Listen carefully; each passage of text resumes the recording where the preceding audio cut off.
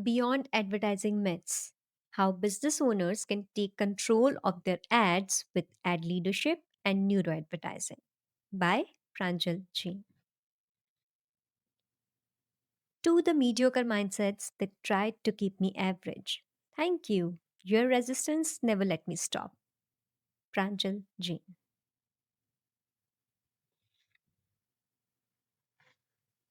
Preface. Throughout my life and career, I have been told you are dreaming too big, that success isn't meant for people like us, that talking about money, wanting growth, or building something extraordinary is too loud, too unrealistic, and just not our cup of tea. I have been asked, why are you doing so much? What are you trying to prove? What will you even do with all that money? And honestly, those questions hurt. Not because they came from a place of hate, but because for the longest time, I didn't have an answer either. I was just a girl from a small city with big dreams, taught like many of us to internalize limits. Limits around success, limits around money, limits around what's possible and what's allowed. So I stayed small. I stayed in line. I tried to be grateful for whatever came my way. I followed the rules. And I kept waiting for someone to give me permission to think bigger. But here's what I know now. Those were some of the biggest lies I grew up with. People around us use these lies to make themselves feel satisfied within the limited resources they have. They use them to justify where they are. They know moving towards success will require much more efforts they are unwilling to put in. So they pretend it's impossible, too loud, and just not for people like us. The truth is that success is not scarce, money is not limited, growth is not meant for a selective few. Everything exists in abundance, but to receive it, you first have to believe in its availability and, more importantly, in your own capability to create it. Once that belief shifted for me, everything changed. And I know it will change everything for you too, because that's the exact reason I wrote this book to show you what's been holding you back, especially in advertising. Advertising isn't just about numbers or platforms, it's about identity, it's about belief, it's about the mental trap we carry around visibility, around our values, and around the fear of being seen or judged. This book is about breaking those patterns. It's about showing you what's been holding you back, not just on the surface, but at the level where real changes happen. The kind you feel deep inside your thinking, your habits, and your leadership. From here, you will stop treating ads like a mystery. You will stop outsourcing your clarity to experts. You will stop giving away your power to people who don't carry your vision. And you will start leading your advertising the same way you lead your business, with clarity, with mindset, and with authority. This book will give you a 30-day system you can start implementing today. It's a daily shift in how you lead growth, how you make decisions, and how you move from no clarity to momentum. By the end of these 30 days, your ad campaigns will no longer feel out of control. They will be running with you under your leadership, scaling with your direction, and finally, aligned with your ambition. You are not behind. You are not too late. You are not doing it wrong. You are right on time. And this is where everything begins. Introduction. The scary show in businesses.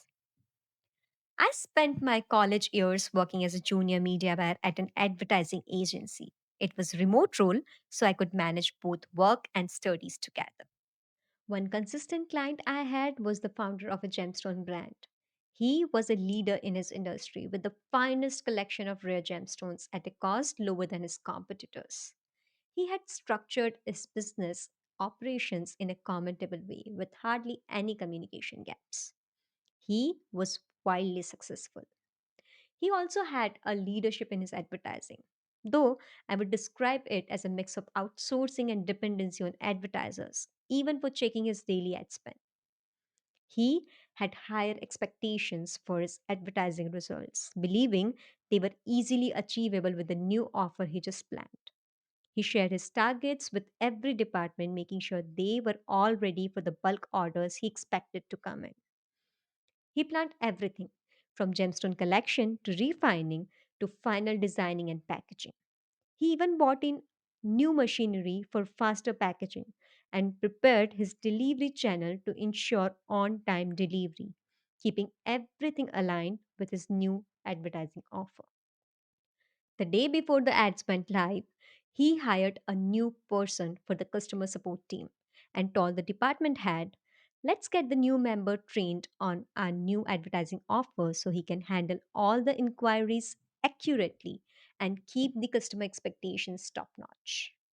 Once the backend was ready, he gave the green signal to launch the new ad campaign. As soon as the campaign went live, he announced his next month's revenue goal in the media, aiming to stay a step ahead of his competitors and gain more PR traction. He was fully confident that this offer was going to boost his overall business sales. Weeks later, he asked for a sales report. The team told him there had been no significant change in the numbers compared to the past week and that something seemed off with the new offer. "We need to look into this," they said. "You aren't sure about the offer?" the founder asked, frustration on his face, pointing to the success of the last offer. "I am 100% sure this offer is going to kill the market. Just give my audience time to get aware of it, and we are going to break all our past sales records." You may wonder how long he kept spending blindly. The answer is not too long.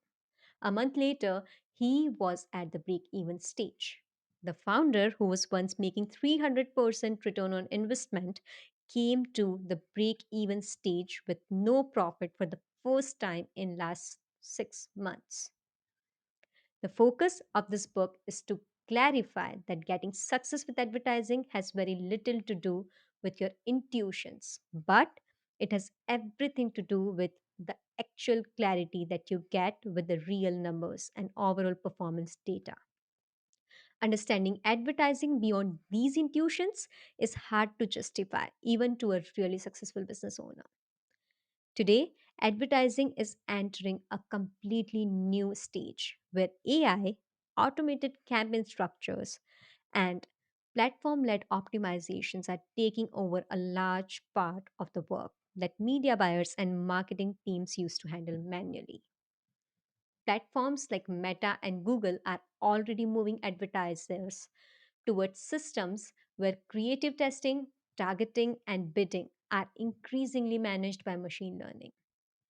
This can look like a shortcut to success, but in reality, it actually increases the need for the founder's clarity, direction, and leadership.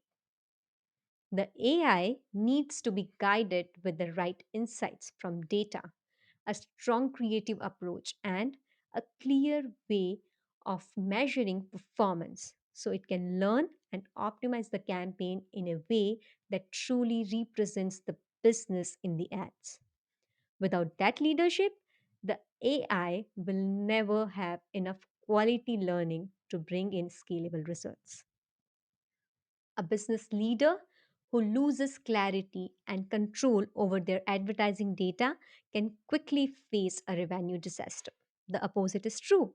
A startup founder, even without a large backend team, can scale progressively if they have clarity around advertising and a clear understanding of how to lead their own campaigns towards achieving the overall business results. My dream client to date. Greg Michelle was a chiropractor's trainer teaching techniques to heal allergies and sensitivities. Greg was new to the advertising world and he came in to understand and learn how it actually works. He was curious to know everything, but stayed focused in the meeting and waited for the first month results to see the potential of everything we were setting up. The first set of creatives he shared were fine, but I requested a new shoot for image ads as well as 2 new video ads. I must say, he did an incredible job. He followed all the instructions while adding his own ideas to them. He tried variations of what we asked for, which gave us more opportunity to test different hooks, offers, and CTAs. He was there to answer any details I required to align his ad campaign with the overall business vision. The ads went live. He had follow ups, communication, support, everything in place. And on day 30, Greg closed 4 sales at $36K each at an ad spend of $3K only. That's when we had our biggest win to shout him out for. 108K cash collected at a spend of 3K clearly shows a 36x return on ad spend. In total, 111 leads were collected and 25 self booked appointments were made, all because of his clarity, leadership, involvement, and guidance. In his business, he never invested a dollar in advertising, but when he did, he achieved an incredible win, leading to a huge add on to scale up his business. Those who read his testimonials were confused. Where did he go so accurately? Frankly speaking, there was no secret. There was no hidden strategy. Greg stayed involved since the build freeze. He was in while his strategy was designed. He was asking questions, understanding insights from strategies shared, and then adding his own iterations to it. He helped the team to plan out his KPIs, key performance indicators, by going out of the box and figuring out what should be accurate based on his marketplace and intended buying behavior. He was involved when his funnel copy, assets, and nurture sequences were built. He stepped in to get us the accurate creative content, even if that required him to reshoot the content, and he even delivered additional variations to it. As a result, he didn't just achieve more than his expected results, but the best win was that he knew what worked and the why behind his success. Even with delegating the execution to us, he never stepped away. He was there, involved, to direct and help us with his knowledge about the market and the prospects. A few days after this win, another client named Eva came in. Eva Miller was everything Greg Michel was not. An experienced CEO with clarity around advertising. Her ad account had already spent more than 30K on ads. The pixel was trained and a customer list was ready to build on. Eva had a great collection of video testimonials and 4.6-star rating on Google. She even had a proven offer tested and aligned with her target market fit. But then, just like the Jamestown client, everything fell apart. Just after signing the contract, Eva went too far. She hardly had enough time to reply to our questions. Even inside the onboarding form, she didn't manage to add insights that were needed to build her custom funnel.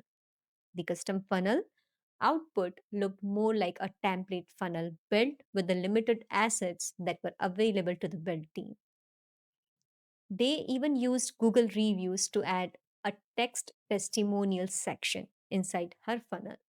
No one was aware that she had ready to use video testimonials. Then the time came for launching the ad campaign.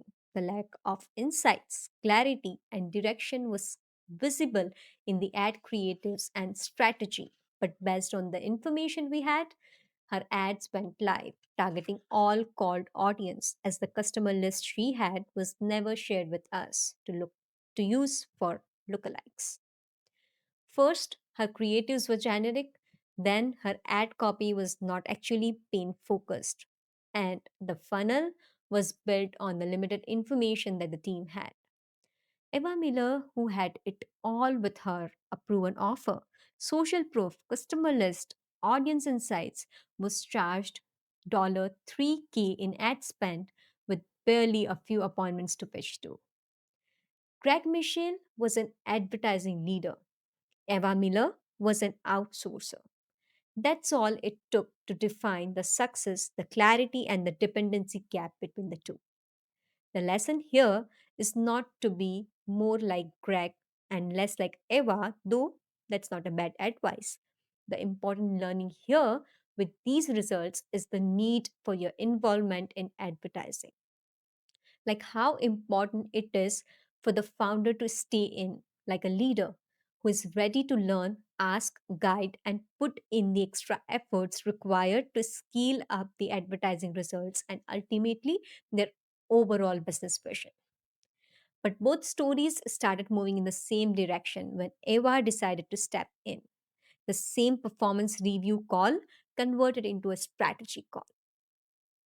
After the first month results, Eva stepped in and started showing her disappointment with the assets and performance. She started highlighting her past wins, and that was when the real clarity began to come in. The call simply converted into the strategy call where the relaunch was planned. She went into everything, shared her past wins, started communicating and answering our questions, shared her updated assets, and connected us with the right assigned respective team members. And as her insights were implemented, the offer started to align. Follow ups and communication came into place, and ultimately, the results flipped. Her appointments came within the KPIs. She got two sales in the next month and achieved a 3x return on ad spend. This leadership skill, I have come to realize, is greatly underestimated. This skill can easily convert a failure into a win. Advertising is complicatedly taught as a metric based decision where you will use proven structure, put in the business information, get the assets built, and publish the campaign, and suddenly results should start coming in. That is incorrect. No single funnel, structure, or offer gives the same result for all businesses. This is another myth. Right after the intuition myth, here, the winning template myth that stops you from scaling up your advertising results. Every business, every industry, every target market is unique, and so has to be your approach to reach them. With an aligned strategy and plan, you can achieve your results. And before we talk about how this book will help burst all such advertising myths from your mind, one by one, I want to. And before we talk about how this book will help you burst all such myths from your mind one by one, I want you to do one thing: breathe, drop the pressure. You have already done enough to get your business to this stage. Now you're just one mindset shift away from seeing your advertising the right way. And once that shift happens, everything changes. Now that we have talked, really talked, let me show you what this book is here to do. This book will convert your blind push shots into a planned strategy, a campaign that transform your unaware audience into paying customer, into believers who not only buy but share your brand story. People who spread the word because of how your business made them feel. This book will shift how you are positioned in the minds of your customers. It will take you from break even to profitable and eventually to scalable advertising results. It will question everything you have believed about advertising till today and give you a new lens, a new reality, and a new way of thinking that could change the visibility of your business forever. I know what it feels like to have too much on your plate. And that's exactly why I wrote this book in a simple, clear, and easy to understand language with step by step learnings to give you just real world truths that founders like you need. While reading this book, I will feel like I'm talking directly to you because I am. I challenge you to finish this book in a week and start implementing it in next 30 days. Use this book as a practical guide. Think, Write about your advertising. Step back in, design your next strategy, lead your team, and finally run your ads in alignment with your overall business vision. Read this book as if your business success depends on it because it does. And once you realize the real power of the mindset shift inside these pages, I want you to share it with every single person who touches your advertising. Make sure they read it. Don't give up until they understand the right way to think about your advertising, the right way to operate, and the right way to scale it under your leadership. Before we begin, let me start by sharing a bit about myself. I come from a tier 3 city where people didn't talk about advertising or startups a lot. When I stepped into the world of marketing, I didn't even know this could be a career for me. But everything changed when COVID hit and I was introduced to digital marketing. It started as an interest but quickly became my obsession. Over the last 6 years, I have built everything from scratch. I have run bad campaigns, learned the hard way, made mistakes, created success formulas, and scaled more than 137 brands across industries in both India and the US. I have worked from e commerce to lead generation to real estate, you name it. I have seen ads performing exceptionally well. I have seen campaigns burning lakhs with low returns. And through all of it, I noticed one thing again and again. Most businesses don't fail at advertising because their product is weak or their targeting is off. They fail because they are operating from the wrong beliefs, the myths, the shortcuts, the overhyped formulas, the pressure to follow trends. Most of what we are taught about advertising is rooted into repetition. And that's exactly what makes it more dangerous. The more we hear a myth, the more it starts to feel true. That is a real psychological phenomenon called the illusion of truth effect. And it silently shapes how you, as a founder, approach your advertising campaigns. If you have ever felt like you are doing everything right but still struggling to get consistent results, this book will show you exactly why that happens. If and only if you finish and implement the 30-day tasks in the activities section at the end of each chapter of this book and begin implementing what's inside, your results will change. And more importantly, your confidence will change. I usually finish a book on weekends because I understand the power of momentum. If I stop after a few chapters and come back later, I will forget what I read in the beginning. It's like traveling to a destination and returning from just a few steps in, and all your hard work just wipes out to zero. So, here's what I want you to do.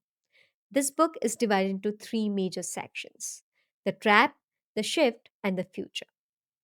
Try to finish one section in a single sitting. That means you can finish this book in just 3 days. Trust me, decide first that you are ready to scale your business, and this book will match that decision with energy, clarity, and a path forward. If you are ready to lead your advertising, take back control, and finally see consistent results, then let's shake hands. We are building something real now. In a time where attention is scarce and the platforms are evolving faster than ever, advertising can't be on autopilot anymore. It needs clarity, direction, and your control. This is the role of the founder. This is advertising leadership. And by the time you finish this book, you won't just understand advertising. You will know how to lead it with confidence, clarity, and a mindset that's specifically built for scalable results. So take a deep breath, set everything you have been told about ads to the side, and let's begin from the place where your power actually lies. Be ready, prepare your brain. It's time to build your leadership mindset. Let's begin. Quick note before we dive in. We are about to talk a lot about advertising, the real terms, real matrices, and real strategies. So, if anything ever feels unfamiliar, whether it's an acronym, a concept, or a number you want to understand better, just flip to the glossary at the end of this book. It's all there, explained in simple words for you. Three steps to advertising leadership: the trap, the shift, the future. Part 1: The trap. Decode the truth that sets you free. Your personal experience with advertising makes up only 1% of what actual advertising is, but the other 99% is based on how it's been portrayed for decades. Your current view of advertising is based on your own experience.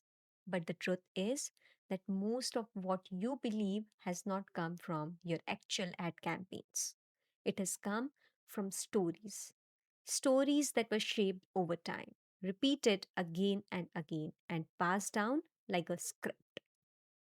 These stories became systems. The systems turned into rules, and those rules quietly became the trap. You never chose this trap, you inherited it. Your personal experience with advertising makes up only 1% of what actual advertising is, but the other 99% is based on how it's been portrayed for decades. From the moment you became a founder, people began telling you how advertising works. They said that attention is everything. They said that your ads should be clever, emotional, or scientific. They handed you frameworks, they gave you proven headlines, they showed you viral formulas, and all of it sounded true because everyone kept repeating the same thing. But here's the reality: most of those ideas were never real, they were just myths.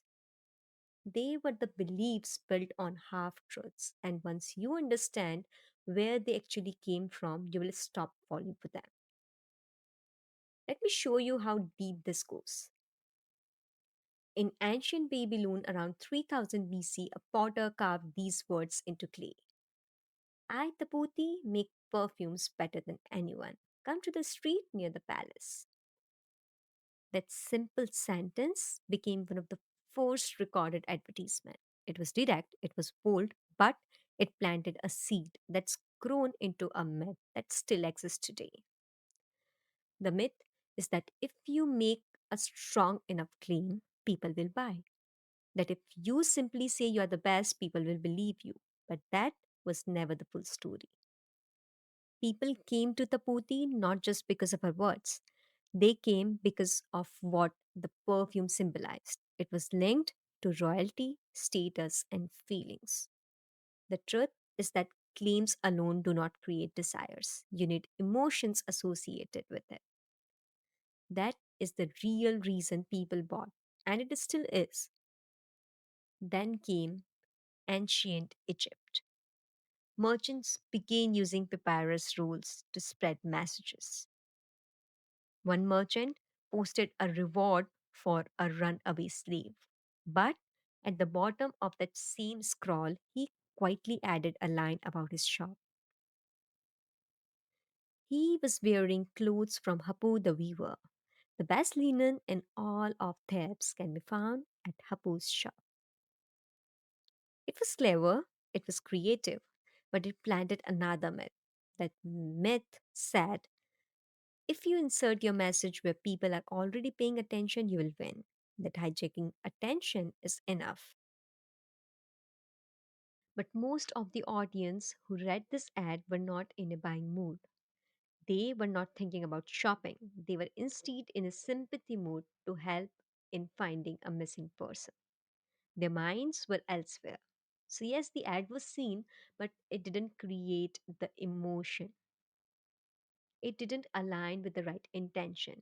And here is the truth: attention that doesn't match the right emotion never result in a sale. Being seen is not the same as being chosen. Then, in ancient Rome, the city walls were filled with painted messages. Some promoted olive oil, some advertised rooms for rent. One brand of a fish sauce declared best in all the empire. This created another myth, the myth that if you say it loud enough and show it everywhere, people will believe you. That visibility equals trust, that attention equals credibility. But those walls were covered with noise. Every seller made the same kind of promise. Everyone claimed to be the best, and after a while, people stopped listening. The real problem was not that the ads were not visible. The problem was that they had no meaning. They did not stand out emotionally. They all sounded the same. The myth said, be everywhere. But the truth is that being everywhere without depth only makes you disappear faster. Then came 1923. Claude Hopkins wrote scientific advertising. His work helped to bring in the structure. He taught testing and accountability. But over time, his methods created a new trap. The myth that if you test enough headlines, tweak the right words, and track the right numbers, your ad will work. That emotion is optional, that leadership is replaceable, that advertising is just about data. And this myth still lives today. In 1950s and 60s, Madison Avenue turned advertising into an art form. Copy became sharp, visuals became powerful, and emotions finally entered the room. But here, a new myth showed up.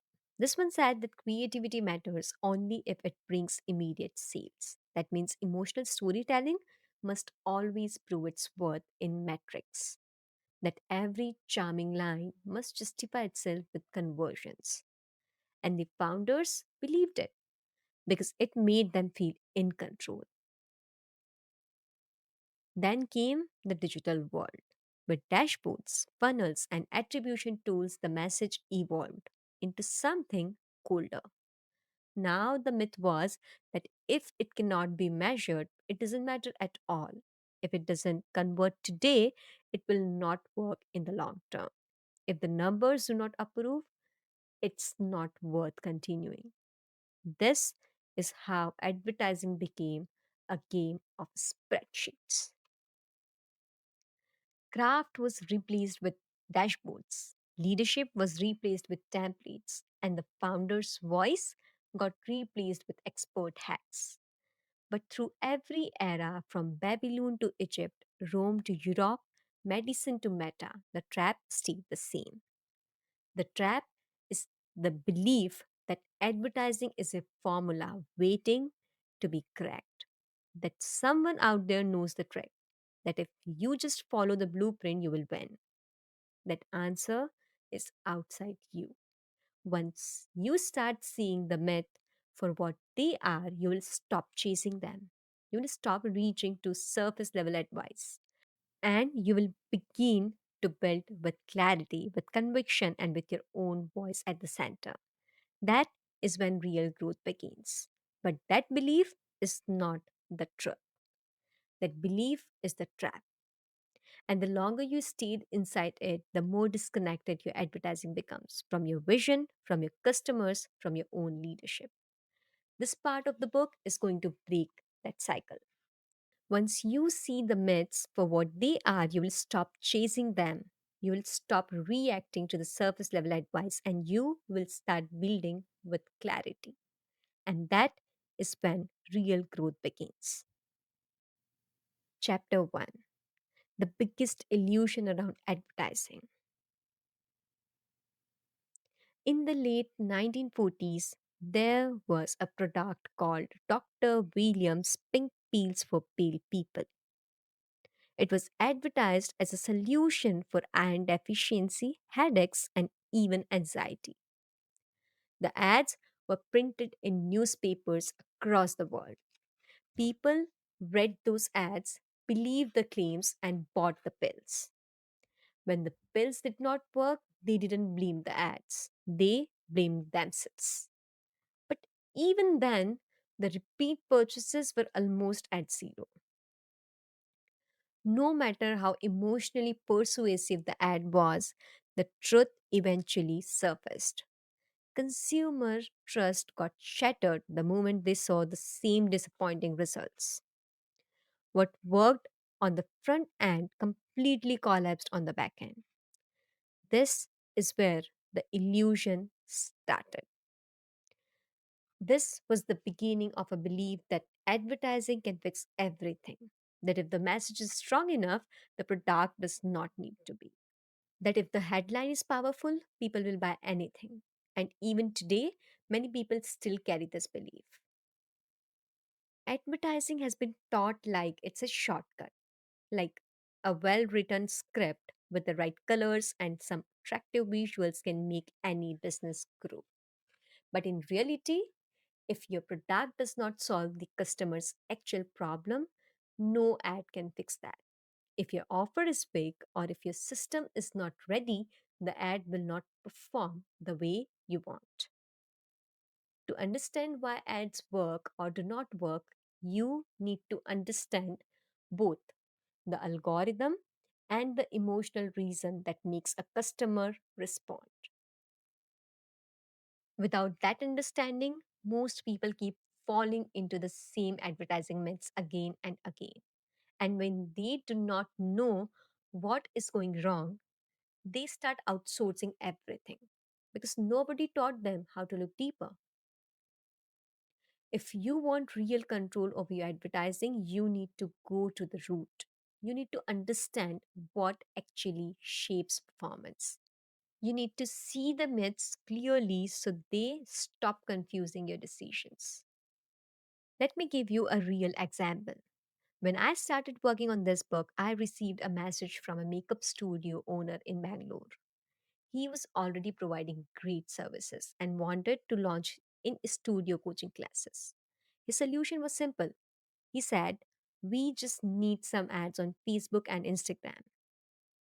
Now, I found his space interesting because I had already worked with a fashion designer's online coaching business, where we had reduced their cost per acquisition from 3,200 to 1,600. At the same time, we had improved the leads quality and helped them double their profit margin from 26% to 51%. So I knew what was possible. I asked him one clear question. I said, "What result are you expecting from these ads?" He replied without thinking. He said, "I want to bring in 100 qualified students for batch 1 and I want to start the session from day 5." That answer was not surprising. I had heard this kind of thinking many times before. It's not about how much someone wants to spend on ads. The real issue is the expectations behind that spend. And the expectation usually comes from personal experiences, from random stories, or from other people's posts about fast results. But these results, without a validated offer, a clear funnel, nurture system, any proof of demand, or a single buying commitment is unrealistic. Still, he believes that a 3,000 in ad budget would bring him paying students enrollments in just 5 days. A Harvard Business Review study found that customers need to see a brand at least 7 times before making a buying decision. And that number has now gone up to 11 times in today's competitive world. Mark this: consumers need to see a brand at least 7 times before making a buying decision. And this number has now gone up to 11 times in today's competitive world. Hashtag beyond advertising myths. This is why expecting 5,000 in ad spend to generate 50,000 in revenue within a week is not realistic. Many business owners still believe this can happen, but they are not aware about how ads really work. They have never been taught to look beyond surface level tactics. After working with hundreds of clients, I saw one pattern again and again. There is a huge gap between how advertising actually works and how people have made us believe it works. That is the reason why I wrote this book. I want business owners like you to finally get clear on what advertising actually is and how it should be used to reach your target sales.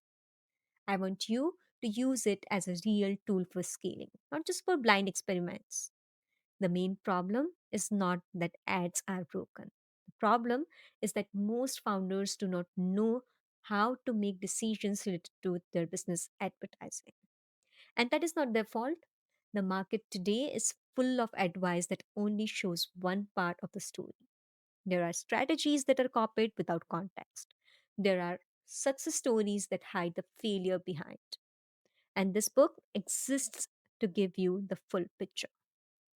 Advertising isn't a lottery ticket. It is a structured and strategic process that, when led properly, can completely shift the direction of your business.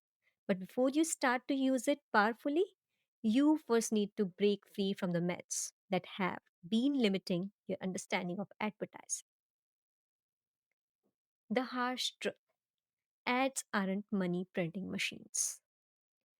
Let's be honest, advertising is not a magical ATM where you deposit money and instantly withdraw profits. If it were that simple, every business owner would be rolling in profits by now. But the truth is that advertising is only a tool. Now it's up to you how you approach it with the right mindset and a clear strategy to earn the target results. Most business owners believe that launching an ad campaign is enough to start getting leads to flow in. They assume that platforms like Facebook and Google are built to ensure their success. But here is the reality: these platforms are designed to make money for themselves, not for you. They do provide you an opportunity to reach your target audience, but they won't do the heavy lifting for you. Your success depends entirely on how well you use these tools and how strongly your business foundations are. Advertising can only amplify what already exists. If your business has weak systems, a confusing offer, or a broken customer experience, ads will not solve that. They will only make those problems more visible, and they will do it faster. Your product, your service, and your customer experience must be strong enough before you even start thinking about running ads. Mark this: if your business is built on a weak foundation, your ads won't magically fix it. They will only highlight the problems faster. Hashtag beyond advertising myths. Now imagine this: you run an ad, people click on it and land on a slow loading page or poor navigation website. What will they do? They will leave. And here's the worst part: you just paid for that click. That is the cost of not fixing the basics. That is the price of assuming that your ad will carry everything. If your landing page is not designed to convert visitors into customers, even the most powerful ad will fall flat. In fact, a bad website will hurt your ad performance. Ad platforms track what users do after clicking the ad destination link. If most people bounce within seconds, the platform sees that as a bad destination experience and your ad score drops. This results in a rising cost per click as well as cost per acquisition. According to WordStream 2025 benchmark report, the average conversion rate on Google search ads is 7.52%. That means out of every 100 people who click on your ad, over 92 will leave without taking action. Think about that. You pay for 100 people to click, and only 8 might convert only if your offer, product, landing page, and timing all aligns well and complement each other. Your funnel experience has to be friction free. So now, before you increase your ad budget, ask yourself: is your website ready to convert strangers into paying customers? If not, fix that first. Another big myth is expecting ads to drive instant sales. Yes, sometimes people buy right away, but most of the time they won't. Think about your own purchase behavior. How often do you see a random ad and immediately pull out your credit card? Probably not often. People go through the whole decision making process before making a buying decision. They need time, trust, and a valid reason. This is why you need to understand and track how people actually make a buying decision. Ads are not just about selling, they are about starting a conversation, building up interest, and creating trust with time. You need to follow up. You need to retarget. You need to show up again and again until your message sticks. Whether it is through emails, more influential content, or a remarketing campaign, the sell usually happens after multiple touch points. This is where most businesses fail. They rely on one ad, one click, one visit, and expect magic. But it is not about magic, it is about momentum. At the end of the day, advertising is a tool. It can drive traffic, generate leads, and build awareness, but it cannot fix broken systems. If your product lacks clarity, if your sales process is confusing, or if your customer experience is poor, no ad will save you. So before you launch your next campaign, ask yourself these four things. Is my product actually strong enough to compete? Is my website optimized to convert visitors into buyers? Do I have a clear follow up strategy to stay in touch with my leads? Am I ready to test, fail, learn, and optimize? If you can confidently answer yes to these questions, you are ready to use advertising as a tool for growth. But if not, focus on strengthening your business first. Remember, ads don't print money, you do. The better your business foundations are, the more powerful your ads will be. Mark this. The better your business foundations are, the more powerful your ad will be. Hashtag beyond advertising myths. The wake up call. Fix this first. Most founders realize this only after burning through lakhs. They run ads with the hope of fixing what's broken. They think visibility will solve the deeper issues, but ads never hide flaws, they magnify them. I want you to approach this differently. Let's begin where most people don't even look, the product. I remember a client call, a certified nutritionist from Delhi. On the surface, it looked like he had done everything right. He had graduated at the top of his class, built a solid presence on Instagram, and had all the right qualifications in place. But even then, he was getting fewer leads. He had spent 10,000 on Instagram ads promoting his 4 weeks gut reset program.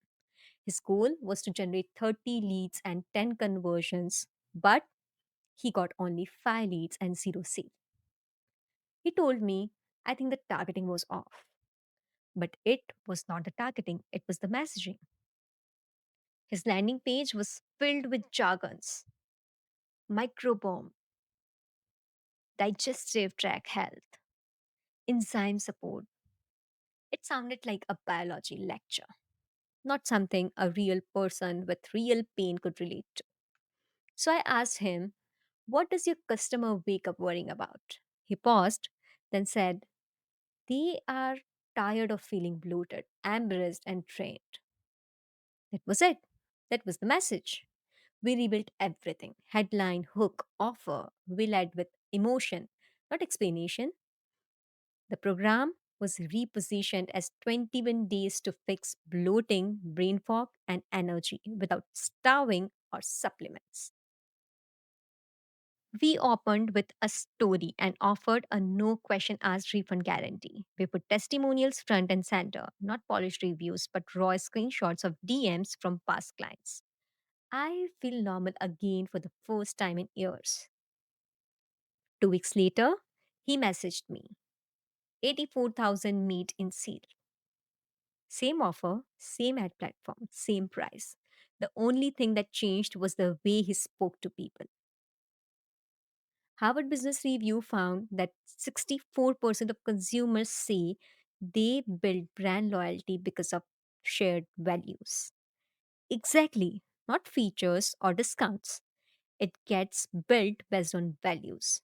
So ask yourself, what makes your product truly different? What do your customers find the most value? What feedback do they keep repeating? Find the pattern, and that's your powerful message. If feedback is scattered, unclear, or negative, pause.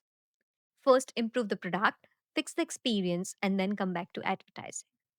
Your goal is not just to be visible, it's to be unforgettable because a great product does not just stand out, it spreads, it sells, and it creates demand on its own. And once that happens, ads just pour fuel on a fire that's already burning. Crafting an offer that converts. Once your product is solid, you need a killer offer, a pitch so compelling that prospects feel FOMO and can't say no to it. A good offer isn't just about discounts, it's about making your value clear and irresistible. If people don't immediately see why they need what you're offering, they won't take action. Note that your best offer will create urgency, remove hesitation, and make it very easy for your audience to say a yes. For lead generation businesses, your goal is to offer something valuable in exchange for action like signing up for a webinar, booking a consultation, or registering for a course. People don't give up their contact information easily, so your offer must be worth their time. Now, whether it's an exclusive guide, a free assessment, or early access to something valuable, the key is to position it as an opportunity that they don't want to miss.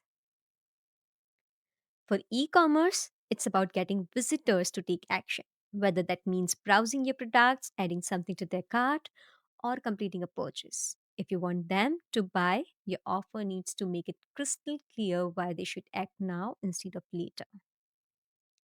A limited time discount, a special bundle, or a bonus gift with purchase can all push people over the edge.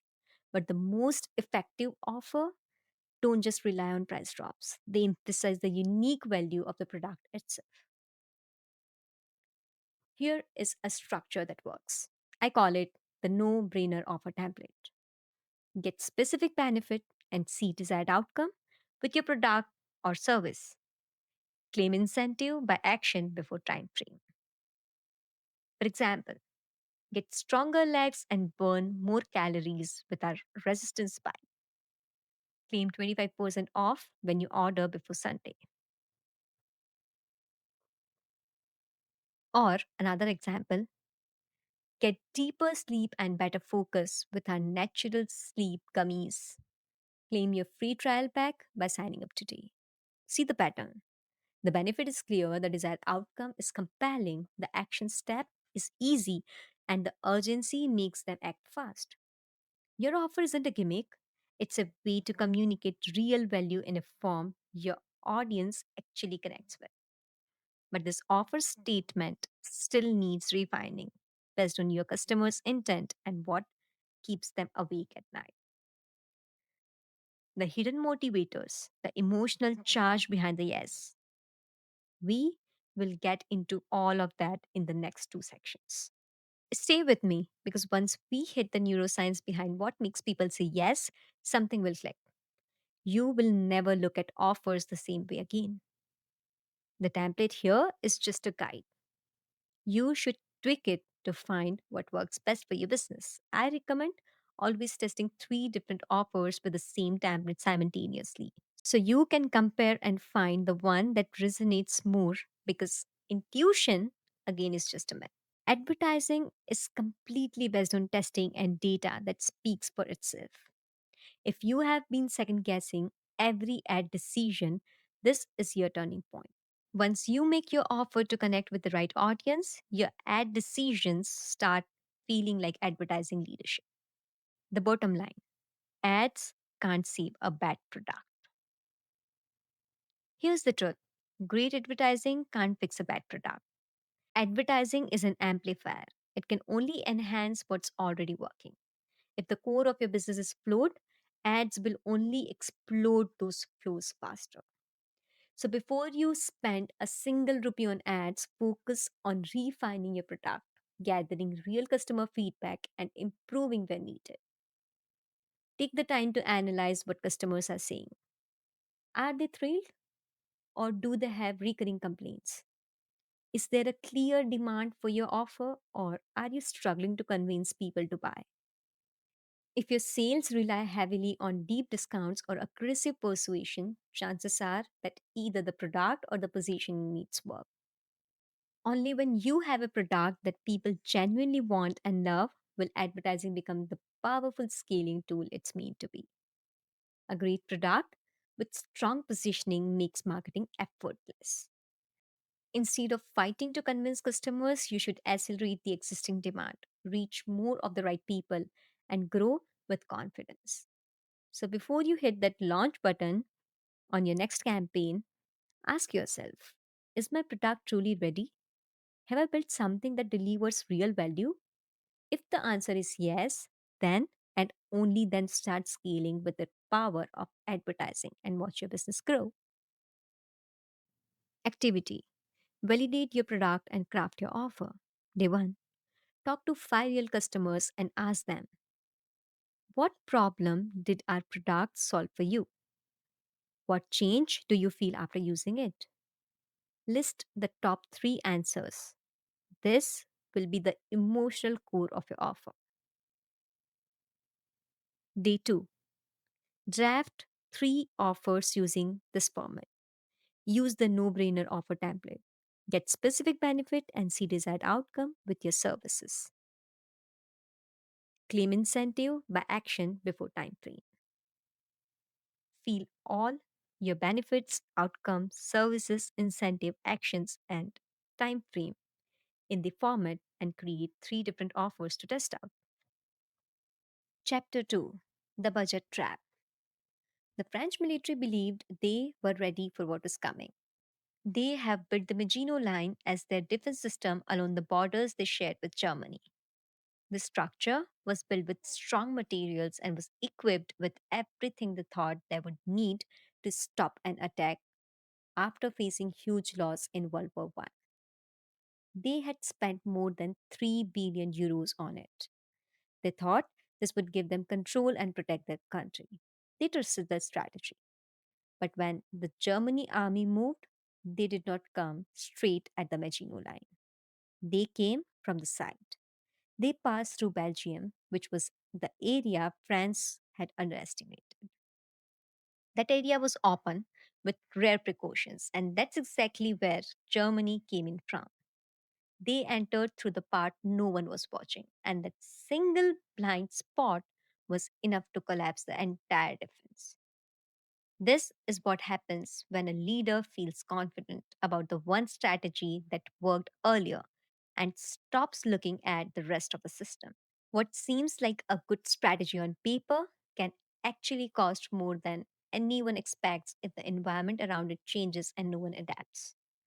Now imagine that the Maginot Line is your target audience, the same audience that responded well during your testing freeze, the people who clicked on your ad, connected with your message, and converted in the past.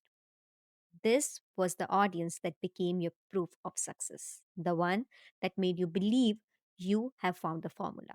So, like most founders in that position, you decided to double or even triple the budget, thinking you were simply scaling what was really working. But the moment you increase the budget, you hit the biggest myth in advertising, that more budget equals more sales. And that's the worst trap to fall in. When you suddenly put a budget load on a performing campaign, the algorithm starts to expand your reach by showing your ad to the people who fall outside your original audience to find more of the potentials. That means now the algorithm has no other option than to show your ad to people outside your audience in order to learn about their behavior and optimize for the higher budget. And just like the French military kept their eyes fixed on the Maginot Line, while Germany came in from the side, you keep watching your original audience while the algorithm quietly pushes your ad beyond that line in order to consume the budget completely. But now, this creates a deep impact on your ad account tracking and overall business metrics. Your results begin to drop. Yet you keep believing that your message is still landing the way it used to. You think the problem must be in the ad itself, but in reality, it is the silent shift in audience that is hurting your performance. This is what creates the trap. The founder believes they are scaling the same campaign, but they are not. They believe they are reaching the same kind of audience, but that is no longer true. When your audience changes without your awareness, your results starts to drop. What made your campaign work earlier was the relevance, and now that relevance is lost because you are no longer speaking to the people who need to hear your message. You're speaking to a new group that is never really connected with your offer in the first place. This is not just an opinion, it is a pattern that has been observed through real research. A study published in the Journal of Advertising Research, Concave Downward and S shaped sales response to advertising, found that advertising follows a diminishing return curve, meaning that beyond a certain point, each additional dollar spent on ads deliver a smaller impact. The graph above clearly shows that more spending does not always mean more profit. According to the fall 2024 CMO survey, when US companies increased their marketing budgets by 5.8%, the outcome didn't translate it into higher sales. So, the real success of your campaign does not depend on how much you spend. It depends on how clearly and effectively you spend it. The strategy that worked when you were spending 5 lakhs usually stopped working when you scale to 10 or 15 lakhs in a click without a clear strategy. At these higher budgets, the systems start to behave differently. The pressure on the algorithm to spend the full amount increases, and your backend begins to feel the load. The audience you are now reaching is no longer the same audience you studied, tested, and built your offer around. It shifted quietly, and before you know it, you are speaking to people who were never part of your original winning formula. The ad platform's algorithm works through a process called real time bidding. Every time someone scrolls on social media or searches on Google, an instant auction takes place.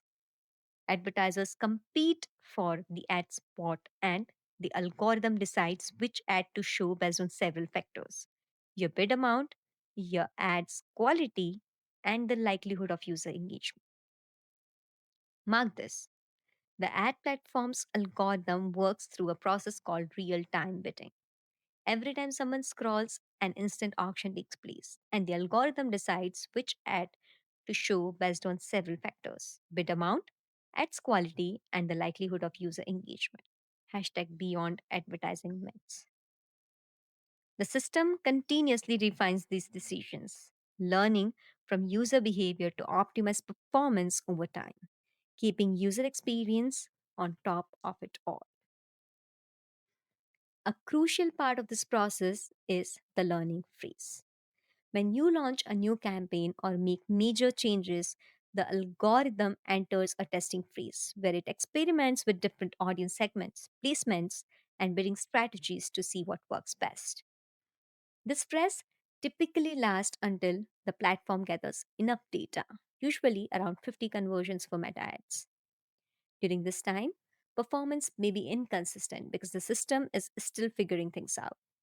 However, once it has enough data, it fine tunes the campaign for better efficiency and results. Now imagine you suddenly triple your ad budget in one click. The algorithm, which had been carefully optimized based on past data, is now forced to spend much more money. But it doesn't have enough quality audience members to target at scale. So, to use up the extra budget, the algorithm expands to reach to broader, less relevant users. As a result, your cost per result increases and the return on ad spend drops. Worse yet, a sudden budget jump often resets the learning phase. So instead of building on previous optimizations, the system now has to figure things out all over again, delaying performance improvements. The best way to scale an ad campaign is to increase the budget gradually. Instead of overwhelming the system, a steady budget increase will help the algorithm to find more of the right people while maintaining strong performance. Mark this: a steady budget increase helps the algorithm to find more of the right people while maintaining strong performance. Hashtag beyond advertising myths. Now, before we jump into scaling your ad budgets the right way, let's get one thing clear: how ads are actually structured. If you're new to online advertising, terms like campaigns, ad sets, ads, ad groups, and keywords might sound technical, but they are actually pretty simple once you break them down. Let's start with meta ads, Facebook and Instagram. Think of a campaign as the foundation of your entire ad strategy. It's where you decide the big goal you want: leads, sales, or just high quality visitors to your website. This is what the campaign level controls. Inside each campaign, you have ad sets. This is where you decide who sees your ads, where they appear, and how much you want to spend. If you are advertising an online MBA program, one ad set might target fresh graduates, while another focuses on working professionals. Each ad set has their own budget, audience, and settings, making sure the right message reaches the right people. Now, inside these ad sets, you have the actual ads. These are what people see: the images, videos, and text that shows up in their feed. You can have multiple ads running in one ad set, each with different visuals and messages to see what works best. Now, let's look at how Google Ads work. The structure is similar, but with a few differences. You still have a campaign at the top level, where you decide your overall goal. Do you want website traffic, leads, or purchases? But instead of ad sets, Google Ads uses ad groups. Each ad group contains a set of keywords, the words or phrases people search on Google. For example, if you are running ads for an online MBA program, one ad might target searches like best online MBA program, while another focuses on affordable MBA courses. Inside these ad groups, you have your ads, which are the text based ads people see in search results. Unlike Meta, where visuals play a big role, Google Ads rely heavily on strong headlines and compelling descriptions to attract clicks. Google Ads also offer extensions like image, goal, and site links to enhance visibility and improve results. Note: on Meta, you can set a budget either on campaign or ad set level based on your preference. But on Google, budgets are set at campaign level only. And if we talk about how platforms charge, then Google charges based on per click. And that is why it is also known as PPC, or pay per click. But on Meta and other ad channels, it's based on impressions. If anyone saw your ad, then you have to pay for it. This is known as CPM, or cost per thousand impression. Now that you understand how campaigns are structured, let's talk about how to scale them properly. So, when it comes to scaling, you don't have to double your budget in one click. Instead, you will follow a strategy that keeps performance steady and results strong. If you have ad sets or ad groups that are performing well, don't rush to increase their budget drastically. Instead, raise the budget by just 20% every 3 days. This gives the algorithm time to adjust without panicking and not to spend your money in the wrong places. Want to scale up faster but still safely? Duplicate your best performing ad sets and run both inside the same campaign at the same time. This way, you are doubling the budget without making sudden changes that could hurt already performing ads.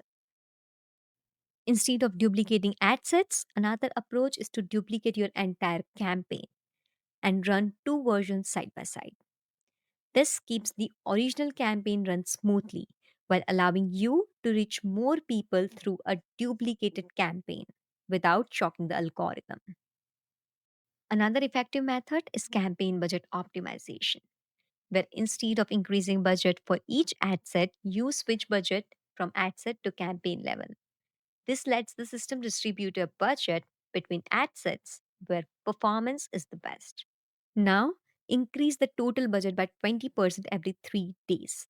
This will allow algorithm to optimize and spend money on the most effective ads, ensuring consistency in performance. Mark this, the proven safe scaling methods. First, ABO, increase budget by 20% every 3 days. Second, duplicate ad sets, run the best performing ad sets twice within the same campaign. Third, shift to CBO, increase the campaign budget optimization budget by 20% every 3 days. Fourth, duplicate campaign, run both versions in parallel. Hashtag beyond advertising myths. At the end of the day, it's not about how much you spend, it's about how well your campaigns are optimized. Keep testing, keep optimizing, and scale only when the data tells you it's the right time. The moment you stop watching, the algorithm starts making decisions for you. And just like the French leader who trusted a fixed line to protect them, you might find yourself losing everything. Not because you did something wrong, but because you were not watching the right place. So, with advertising, your leadership as a founder isn't optional, it's a must have. Myth 2, more traffic equals more sales. I just need more traffic to my website and my sales will go up. How many times have you thought about this or heard other business owners say it? It's one of the biggest misconceptions in advertising. The assumption is simple: more people visiting your site should naturally lead to more sales. But let me tell you something that might surprise you. Not all traffic is good traffic. Imagine you have a high end luxury watch store. You decide to invite 1,000 people inside, hoping that at least a few of them will buy. But most of them are just window shopping. Some are looking for budget watches, others are just killing time, and a few might not even know why they walked in. So, in all, despite the crowd, your sales remain low. Hence, the problem isn't the footfall, it's the wrong kind of footfall. This is exactly what happens when you focus on traffic volume instead of traffic quality in online advertising. If you attract the wrong audience, you will end up wasting money. Take the example of the same MBA program client. Before we worked together, they had spent 3,77,000 on Google Ads, generating 215 leads. But when we looked at actual enrollments, only 5 people have signed up. Their total revenue was just 7 lakh. The issue wasn't traffic, it was who they were targeting.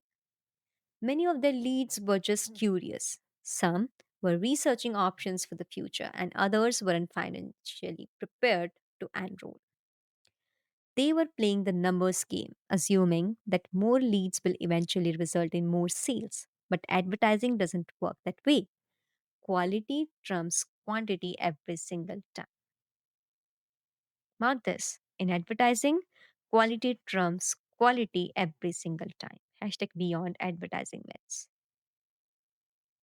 When I took over, we made one critical change. Instead of trying to optimize for multiple things at once, we set a single primary goal: submit leads. That means we told Google to focus only on finding people who were actively looking to enroll in an online MBA program. Everything else, like clicks, website visits, and phone calls, were tracked, but not as a primary goal, but secondary. This helped Google Ads algorithm to learn fast, optimize for one clear goal, and bring in people who were more likely to enroll. Next, We shifted targeting from broad educational interest to high intent search terms. Instead of general terms like MBA courses, we aimed for searches like best online MBA programs with placement and enroll in an online MBA today. These search terms clearly shows the user intent. That means they are searching with an intent to take action and are not just exploring options. Another important change was optimizing the landing page. Getting the right people to click on an ad is only half the battle. Once they arrive on the website, they need to be convinced to take the next step. Mark this: getting the right people to click on an ad is only the half battle. Once they arrive on the website, they need to be convinced to take the next step. Hashtag beyond advertising myths. We made sure the landing page was clear, simple, and focused on what students needed to know. The benefit of the program were highlighted upfront. The enrollment process was clearly mentioned, and the social proof, like testimonials and success stories, helped at building trust. These small but powerful changes resulted in a massive improvement. After spending 5,63,000 on ads, we bought in 618 new leads. Enrollments jumped from 5 to 21 and revenue skyrocketed to 31.5 lakhs. Most importantly, the cost per enrollment dropped from 75,000 to just 28,000. The real secret to advertising success is quality over quantity every single time. It's not about getting more traffic, it's about getting the right traffic. 1,000 visitors who are genuinely interested in your product will always be more valuable than 10,000 random visitors who have no real intent to buy. When it comes to scaling traffic, the approach must be strategic. Instead of pouring large amount of money into ads right away, start with small test campaigns. This will help you as well as the algorithm to identify the right audience, keywords, and messaging before increasing the budget. At the end of the day, scaling isn't about spending more, it's about spending with clarity. So before you increase your budget, test different spending limits, study the data, and make sure your campaign is already profitable. Because when you attract the right audience and scale with intention, ad spend turns into real business growth. You don't need a bigger budget, you need a better system. And now that you understand the importance of having a solid system over just a bigger budget, ask yourself, what truly drives successful advertising? Is it just about throwing money at the problem, or is there something deeper at play? The answer lies in understanding the intuition myth. Activity: maximize your ad budget efficiency. Day 3: walk through your funnel like a stranger. Go to social media, click on your ad, visit your landing page, complete the purchase. Now think from your customer's lens. Where can they intend to bounce? Where did you lose their interest? Note down 3 things to fix right away. Day 4: scale your winning campaign. Pick your best performing ad campaign that's already converting. Try to increase its budget by 20%. Now track how the cost per conversion changes over the next 3 days. Note, test one thing at a time. Chapter 3: The Intuition Myth. The first principle is that you must not fool yourself, and you are the easiest person to fool. Richard Feynman. This is one of the hardest truths in advertising because when you, as a founder, run ads, it's easy to believe you already know what will work. In 1957, an American advertiser named James Vickery claimed that when he flashed the phrases drink Coca Cola and eat popcorn for a few milliseconds during a movie screening, he subliminally increased sales of Coke by 18% and popcorn by 50%.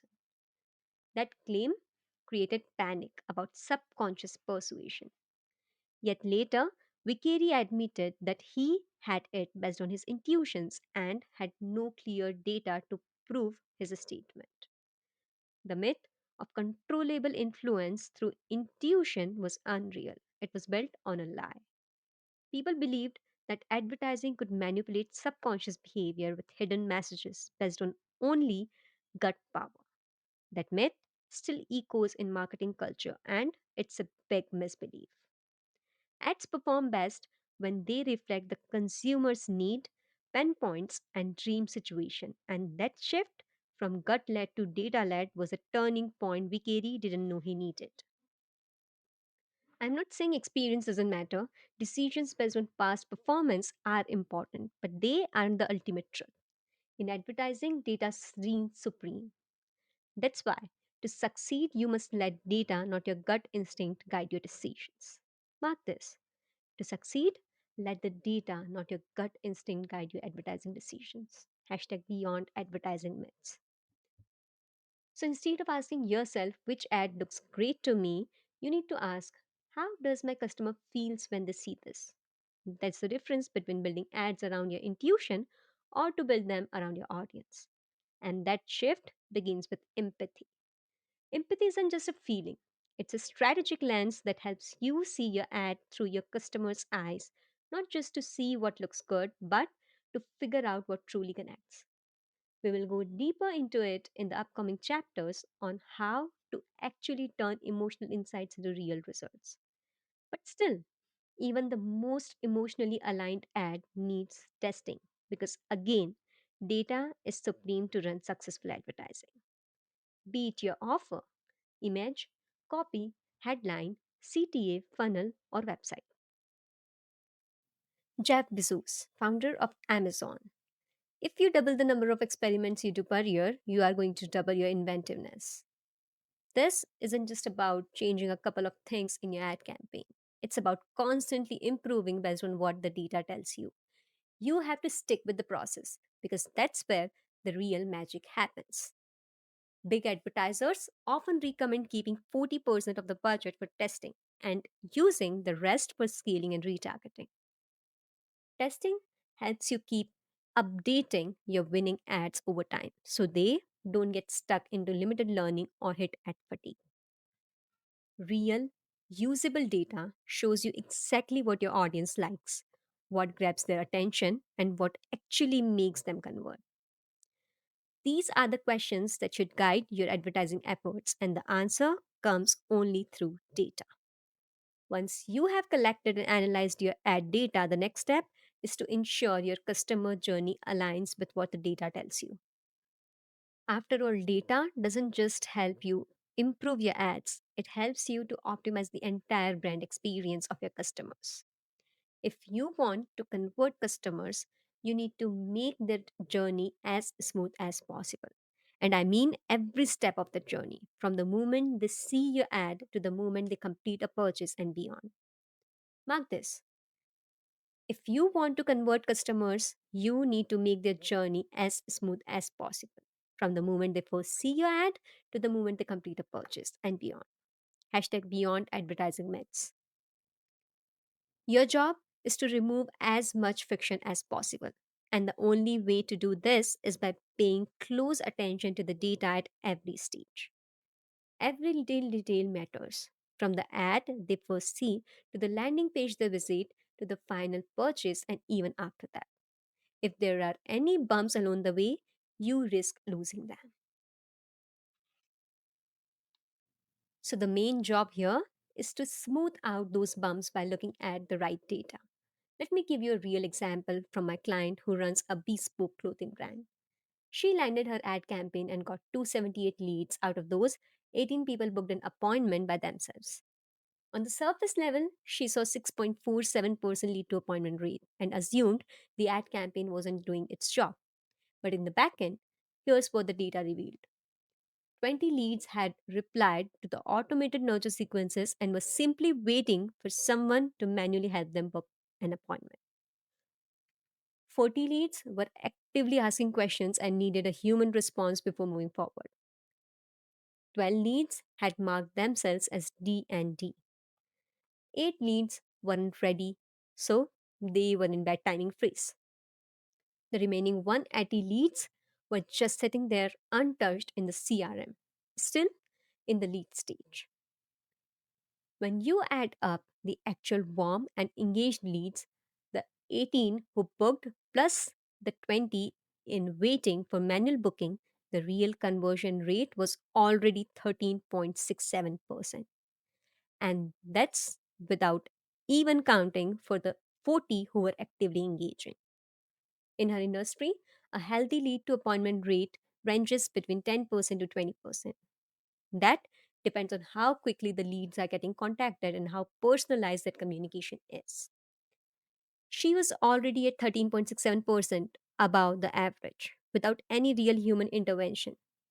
If she had even a basic manual system in place for booking and follow ups, that rate could have easily crossed 20%.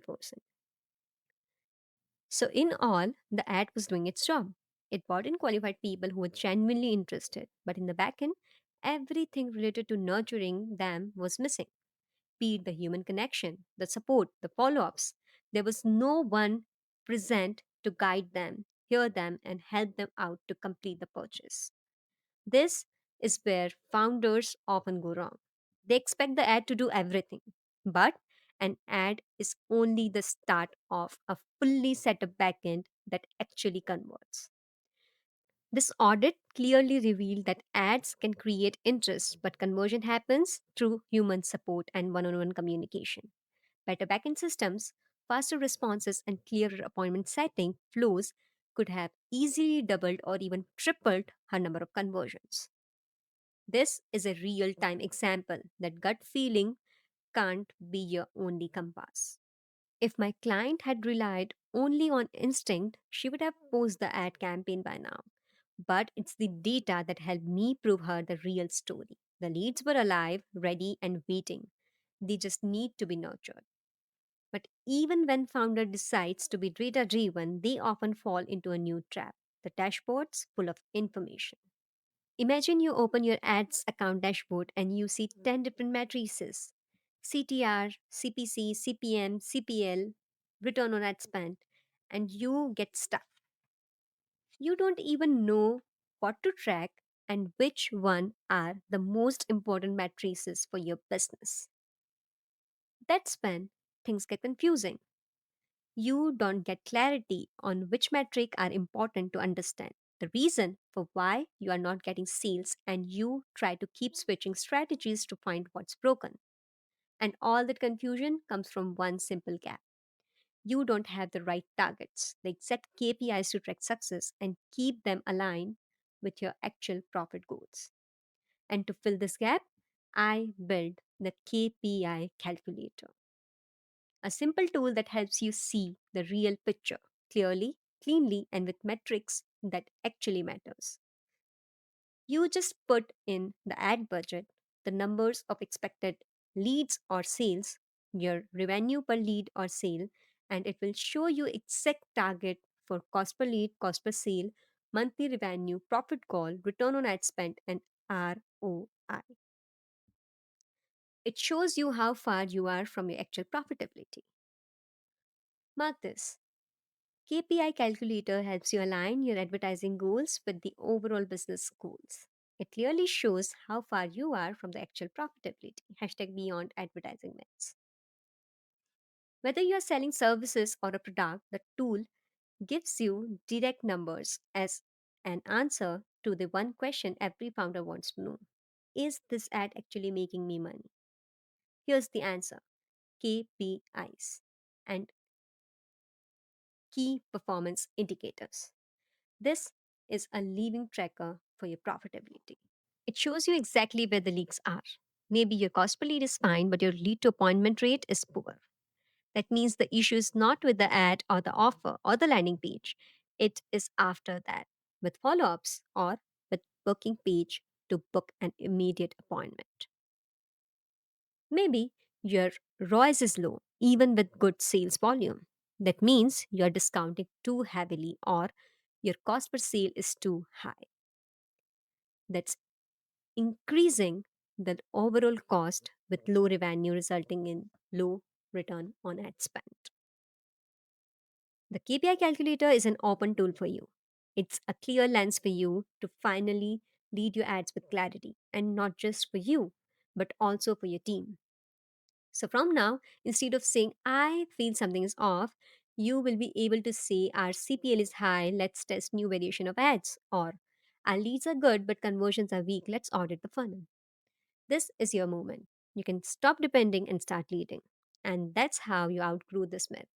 Not just by ignoring your instinct, but by building a system that sees beyond these instincts. Because to scale your business, you need a clearest view on data. If you are ready for this kind of clarity, start using KPI calculator. Use it to become a leader who understands business as well as advertising and can easily align both of them together. At the end of the day, it's not about making perfect ads. It's about seeing clearly and making decisions from real data backed facts. Yes, your gut can simply spark an idea, but it's the data that makes it real.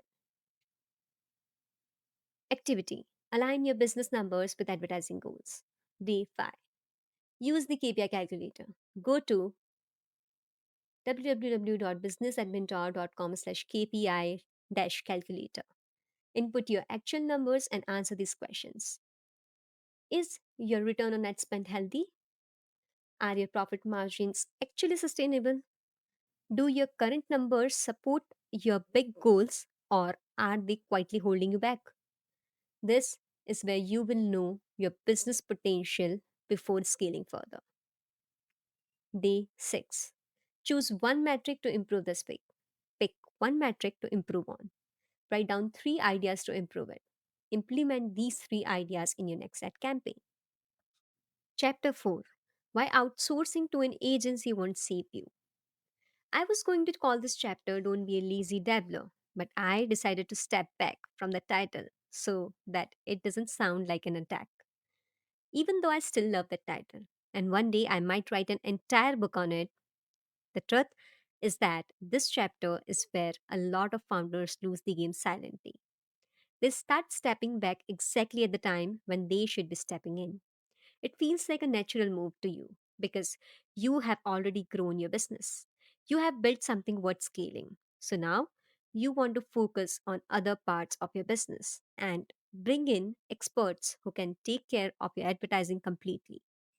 You want to outsource it over to an internal advertising team or to an external agency that promotes performance system and results. It feels like a milestone. It feels like the right time to make things easier for yourself. But this exact moment is where the biggest myth begins. The myth that hiring an agency guarantee growth. The myth that once you hand over your ads, they are in better hands. The myth that someone else can lead your vision better than you can. It costs way more than you can anticipate. I have seen many founders fall into this outsourcing trap, and if you believe that your ad agency can carry your vision without you being fully involved, then you are setting yourself for disappointment. Agencies can execute strategies, they can optimize campaigns, and they can report numbers, but they cannot replace the soul of your business. They cannot think about your customers the way you do. They cannot create the clarity that comes from the person who built the product. If your positioning is weak, if your funnel has cracks, if your product, market, and message are not aligned, no agency will be able to fix that for you. They will still run ads, they will still send you reports, but those numbers will be built on weak foundations. You will see green results in the dashboard while your bank account is in red. The real danger starts the moment you mentally check out. When you stop being involved, even good performance can give you the wrong picture. Founders who scale successfully do not disappear, they remain close to the process. They know what is being tested, they understand the customer insight behind the copy. They speak when something feels off, they make sure the work reflects their brand. When you step away, the agency keeps working with whatever limited information you gave them in the beginning. They make decisions based on their own understanding. You stop reviewing, you stop questioning, you stop giving them real time insights. And then one day, You realized you don't recognize your own campaign anymore. You can't explain what's working or what failed. You are at the mercy of reports. That's the real cost of blind outsourcing. You never own the strategy, you never led the thinking, so you have nothing to carry forward. This chapter is here to wake you up. Let me share one real incident that was shared in an interview a few years ago. There were two companies. One was building rockets, and the other one was designing electric cars. Both companies were handled by the same person. He had a team running the car company, so he decided to stay in the role of chairman and not to be the CEO. He believed that his team could handle it. He believed that staying slightly involved would be enough. At the time, he was spending most of his energy on the rocket company.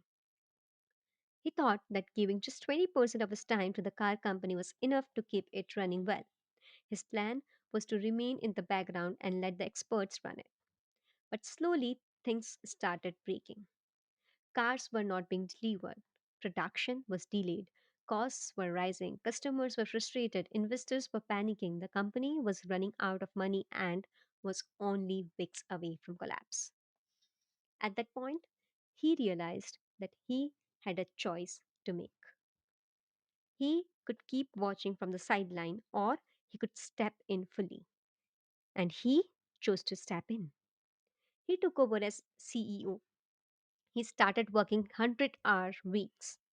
He even slept on the factory floor so he could stay productive and close to the process.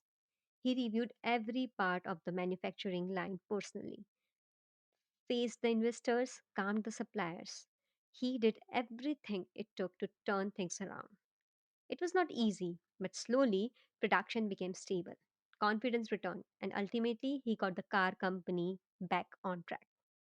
Years later, when asked about his biggest mistake, he said, thinking I could stay on the side and it would be okay, that was the biggest mistake of my career. That man is Elon Musk, the founder of Tesla and SpaceX. Now, how did he save a sinking company without being a car expert himself? It was not just his work ethic, his greed, or his obsession, it was his leadership. Advertising is the lifeblood of your business scalability. So you need to be involved in it as a thought leader or have to regret it later. Mark this, advertising is the lifeblood of your business scalability. So either be involved in it as a thought leader or regret it later. Hashtag beyond advertising myths. So, yes, hire the experts, work with good agencies, let them execute, but never forget that you are the source. You are the clarity. You are the voice that makes the whole system work. The moment you outsource your thinking is the moment you start weakening your own business. And in advertising, businesses that weaken their leadership do not last. Good agencies want your input. They do better work when you are aligned with them, but they cannot lead your brand better than they can with you involved. Mark this, good agencies want your input. They do better work when you are aligned. They just can't lead your brand alone as successfully as they can with you being involved. Hashtag beyond advertising myths. So now it's your turn. Don't step away, step in. Share what your customers are saying. Be available for campaign reviews. Give real feedback, not just performance feedback, but human feedback. Tell them what feels off. Tell them what does not match your brand's voice. Agencies can plan a strategy, set up campaigns, and run ads, but when the foundation is weak, even the most perfect execution will not save it. Agencies are great at tactics, but they do not live with your product. They do not talk to your customers. They do not wake up at night thinking about why someone clicked and didn't buy. They can target, test, and optimize, but they do not know your audience the way you do. This myth causes one of the most dangerous habits in growing businesses, blind outsourcing. The moment you believe marketing is now being handled, you step away, you trust the agency's reports. You assume data presented in greens showing profitability. You stop asking questions, and then one day you wake up to realize that even after spending lakhs on advertising, your growth hasn't moved the way you expected. Worse, you don't know why. Think about your current setup. Are you involved in your agency's decisions? Are you reading the reports and actually checking on ad accounts? Do you know why your best campaigns work? Do you have the failed testing data so you can avoid repeating mistakes? You already know the answer. And if it strings a little, that's good, because that string is the signal that you have been outsourcing your leadership along with your advertising. And that needs to end here. You are the only person who can protect your brand's voice. You are the only one who truly understands your customers. If you do not step in with that clarity, your agency will make decisions based on assumptions. They will use strategies that worked for others. But your customer is not a generic audience. Your audience is alive, waiting for your presence. If you have ever looked at an ad and thought, this does not sound like my brand, then that is not a creative issue, that is a leadership issue. Agencies can set up campaigns and test ideas, but they cannot create the emotional tone of your brand. That insight comes only from the person building the business from the inside. If you do not speak with that insight, the agency will fill the silence with assumptions. But when you share your truth about your market, your customers, and your voice, the campaigns shift. The results start matching the reality you are building. This is where Kavya went wrong. Kavya had built a small but promising skincare brand. She had done everything herself in the beginning, from sourcing ingredients to packing orders by hand. She knew her customers, she knew what they loved, and she knew she wanted to grow faster. So, when an agency pitched her with a confident promise of great returns, she signed up without hesitation. It felt like the right move. In the first few months, the report looked impressive. Her ad dashboards showed a 3x return on ad spend. On paper, everything seemed like it was working. But when she compared the actual numbers, her business was barely breaking even. She had outsourced everything. She trusted the reports, she trusted the agency, but she never stayed involved. She never questioned the backend structure. She never stepped in to align the ads with the real numbers behind her funnel. And that cost her a lot more than money. It cost her time, trust, clarity, and momentum. Now imagine if Kavya had stayed involved from day one. Imagine she had taken a different path, just like my client Greg Michelle.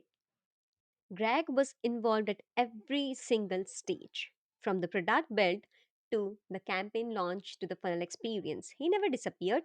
He did not just approve ads. He asked questions, he offered insights, he learned from us as we tested, and he guided us at every step with what his audience was actually feeling. That mutual involvement made him achieve incredible results, the 36x return on ad spend. That partnership helped us avoid dead ends and repeat what actually worked.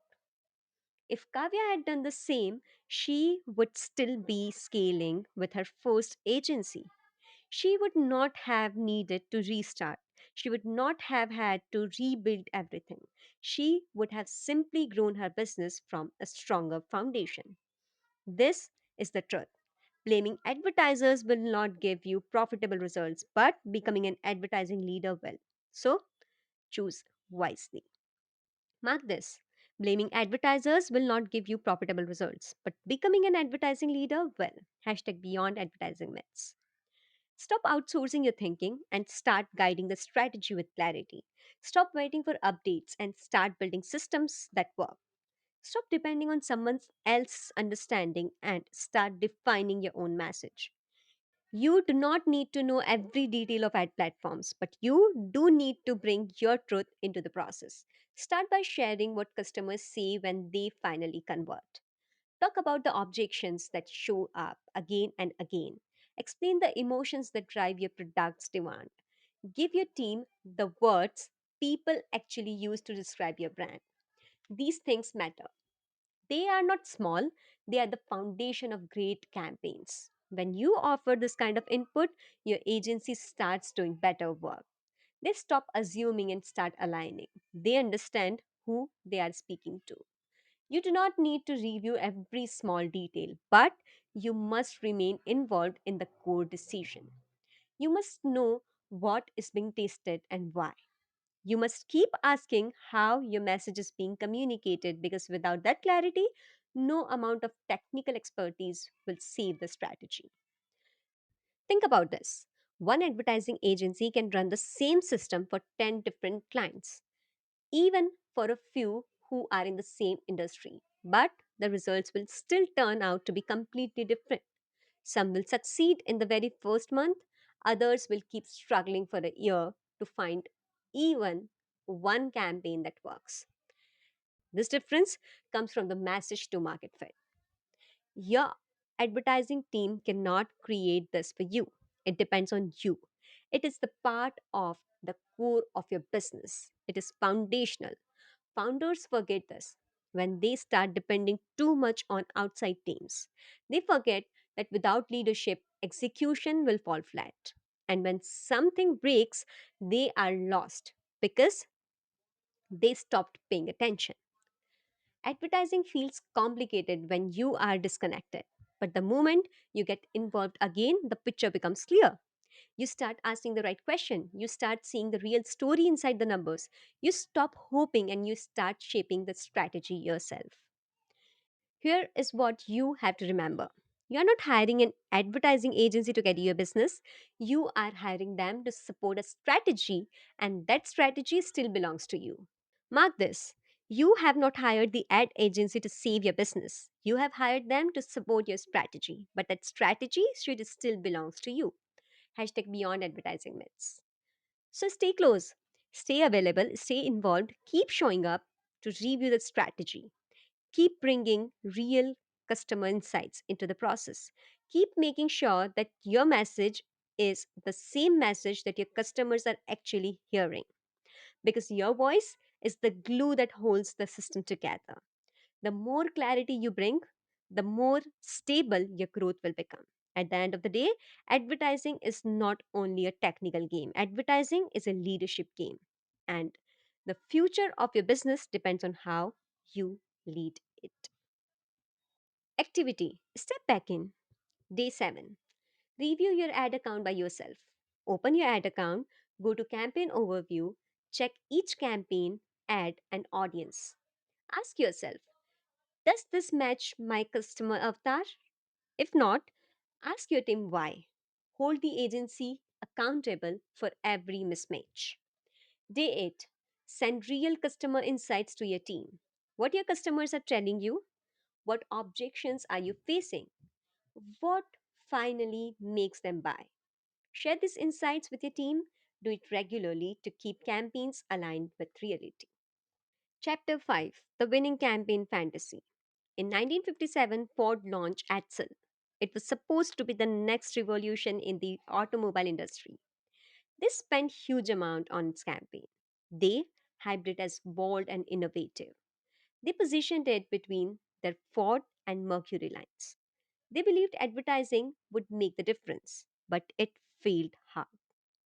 The design looked odd, the name felt strange, the timing was wrong, and customers did not show up. Ford lost $200 million. The Axle became a symbol of marketing hubris. The myth lived. Spend on ads, get customers. But it crashed in reality. The way you view wins is just as important as how you approach wins. Because in advertising, wins do not stay wins for long. There is no lifetime trophy. There is no permanent champion. There is no ad creative that keeps working forever. You can have a winning campaign for a week or maybe for a month or more, but sooner or later the audience shifts, the creative wears off, and the numbers start to fall. What worked yesterday starts getting ignored today. On Meta, the platform gives you warning signals. It shows you limited learning for your audiences and ad fatigue for creatives. That is Meta's way of telling you that your ad or your audience has been pushed too far and now it needs to be refreshed. The system starts repeating delivery to the same people again, and those people stop responding. They see it too often, they scroll past it too easily. On Google, winning campaign usually lasts longer, especially when your keywords are strong and there is active search volume. But even there, you have to keep updating the copy, testing the headline, and staying aligned with what your market is actually searching for. Search intent changes as people evolve, so your ad must follow as well. Most founders do not expect this. They treat a winning ad like it is the finish line.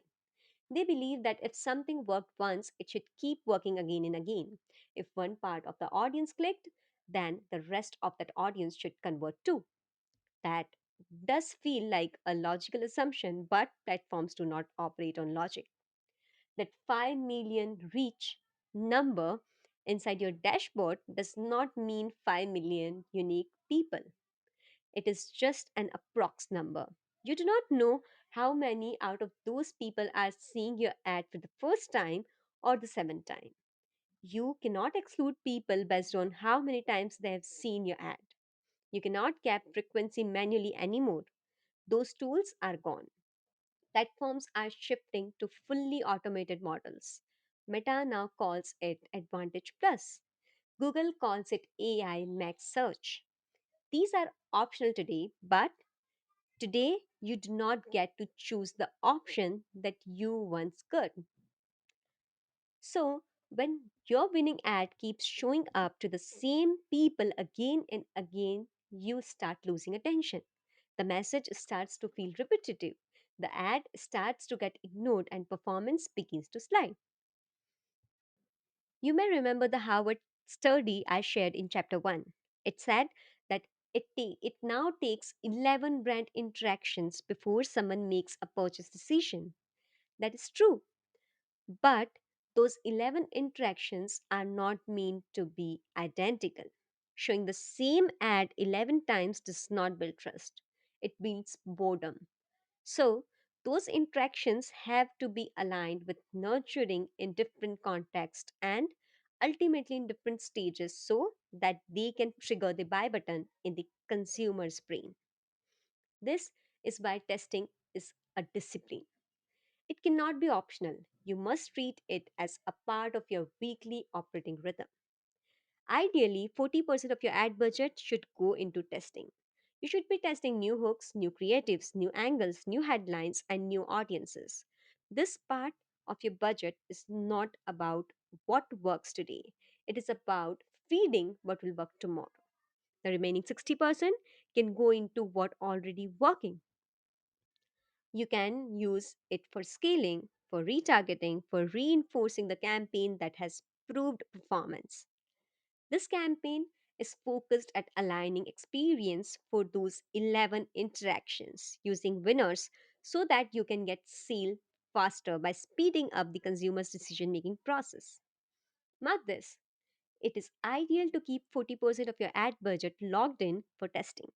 Use the remaining 60% for campaigns that already work for scaling, retargeting, and reinforcing what you have proven. Hashtag beyond advertising myths. Let me give you a real example.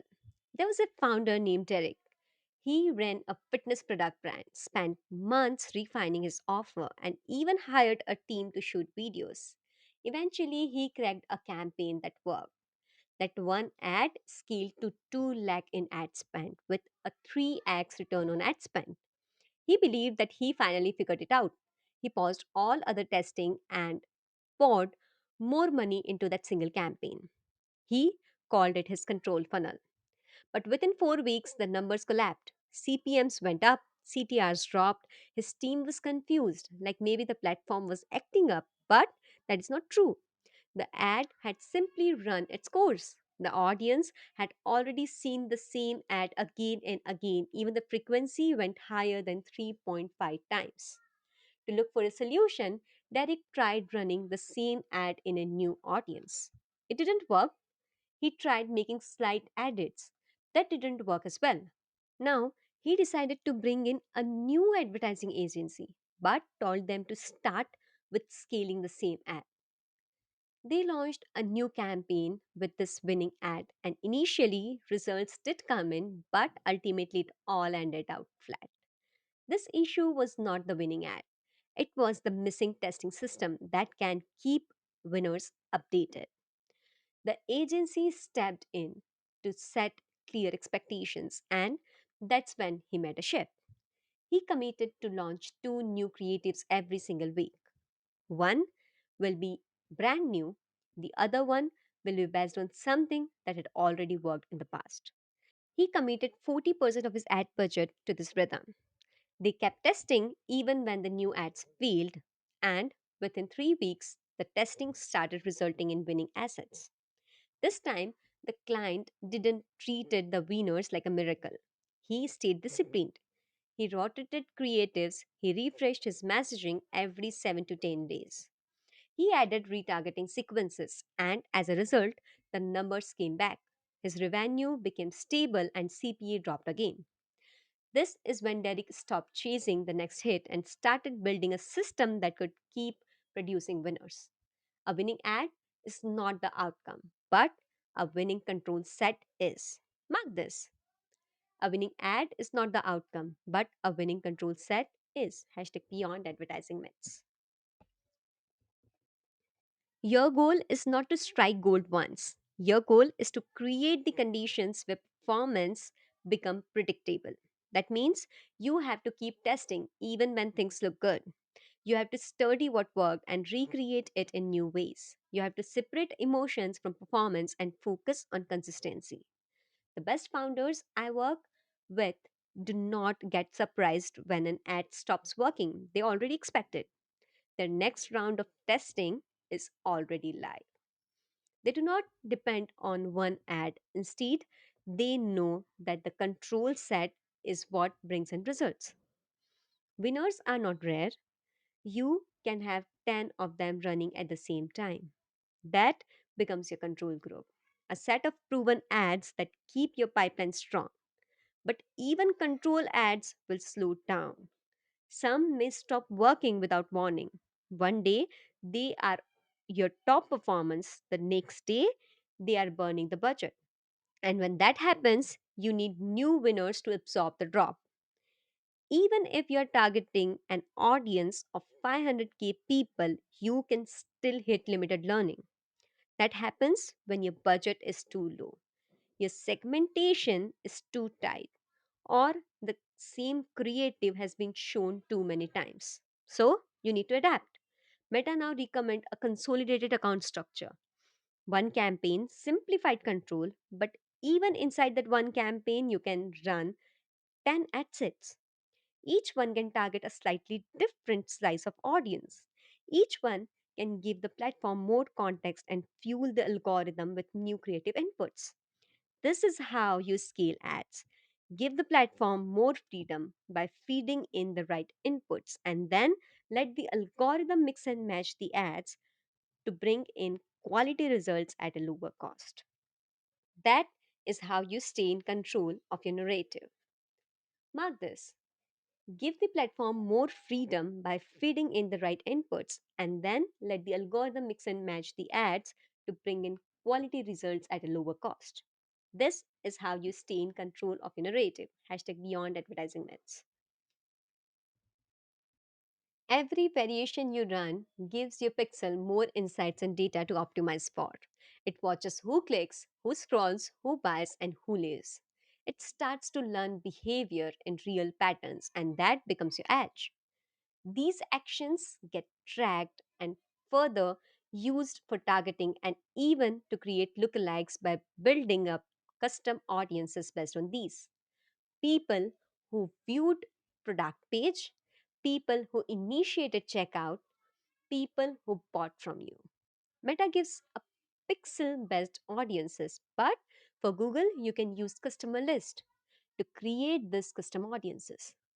Lookalike audiences forms only when the original custom audience is strong. If your source is low quality, your lookalike will not perform. But if your source is made of real, actual buyers, high intent visitors, and real engagement, your lookalikes will be the best performing audience inside your ad account. This is what real scaling looks like.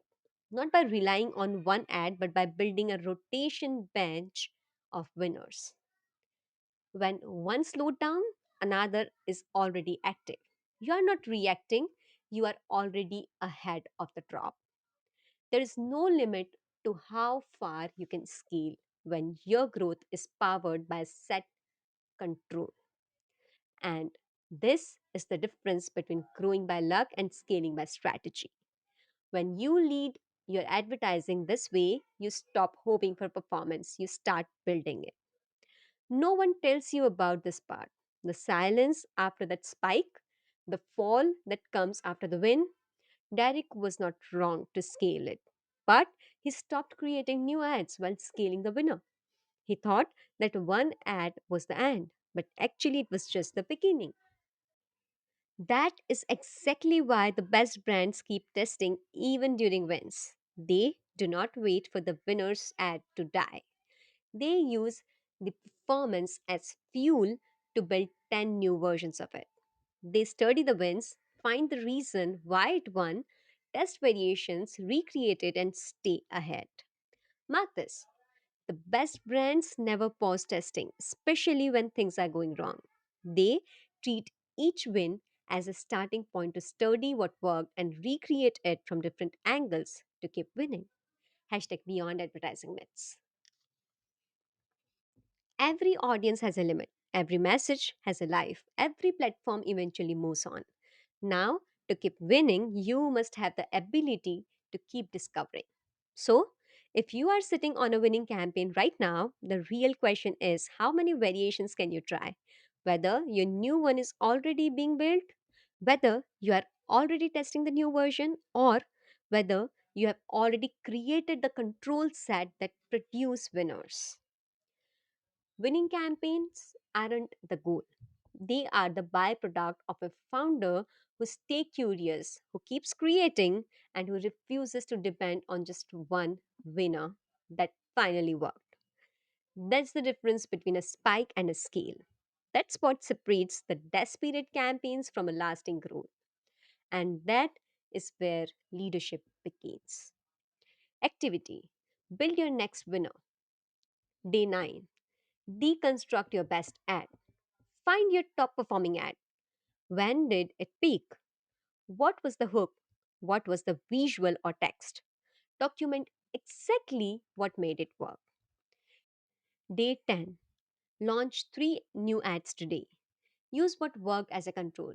Ideate variations to it or find similar new angles, hooks, and headlines. Ask your team to test these new variations.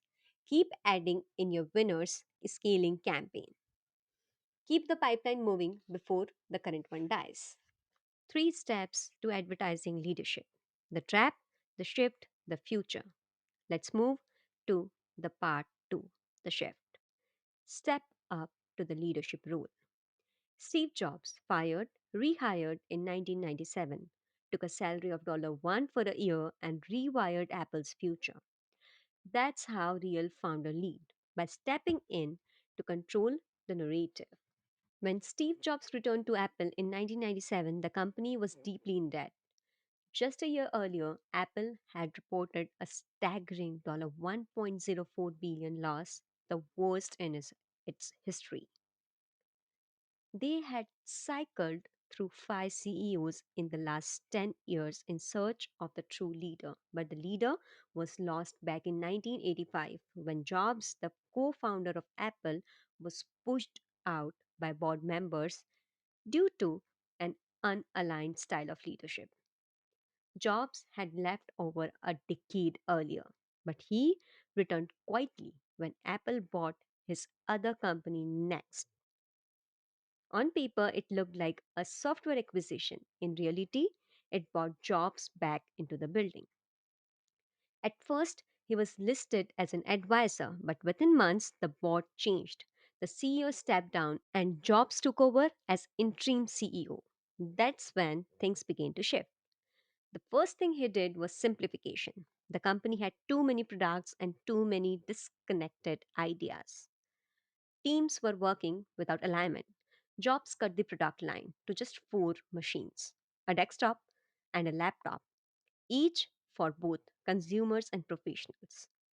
That decision gave the company something it hadn't felt in a long time: direction.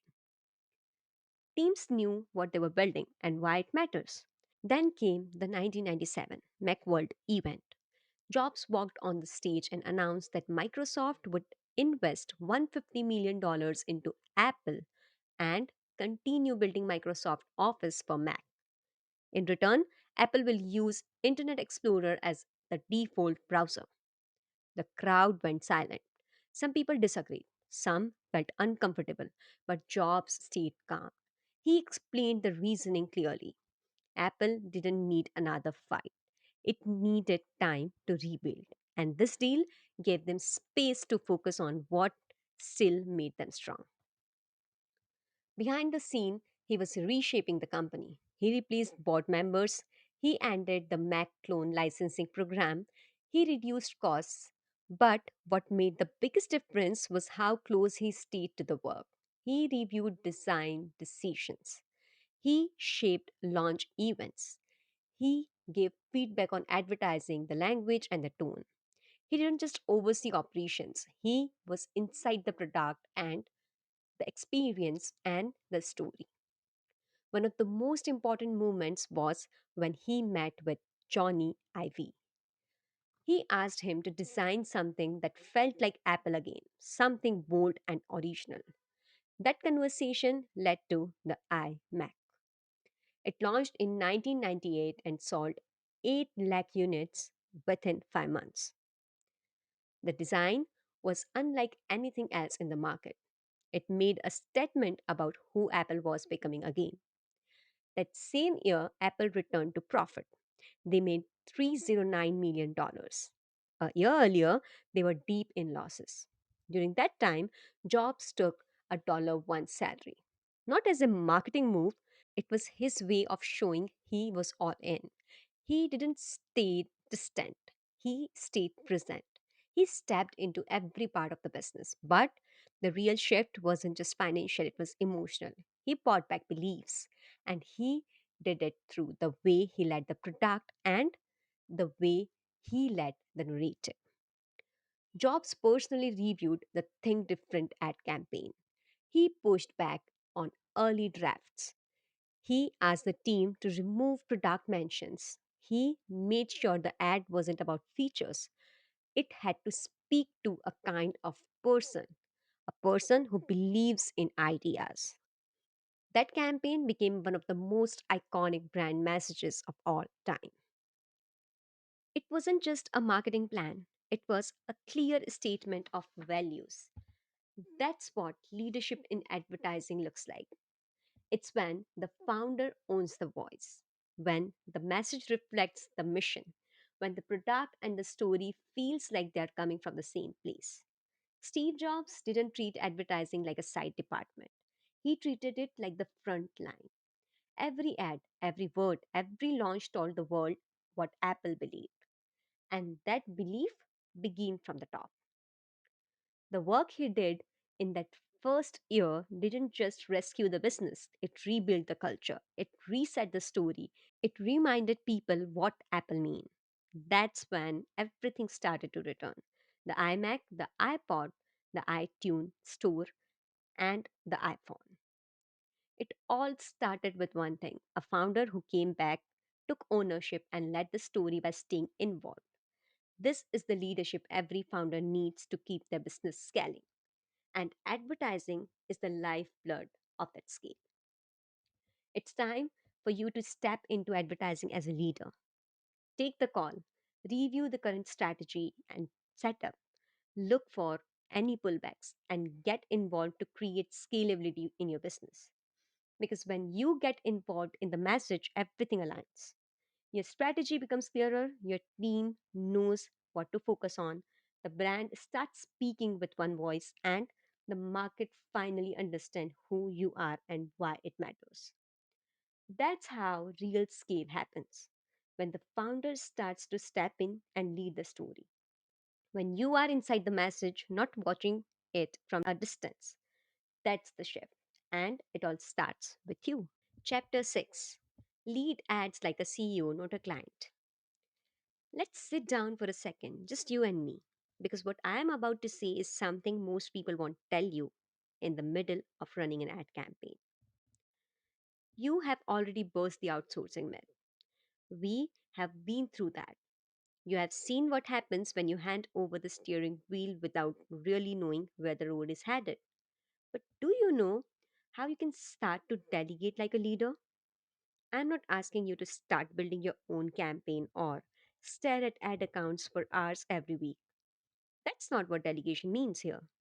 The whole point is to make sure you are not blindly dependent on anyone else for your business advertising.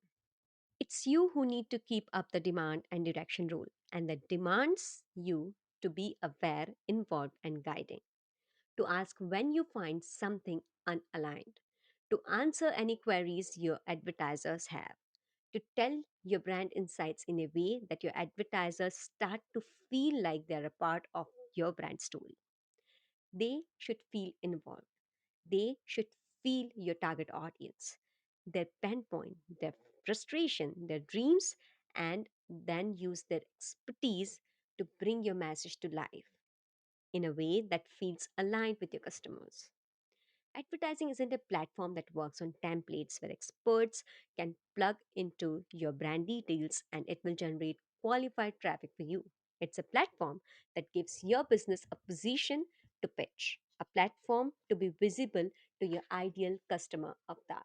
Now, it's up to you to actually be you or just another template business built by experts with no personal touch. This is rare, and that's what gives you an opportunity to stand out. The kind of leadership in advertising that maybe no one is doing in your market. But if you step up first, you can overpass them, scale consistently, and win your customers. Even now, while I'm writing this book, I still get on media buying calls with clients who only know their ad spend and nothing else. They join the call and ask things like, how much did we spend last month? Some even ask, I was charged twice. Can you confirm if the spend matches what I was billed? Like, seriously, you are spending $3,000 per month on ads, around $100 every day, and you can't even cross check your ad account payment details? That's a level of dependency that feels like one department handing over control to another. But we are not talking about a department manager here. You are the founder, the one behind your brand's vision. You can't afford to remain this much unaware of your own business finances. This kind of disconnect shows how weak your business foundations actually are. Now, knowing something is fine, but not learning it and constantly seeking shortcuts, that's not a trait of a business leader. You either need to swap your role with an employee or step up right now. Learn it, master it, and start leading it. That's exactly what Steve Jobs did. When Jobs was removed by the board, he said it was the lowest point of his life. He had to start from zero. So, what did he choose? To leave it or to lead it? He chose to lead. He built two scalable companies, and the same board members who once disregarded him, they started planning how to bring him back. It costed them $429 million to acquire Next. That's the value Jobs built by leading his own success, his own progress, and his own life. So, what's stopping you from including your advertising department back into your business vision? What's stopping you from treating advertising like a deep, integral part of your business rather than a service you simply outsource to an expert company? Tell me honestly, how do you feel when As the leader of your business, you find yourself asking your advertiser, what are we supposed to do next? Or where can I see how the campaign is performing? Doesn't that feel like a junior asking the senior what the next steps are? Like they have more power than you. Why would you leave independency on someone you pay? I get it. They are experts. They have been running ads for months, maybe years, but let me remind you, they haven't spent that time working on your market. Your business is still new to them. They need you to give them the right insights. But instead of guiding them, you keep sitting outside the room, waiting for them to tell you what's happening. And when things don't give you ROI, you start blaming them. You question their skills. But why didn't you do that first before hiring them? And if they felt like the right fit back then, what happened now? It's not just that they failed, it's that you failed because you told them to manage your advertising without stepping in it to lead it. And let's be honest, is advertising really something within an advertiser's control? Do they talk daily with the algorithm and tell it how to behave? They would be lucky if that were possible, but it is not. So then, why do advertisers get all the blame when ads fail? Where were you? Why didn't you stop them from adding a pain point to the ad copy that you know doesn't resonate with your audience? Where were you when content needed to be created so your ads didn't end up feeling like stock versions? And if you weren't involved, can we even call this your own business advertising? This isn't just your advertiser's lack of skills, it's your lack of clarity too. You lack the advertising leadership that could have saved your business, but you chose to stay far away and watched your business keep burning money. I get it. When you hire someone, you want to trust them to do their jobs. But here's the thing, you can trust and still lead. You can delegate and still ask the right questions. That's what true ad leadership looks like. But most founders skip this part and ultimately feel disconnected from their own visibility. Mark this. You can trust and still lead. You can delegate and still ask the right questions. That's what true ad leadership looks like. Hashtag beyond advertising myths. You started this business for a reason. You didn't build it all the way here just to give someone else the power to shape how it shows up in front of the world. So, why give up leadership when it comes to ads, the very thing that gets your message in front of the people? This leadership is about clarity. I have had clients get amazing results for a campaign and still panic the moment the advertiser raises their fee. Not because the result dipped, but because they have no idea what was done behind the scenes. No context, no understanding, no ability to guide the next person. They are stuck because of complete dependency. Think about it. What happens if the person running your ads leaves? What if the agency says they're doubling their fees next month? Can you walk away? Can you brief someone new with clarity? Or does everything fall apart because you never had the insight in your own hands? That's exactly why we need to talk about ad leadership. I use this term to define itself. The leadership you need for your business needs to be led by you. That's advertising leadership. Clear, grounded business leadership over your brand's visibility. You don't need to be an expert in everything, but you need to understand just enough to lead. You should be able to ask what's being tested right now and why. You should be able to glance at a dashboard and ask, these numbers look good, but why aren't we converting past this stage? You don't need to click every button, but you do need to ask every important question. Because here's the truth, ads aren't just campaigns, they are conversations. And if you don't know what your business is saying to the world, how do you know it's being understood? Delegation without leadership becomes blind trust. And blind trust is what cost you time, money, and momentum. Mark this, ads aren't just campaigns, they're conversations. And if you don't know what your business is saying to the world, how do you know it's being understood? Hashtag beyond advertising myths. I have seen this happen too often. A founder hires an agency and expect them to find the right messaging. But they never share what works on sales call. They don't explain how their customers make decisions. They don't clarify which belief needs to shift before someone says yes. So the ad team fumbles in the dark, trying out different hooks, visuals, and formats, hoping they will all align and perform as expected. You have had real conversations with your audience. You have seen what they hesitate about. You know what makes them say yes. That knowledge is priceless. And yet, most of it never makes it into the ad strategy because the founder doesn't lead that part. They treat it like a task to outsource, not a layer to integrate. Leading ads like a CEO doesn't mean doing more work, it means thinking in a different way. You start seeing your ad performance not as random metrics, but as business signals. A drop in click through rate might not just the algorithm. Maybe your message is off. The rise in cost per lead might not just be targeting. Maybe your customers' expectations have changed. You stop chasing tricks and start asking better questions. What exactly are we promising? Is it what the customers truly want?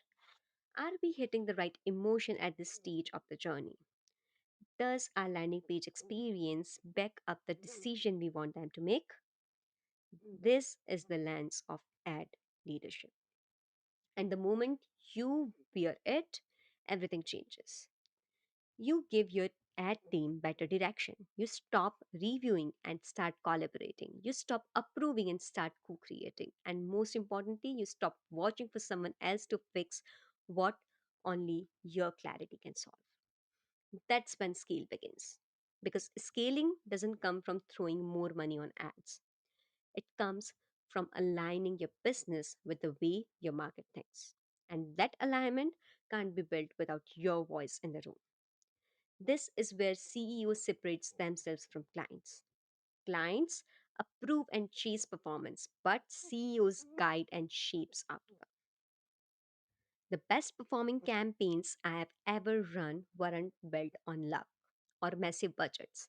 They were built on clarity. Clarity that came from the founder. Founders who showed up, founders who owned the message, founders who saw advertising as an extension of their mission. This chapter isn't about asking you to become an advertiser, it's asking you to stay a founder while thinking like a leader. A leader who knows ads, their insights, and is the mind behind them. You have already come this far. You have built something valuable. Now, give it the clarity it deserves. Don't act like a client waiting for results. Act like a CEO who sets them into motion. Because the moment you start leading your ads, your growth starts following you. Activity. Step into ad leadership. Day 11. Review your current ad setup like a CEO. Open your ad account and look at it like a CEO checking alignment. Ask yourself, what's the main messaging each ad is communicating? Does it feels like it's written by someone who truly knows my audience? Are we speaking from our brand's voice or just running another generic promotion? Write down three places where your ad feels off brand or disconnected from your actual customer. This is your gap clarity, and it's your responsibility to close it. Day 12. Brief your advertiser from a place of leadership. Send a voice note or write a one pager to your ad team or yourself if you're solo. Include who your customer really is, their current beliefs, pain, and desire. What does your product really changes in their life? What kind of story do you want the ads to tell this week? Chapter 7. What happens when connection beats a perfect product? If people believe they share values with a company, they will stay loyal to the brand. Howard Skulls, former CEO of Starbucks. That one sentence holds the entire blueprint for building brand loyalty today. Howard Skulls didn't build the perfect coffee. He didn't obsess over flawless espresso machines or the finest blend of beans. What he built was far more powerful an emotional connection. Starbucks didn't just serve coffee, they offered a feeling, a quiet sense of belonging that greets you the moment you walk in their doors. Whether you are in a city halfway across the world or just down the street, the experience aligns. They call your name as if they already know you. And in that small moment, something deeper happens. It feels like you belong. You might sit in a corner with your laptop and get lost in your thoughts, or maybe you rush in, grab your cup, and leave in 5 minutes. Either way, Starbucks has positioned itself not just as a coffee shop, but as the third place, a space that exists between your workplace and your home. And the surprising part, that emotional bond has little to do with the product. It has everything to do with how they make people feel. That's the part most brands miss. That's what Stulz means when he spoke of values. Customers don't stay loyal because you have built the best product. They stay because your brand mirrors their beliefs, because being around your business makes them feel more like themselves. Mark this. Customers don't stay loyal because you have built the best product. They stay because your brand mirrors their beliefs. Hashtag beyond advertising myths. This emotional connection transcends industries. It applies to everything, whether you are a solopreneur, a startup, an e commerce brand, a coaching business, or even an app. The product or category doesn't matter. What matters is the moment your customer feels understood. When they see their own identity reflecting in your message, they stop looking elsewhere. They stop comparing. They simply choose you. And they continue to choose you even when someone else offers the same thing for less because they trust you more. They believe in what you stand for. There's a sense of emotional alignment, and that kind of connection isn't built on technical specifications or features list. It's built when your brand says, "This is who we are, this is what we believe." More importantly, it's built when you say it in a way that resonates.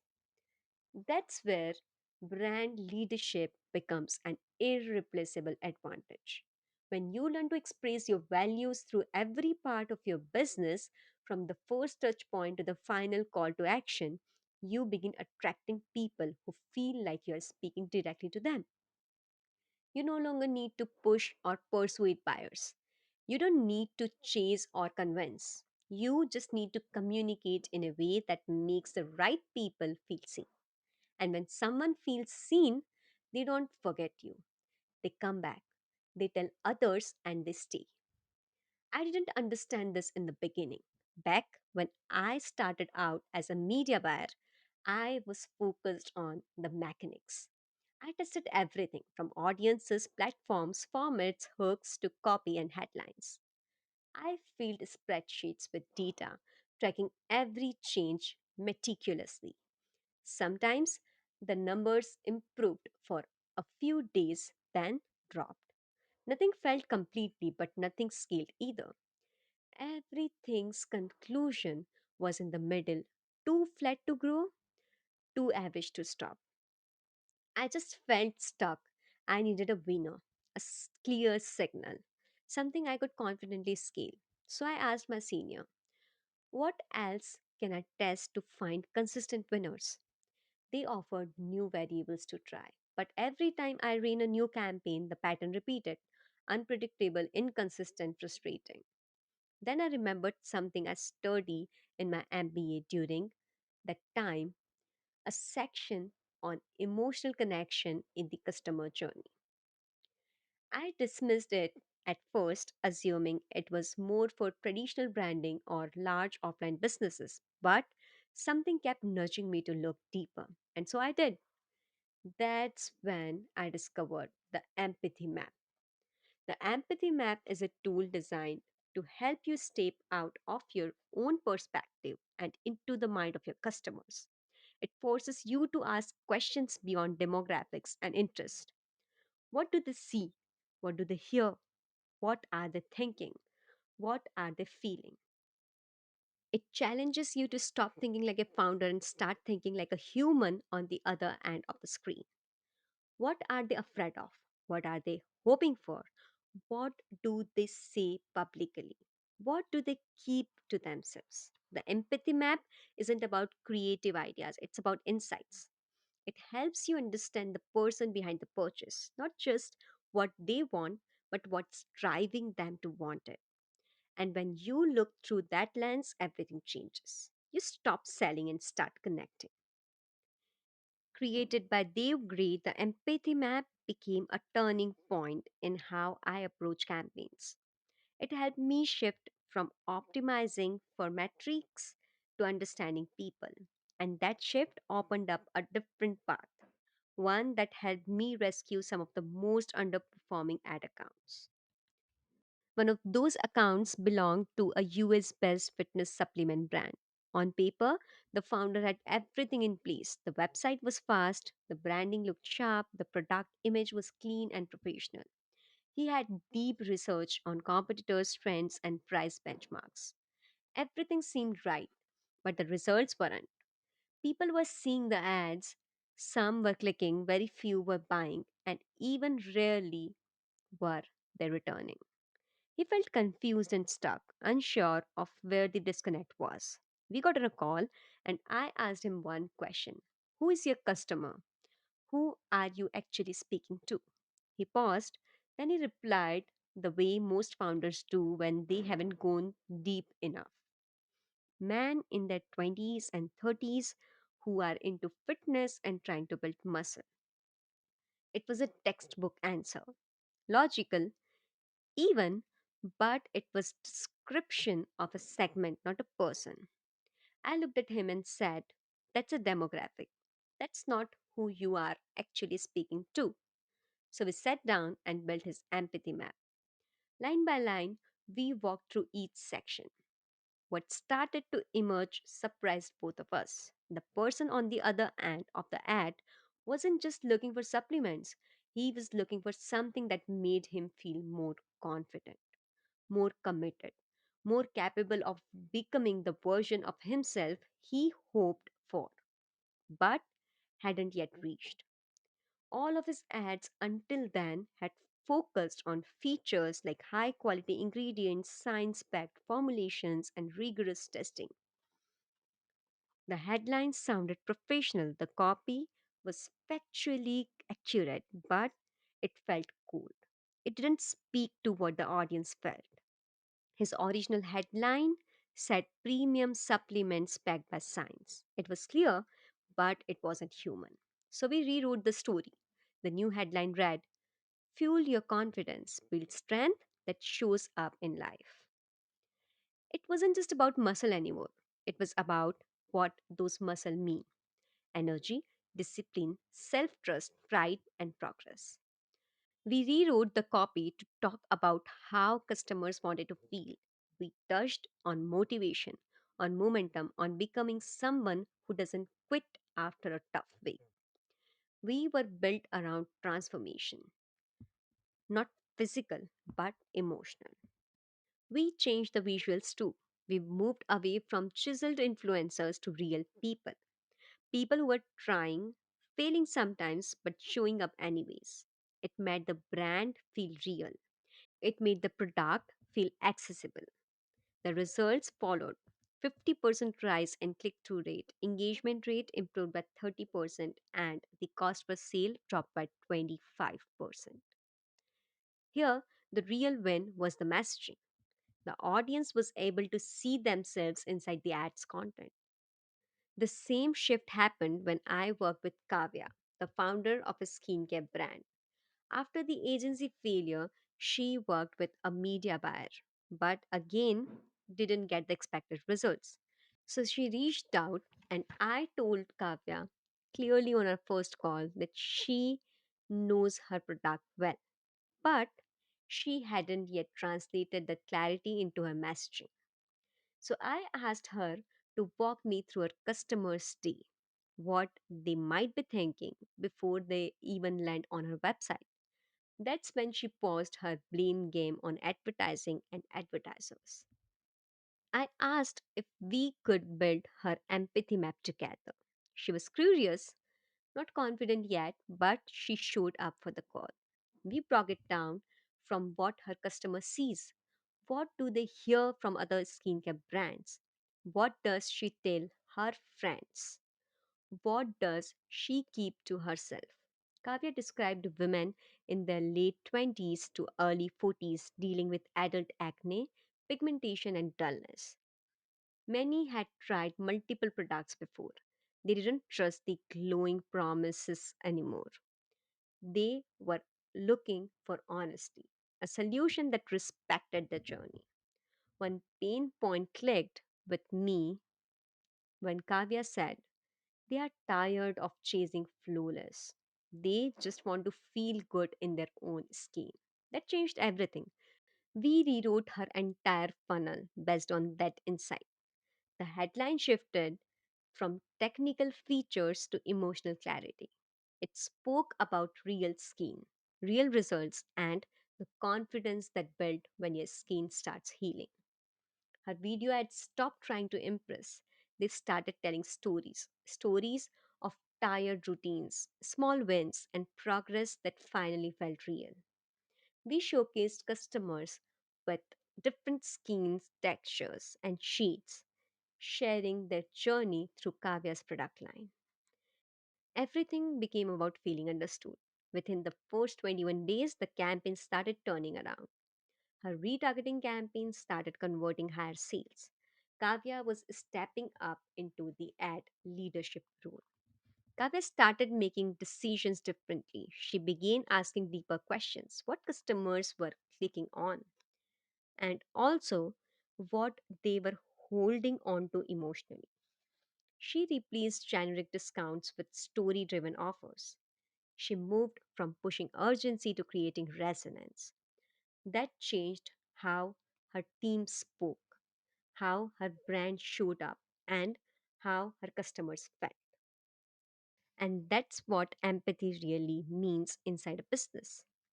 It is not just feeling bad for your customer's pain, it's being willing to sit in it long enough to understand what they're actually carrying, then speaking to that, leading from that, serving from that.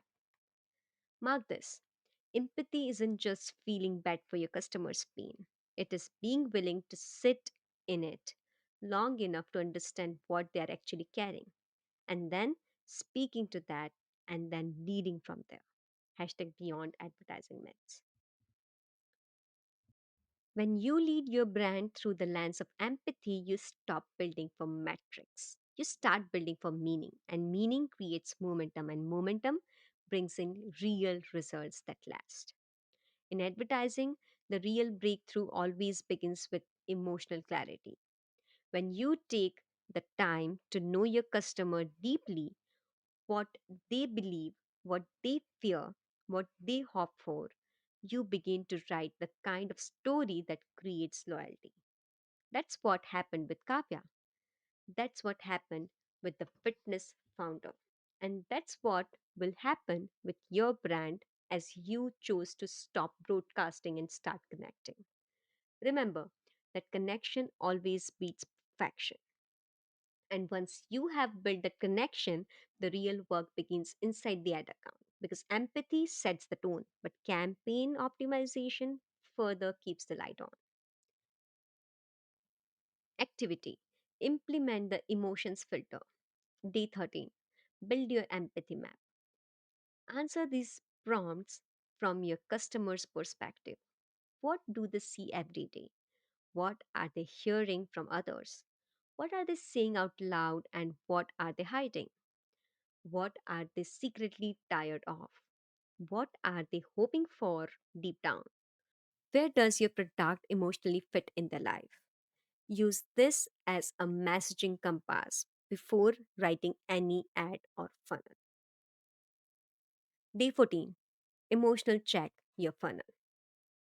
Pick one asset: hero ad, landing page, cart abundant email, or WhatsApp text.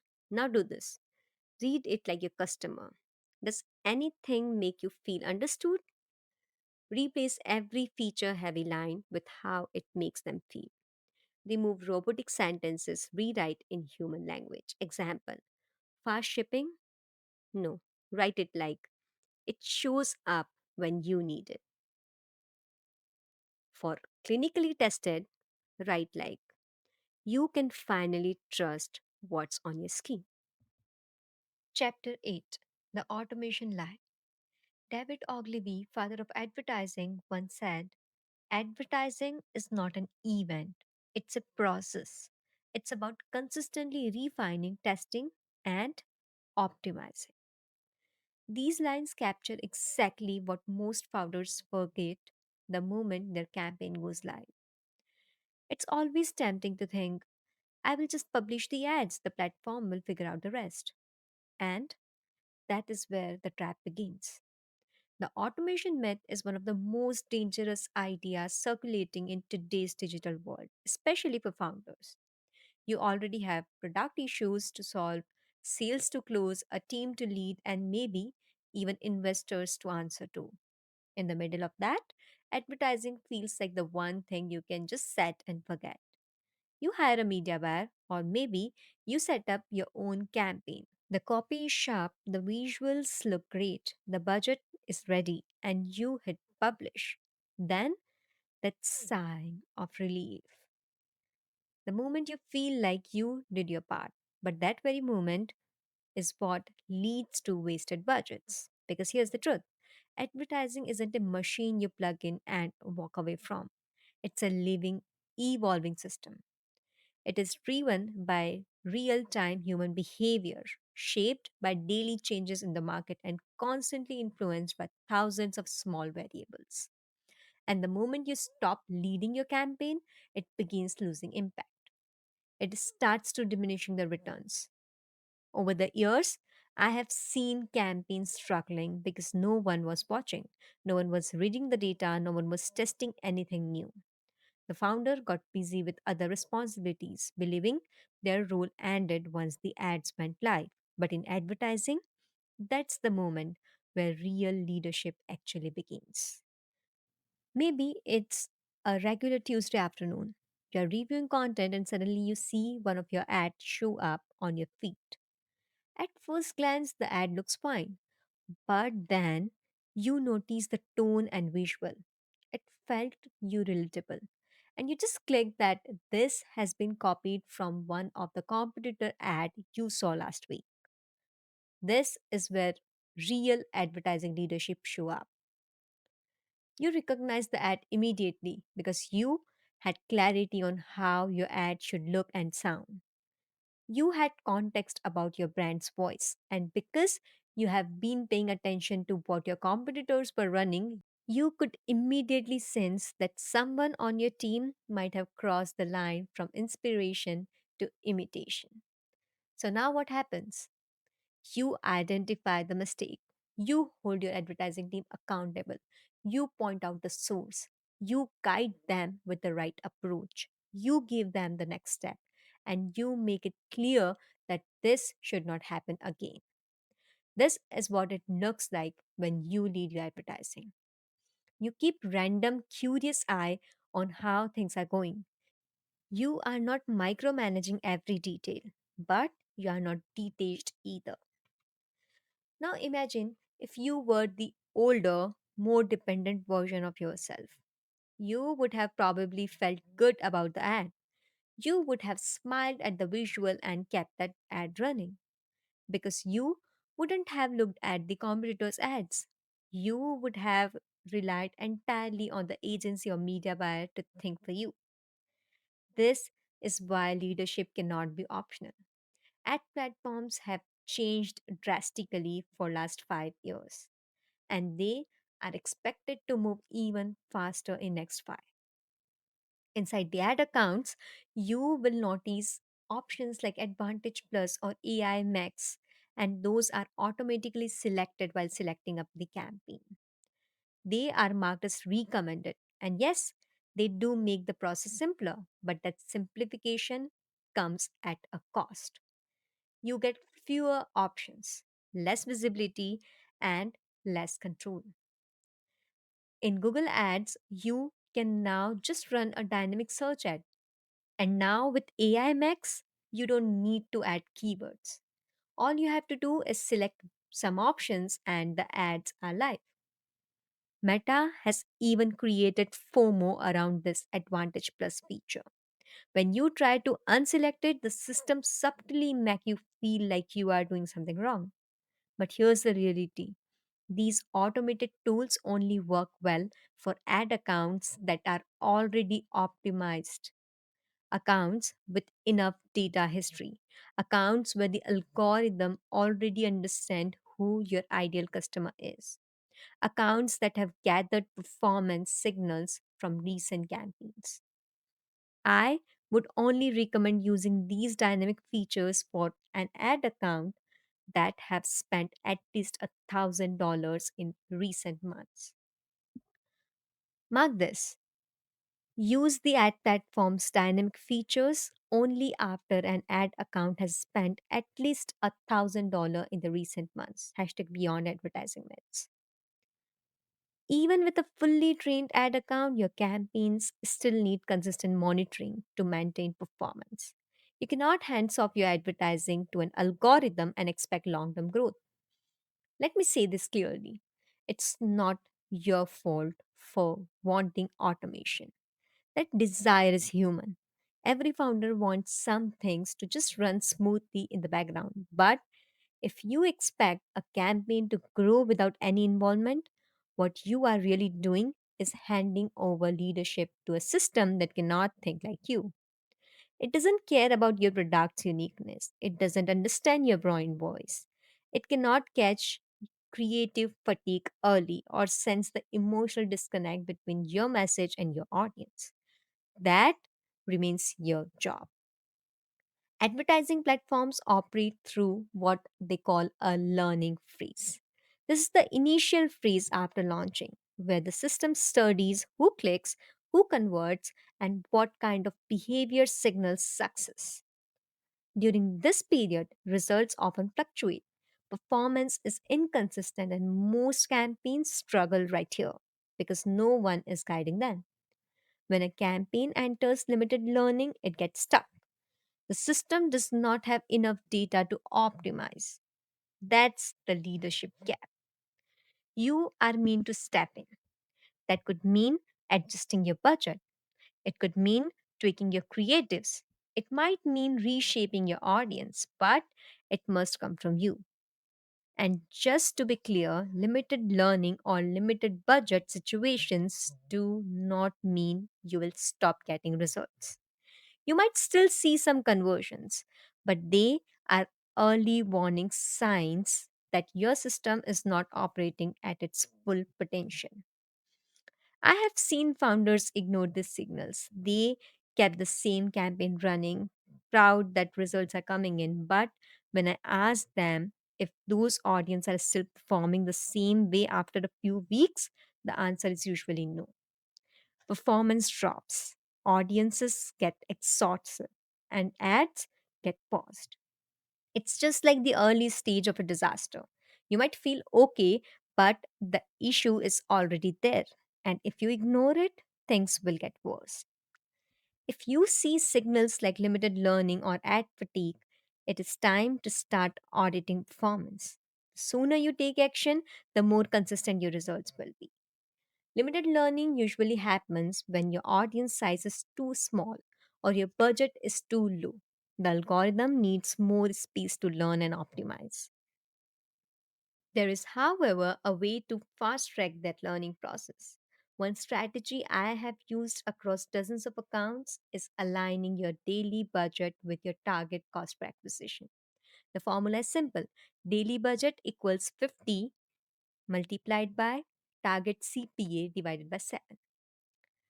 This gives your campaign the runway it needs to hit 50 conversions in a week and move out of learning phase quickly. Mark this. Here's the solution to limited learning. Launch your audience with a daily budget calculated below. Daily budget equals 50 multiplied by target CPA divided by 7. Hashtag beyond advertising myths. Once your campaigns are running with the right daily budget, you will start collecting data faster, and the data gives you the power to optimize with clarity. Here's a simple rule to follow. If your target cost per conversion is, say, $100, then allow your ad to spend up to $200 per conversion before making any judgment. This buffer gives the algorithm time to test, learn, and adjust. But if your cost per conversion goes beyond twice your KPI, that is your signal to pause and audit. Check what's off. It could be the audience, the creative, the offer, or the landing page. Use that moment to ask the advertising team to investigate and come up with a solution. Your role as the advertising leader is to allow enough space for the platform to learn, but also to step in before real West happens. But here's the twist: cost may rise due to an external factor as well. Even a high performing campaign can get disrupted by external factors. You may know your customers, you may know your brand inside out, but there are elements you cannot control, and they can still affect your campaign results. Let me give you a few examples. During election periods, political campaigns dominate ad platform. They spend heavily to win auction. Your ad gets lower visibility. Your cost per impression rises. Your cost per conversion shoots up, and you are left wondering why performance is down when your strategy hasn't changed. Or imagine a sudden policy change, a platform crash, a war in another part of the country. All these events shift people attention. People stop engaging with your ads, not because of what you did, but because of what's happening around them. And yet, I have seen business owners shut down high performing campaigns because of this. They think their offer is no longer relevant. They believe their niche has dried up. But the truth is, the season shifted, the mood changed, or the market got distracted. That's why Q4 is not always the best time for consulting or service businesses to scale hard. People are in the festive mood. They are shopping, not planning. But Q1, that's your season. That's when gyms sees their highest enrollments. This is when goals are fresh and motivation is high. You also have to keep an eye on your competitors. A sudden aggressive discount, a bold claim, a surprising creative direction, all of these can affect your results. Even if the rest of your campaign is perfect, the impact of what someone else does can change your conversion rate. This is why your presence matters. Always stay clear about the external factors that can impact your ad performance. You cannot control those events, but as a leader, you remain aware and can easily adapt. When things shift, you adjust the direction and lead the thinking behind your campaign. You understand why something feels off. You know how to respond. That's not something any platform can do for you.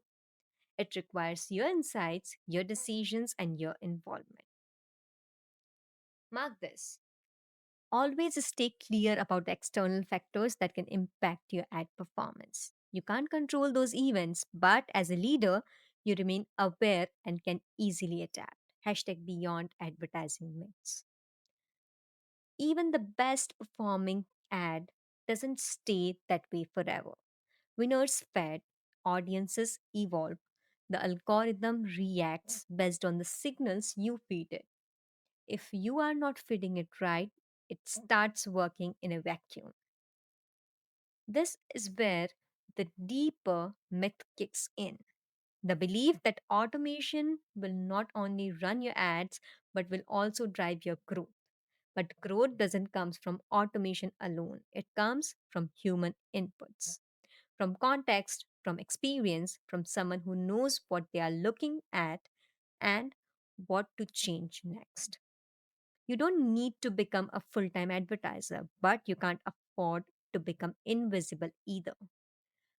I have had so many conversations with clients who are excited to launch. They say things like, let's get the campaign live and let me know how soon we can expect the results.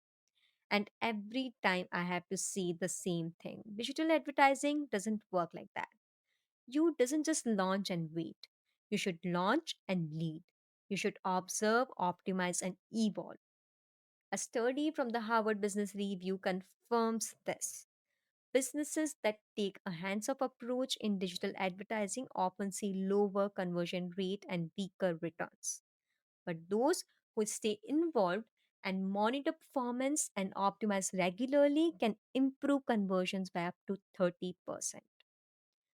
Advertising is not a one time step, it's an ongoing process that demands your attention and adjustments. When a new campaign is launched, the algorithm enters the learning phase. It starts collecting data. It begins with understanding who clicks, who converts, and which message resonate. Mark this. Advertising is not a one time setup. It's an ongoing process that demands your attention and on time adjustments. Hashtag beyond advertising myths. During this period, you might feel like nothing is working, but it is working, it is just learning. Just like a new team member needs training, your ad systems needs time and input. And even after it's trained, you still need to test new variables. In advertising, we call this working on your control setup. That means identifying your winner audience, your winning ad, and your best landing page. But even the best control deteriorates over time. That is why continuous testing is not a luxury, it's a necessity. Because platforms evolve, people change, competition increases, attention shifts, and costs go up. If you are not monitoring both internal performance and external factors, your KPIs will slip. This is what ad leadership truly means. It doesn't mean doing everything yourself. It means guiding your people and your platform with the right input. It means being the strategic force behind the scenes. It means knowing when to act, how to adjust, and what to expect. This is the core of this book. We are here to break false beliefs and we are here to help you take charge of your advertising. You have cleared the fog. Now it's time to build something sharper. Because while leadership gives you control, growth needs direction. And the most underrated driver of consistent direction in any business, it's how you are positioned, how people see you, how they remember you, and most importantly, why did they choose you? You have started leading. Now it's time to make sure your market follows. So now let's talk about positioning. Activity, campaign audit walkthrough. Day 15, recalculate and review your ad set budget. Use the formula daily budget equals 50 multiplied by target CPA divided by 7. Apply this to each live campaign based on your current target CPA.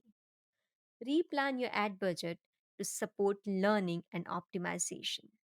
Set a clear benchmark, allow up to 2x your target cost per conversion before judging results.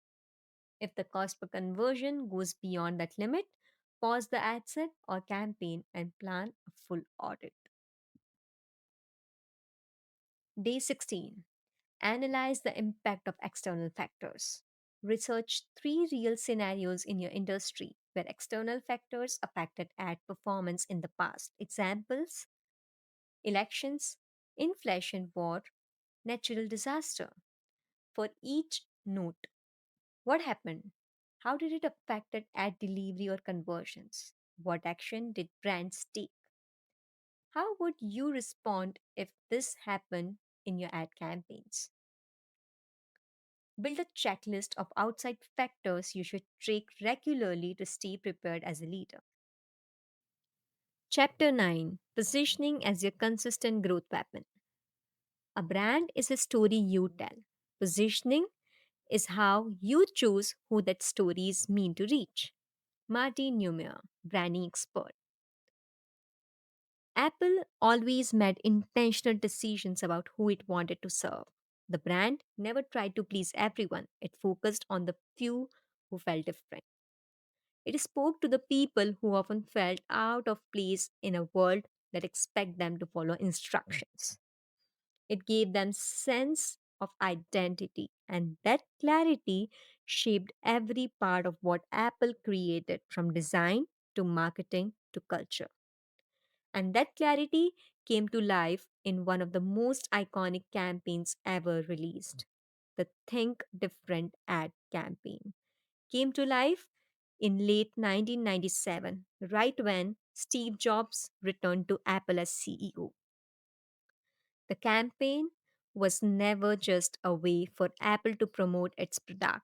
It was a way for Apple to show the world who it was really for. Apple was not building for the majority, it was building for the minority. The few people who saw things differently. The one who did not follow the script. The one who questioned everything they were told. The campaign was Apple's way of saying, if you feel like you don't fit in the world as it is, maybe that's because you're here to build the world as it should be. When Apple said think different, it was inviting a certain kind of person.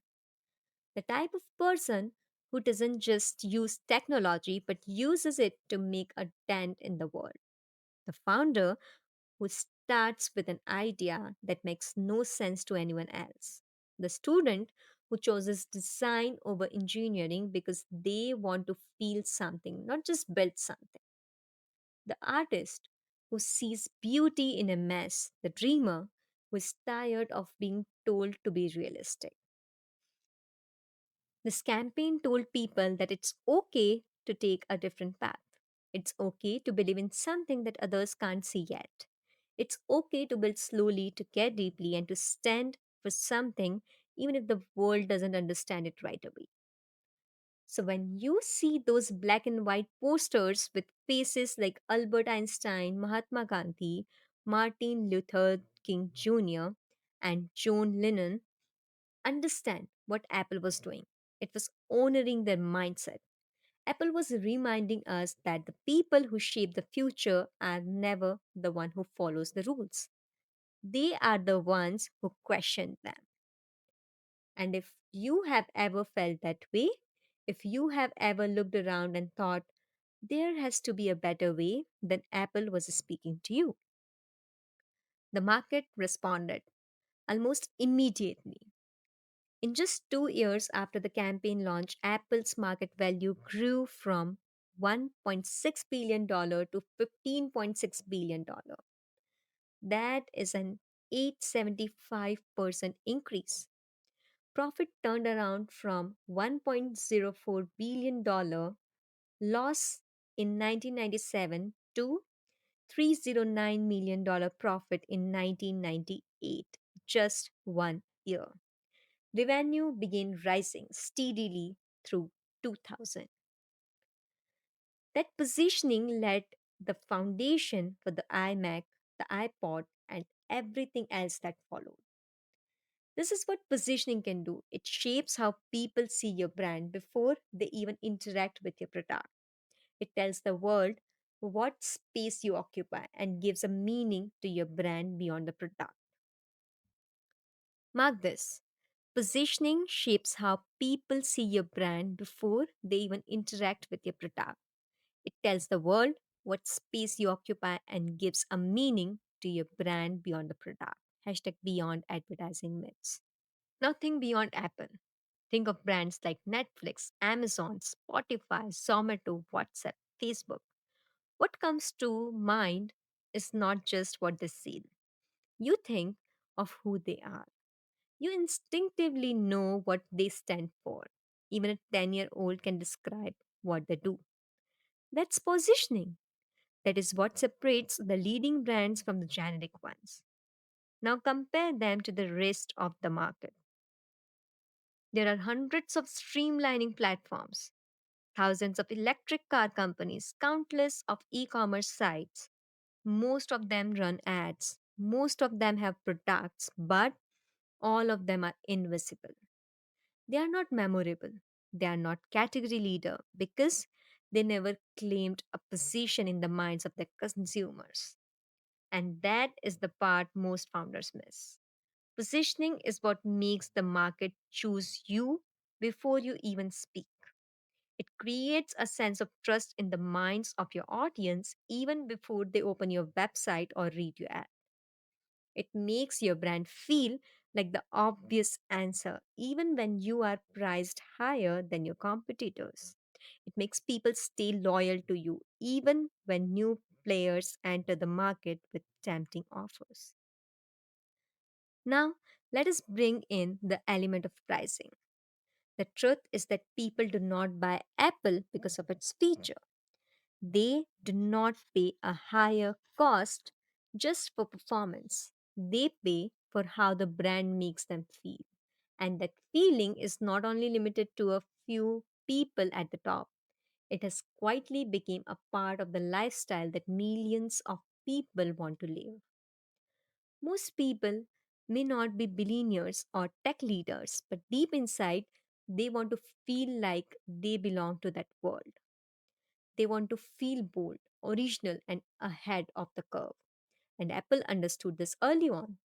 By designing a brand that spoke to leaders, Apple ended up attracting everyone who dreams of becoming one. This is why even someone with an average income who might save up to 3 months will still happily buy an Apple product and feel proud of it.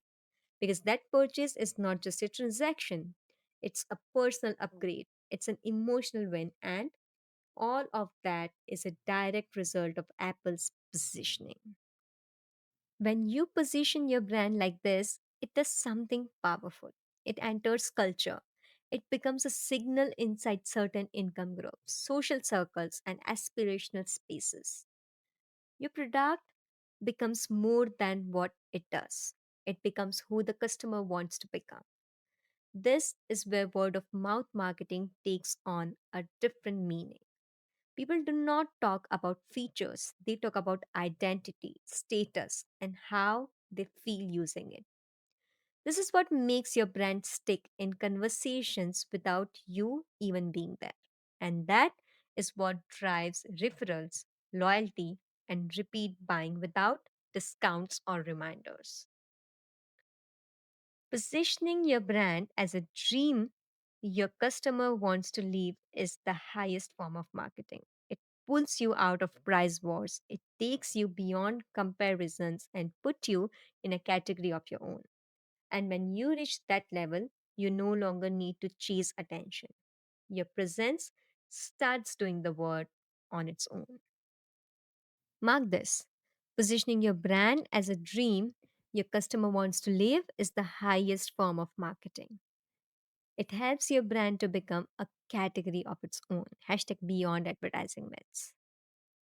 This kind of positioning reveals something deeper. It shows how clearly the founder sees the role of the brand in the customer's life. And when you use your advertising to reinforce that positioning again and again, it becomes a mirror of your leadership. That's exactly what Apple did.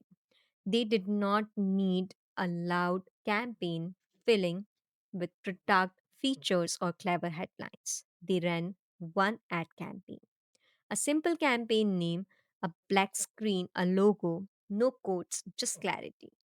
And that one ad did something that most brands try to achieve with 10 different strategies. It changed the emotional identity of the product. It shifted how people saw themselves when they bought it. And it completely flipped how the market defined value. So, where are all the so called best practices now? Where are the proven templates? Where are the rules that everyone says you must follow to build a high performing creative? The answer is clear.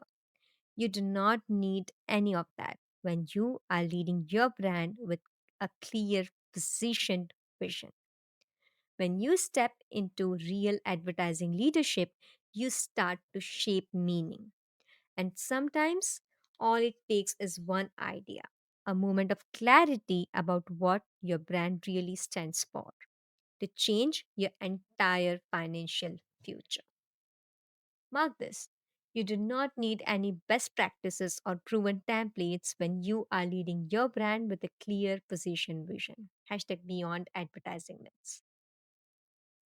Positioning is not about a clever slogan or a clean logo. It's about knowing exactly who you are, what you stand for, who you serve, and who you do not. When you get this right, everything starts falling into place. Your brand voice becomes consistent, your design makes sense, your team gets aligned, your audience feels seen, and when things start feeling stuck, do not just change your offer or increase your spend. Ask yourself this: do people really understand what makes you different? Can they describe your brand in the same words you would use? Have you claimed a space in their mind that matters to them? This is about clarity. When your positioning is clear, your brand becomes a magnet. People do not need convincing, they just feel like you are made for them. They see your content and say, finally, someone gets it. That is when growth starts compounding. This is where advertising becomes a weapon. When your foundation is strong, your ads work harder, the message lands deeper, the cost per conversion drops, the brand memory lasts longer. People do not just buy from you, they remember you. That memory is built on positioning. So, if there is one thing you must walk away with, it is this: positioning your brand as the only choice that makes sense. Own your category, shape how people describe you, become the brand that comes to mind without thinking. Everything you have learned so far, from data to copywriting to leadership, only works when it resets for this foundation. Positioning is the one force that ties it all together. Use it, refine it, commit to it. This is how powerful positioning spreads without you having to push. It travels through culture. It becomes a reference point. It becomes something people talk about, show off, and attach their identity to. That is how word of mouth marketing begins. People do not share things just because they are useful, they share them because those things make them feel something. They, they want others to see who they are becoming. Mark this. People share your brand when it makes them feel like someone they want the world to see them becoming. Hashtag beyond advertising myths. And when you place your brand inside the culture of a specific group, whether that is a certain income level, professional, or mindset, you give people a shortcut to step into that identity. You give them a dream they can hold in their hand. And when your brand represents that dream clearly, you will never have to compete on prices again. This is what true leadership looks like. It is not about chasing the market, it is about owning the space in people's mind where desire begins. And when you use your advertising to anchor that positioning, that is the true test of your advertising leadership.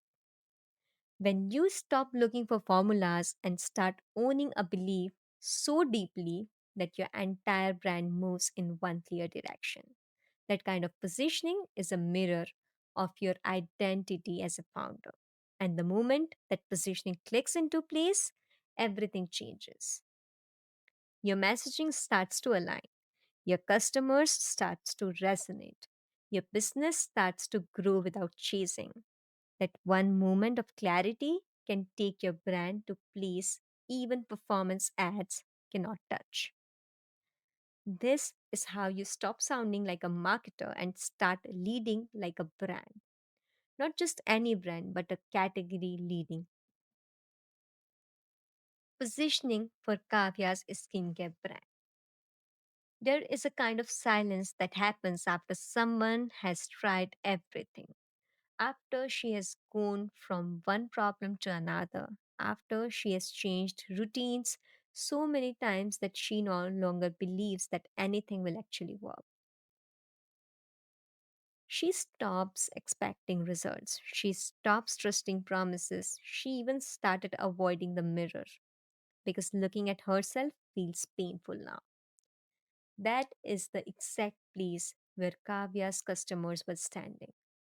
And when we looked at the entire skincare market, we could see there was no brand actually speaking to the women dealing with such skin problems. The women who is tired, the women who is a bit frustrated, the women who just wants her skin to become normal, to stop reacting, to feel safe again. But Kavya's brand, just like many early stage skincare businesses, had tried to sound like everyone else. Her packaging was minimal and pretty. Her website had clean fonts and pastel colors. Her ad copy was clean and well written. But her actual brand positioning was missing. She was speaking like a generic skincare brand trying to please everyone but emotionally reaching no one. And this is where most founders get stuck. They have a real product that is working well. They're passionate about their vision, but the way their brand is currently showing up does not speak to the right customer avatar. It was not representing the emotional moment their customer is actually living in. So, we sat down and began there. We started by mapping the real life of the customer. A woman between 22 to 45, someone who has had a painful skin journey. She has been diagnosed with hormonal acne and skin sensitivity. She has already been to dermatologist. She had already spent thousands on serums and treatments. And deep inside, she is now scared to try anything new because trying feels like another risk. It feels like another cycle of disappointment. That is the place where Kavya's brand needed to meet her as a trustworthy system of care. And when Kavya reflected on this, she could feel the truth of it. She had gone through her own skin recovery journey. She knew what it was like to avoid the camera, to wake up and immediately check the mirror for new breakouts, to feel judged at work, to feel helpless at nights, and more importantly, she wanted her brand to be a safe place for this audience.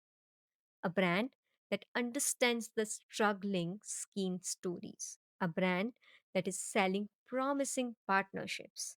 So, we did the same by repositioning everything. We redesigned the core brand voice. Instead of sounding like a commercial, we wrote a copy that felt like a dermatologist sitting next to you and explaining your skin in a simple words. We included medically approved language, but removed the fear. We invited dermatologists to partner with Kavya and co author skin guides. We shot her entire campaign content inside a real clinic and rewrote every single ad from the lens of customers' skin journey. A skin journey starting from the lowest emotional moment and guiding her step by step through the signs, the calm, and the hope that her brand was offering. Kavya also worked with experts to reformat her hero product with dermatologists' feedback. She updated her lab processes to make sure they passed high safety benchmarks, and instead of treating them like a background task, she brought it to the front of the brand story. It was not about hype anymore, it was about building deep trust with women who have been through enough already. Women who just need to feel safe again. And slowly everything began to change. Her website time increased, her add to cart rate doubled. But more importantly, the comments on her ads changed. Women were tagging their sisters and saying things like, "This is exactly what I have been going through." One customer wrote, "I have never read an ad that made me feel so seen." Another one said, "Thank you for making us feel that someone finally understands." This is what real positioning does. It makes your customers feel emotionally protected before they even buy. It makes them feel like they have finally found a brand that speaks directly to them in their language. A brand that gets them. A brand they can actually trust. Mark this. Positioning makes your customers feel like they have finally found a brand that speaks directly to them in their language. A brand that gets them. A brand they can actually trust. Hashtag beyond advertising myths. And once that connection is created, every other metric begins to shift. Now let's talk about you. If you are a founder and you are building a product that is working, but your brand feels replaceable in the market, this is exactly where you need to pay attention. Because this is about how your customer is expecting your brand in her mind. If she cannot emotionally tell the difference between you and another similar product, then no matter how good your offer is, she will hesitate.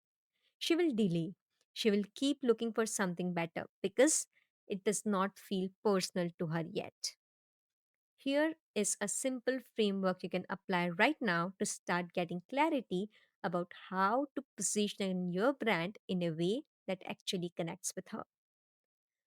First, define the emotional place where your customer currently is. Go deeper. What is frustrating her today? What has she already tried? What has broken her trust? What is the feeling that your product needs to meet her in?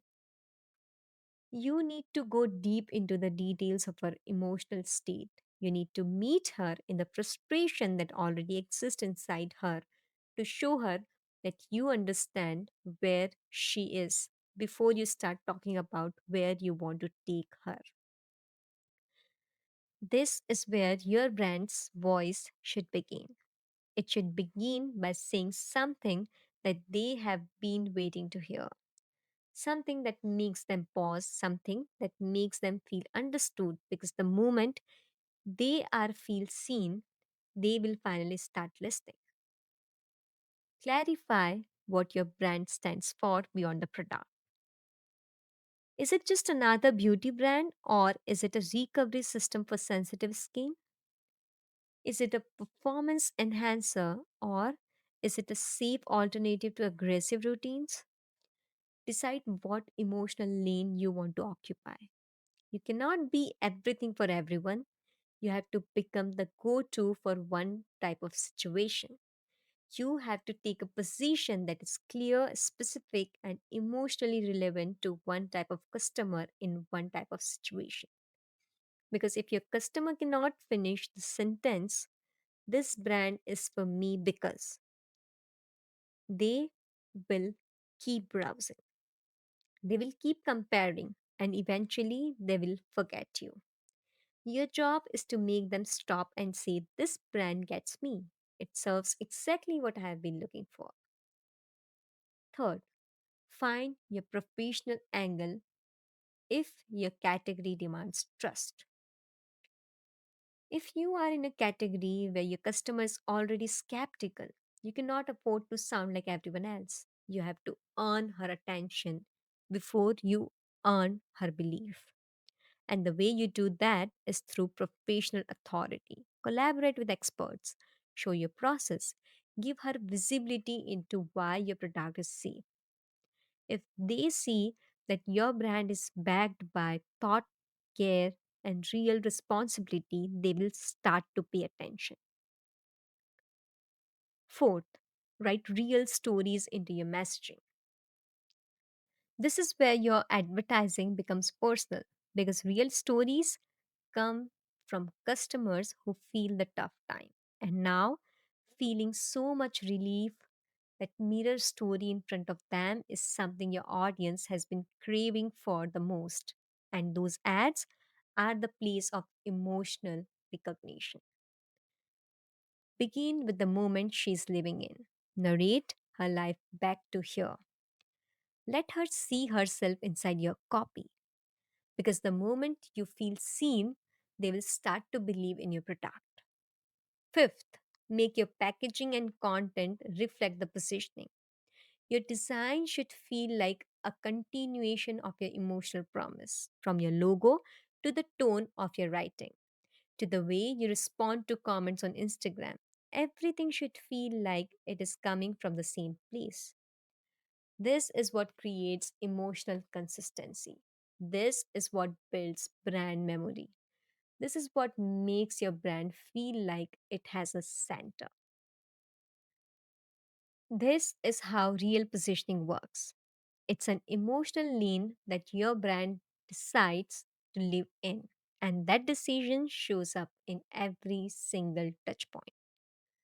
That is how Kavya turned her brand from one of many to one that feels like home for a very specific kind of women. And that is what your brand can do too.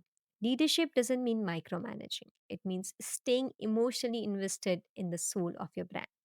And that is exactly what we are talking about next. Activity Position your brand. Day 17. Uncover your brand's emotional core. Pick three real people your brand serves. Write down one deep emotional struggle each of them faces.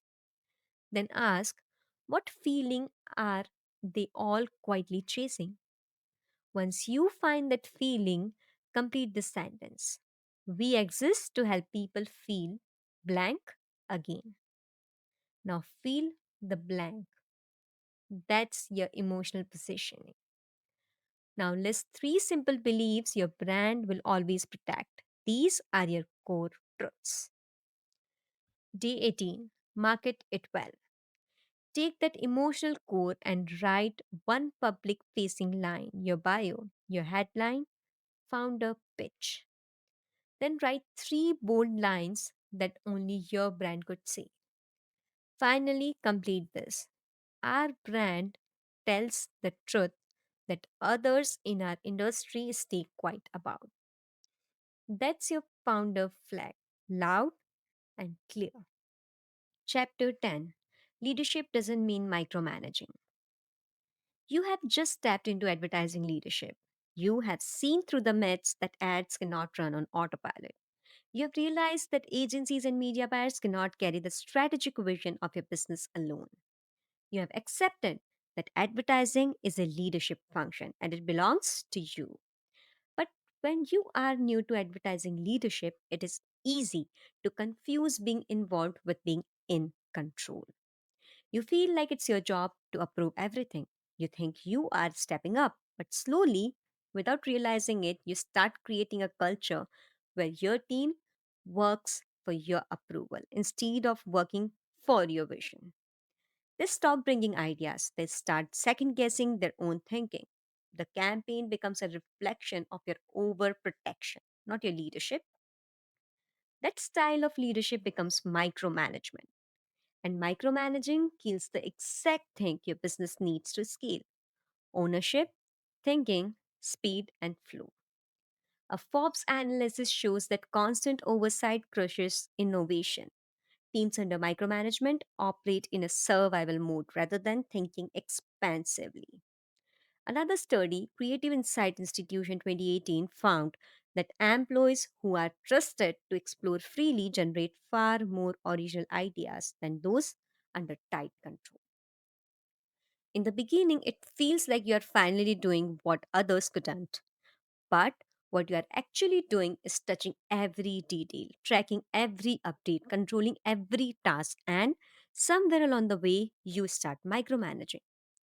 Advertising leadership is not about obsessing over every details. It's about setting the direction and making sure your team is running towards it with full clarity. It is about stepping into a role that is involved, not invasive. It's about staying in charge without being controlling. And most of all, it's about building a system of checks, rhythms, and reviews that hold your vision without choking your people. That's where delegation comes in. It's not dependent on advertisers and gives enough freedom to advertisers so they won't feel micromanaged.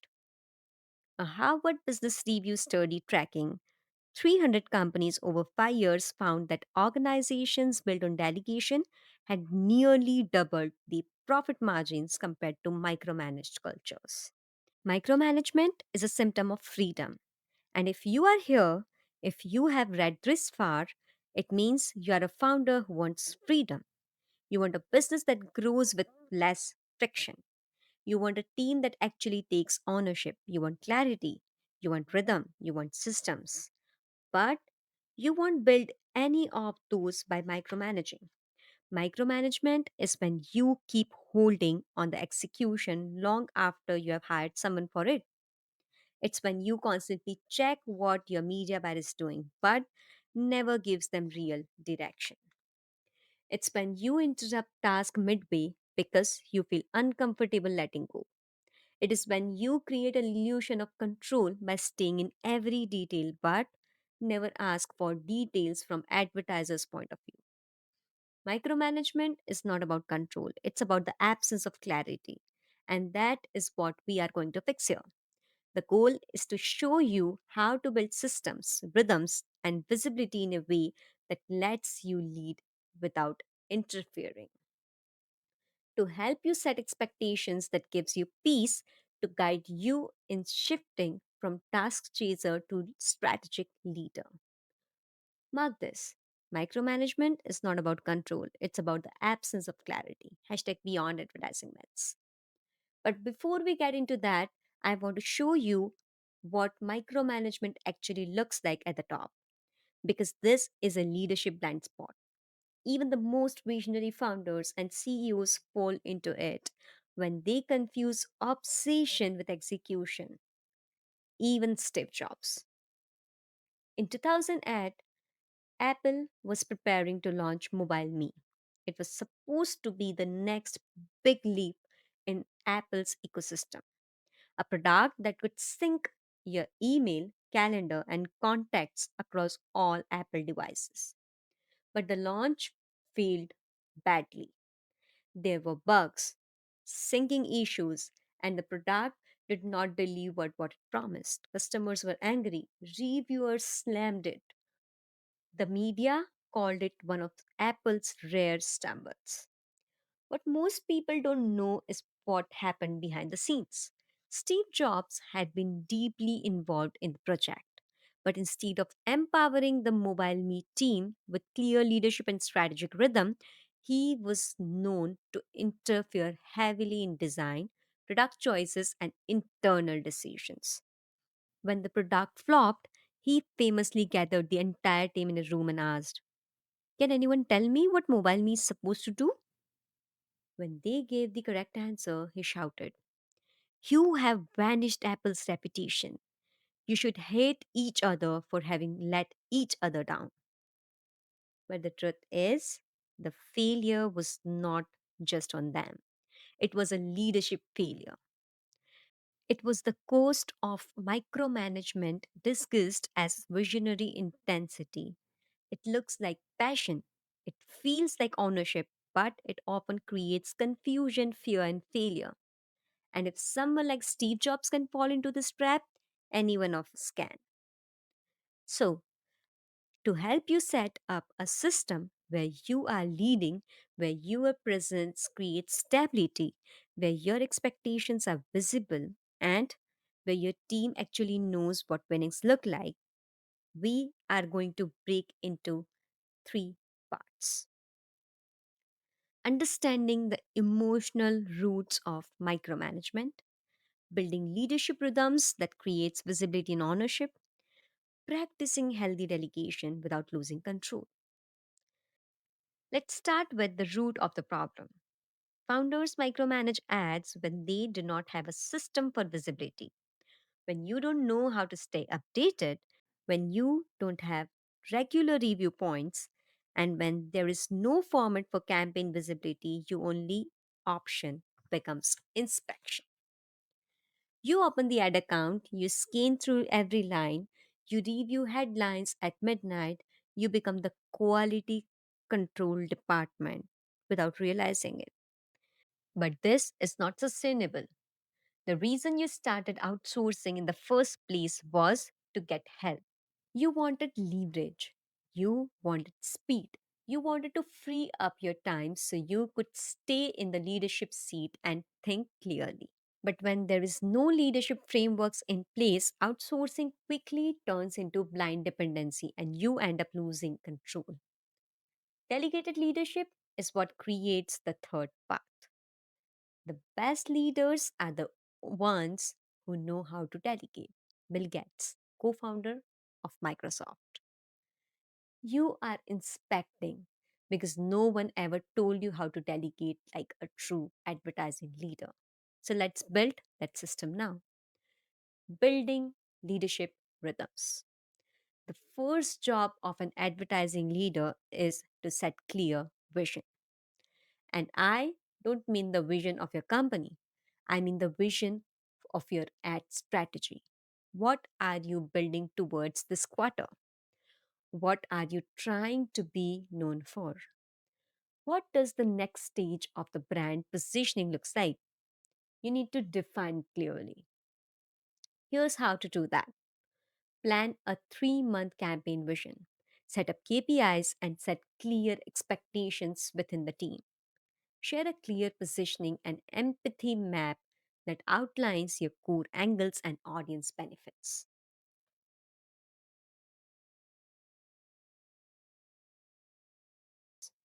This is what great leadership looks like in action.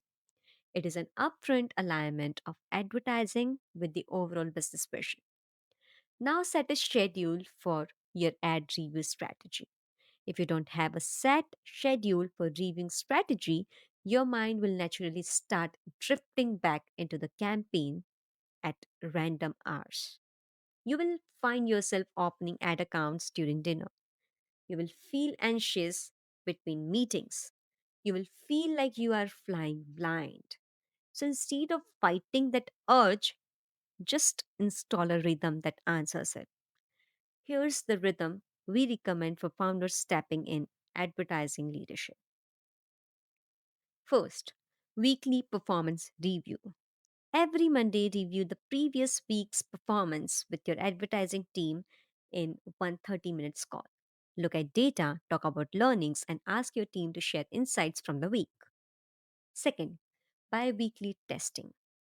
Every other week, request a loom where your team presents the next 2 weeks' testing plan.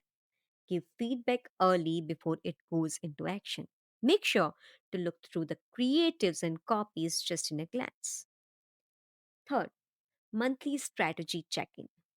Once a month, bring all the teams on a call from support to social media manager to product developer and look at how the brand story is evolving. Check if your positioning is aligning as planned. Analyze whether the campaigns are actually taking your brand forward. Advertising leadership is about asking better questions. Questions that clear out thinking, questions that expand awareness, questions that pull your team into your vision. Here's a better example. Which part of this funnel is holding back conversions? What is the gap between our projected KPIs and actual performance? Which at angles do you think is creating the most emotional pull? What feedback are we getting from real customers, and how can that shape the next version of your ads, landing pages, and product experience? What next steps will give us the higher return right now? These are questions that show you are involved and they give power of clarity to both you and your team. They give them space to think and a space for you to lead. So if you ever feel the need to inspect something deeply, pause and reframe it into a better question. This is the mental shift of a leader. Founders who are new to ad leadership often make the mistake of rewriting ads themselves. So instead of jumping in and rewriting, try reframing. Tell your team what is not feeling aligned.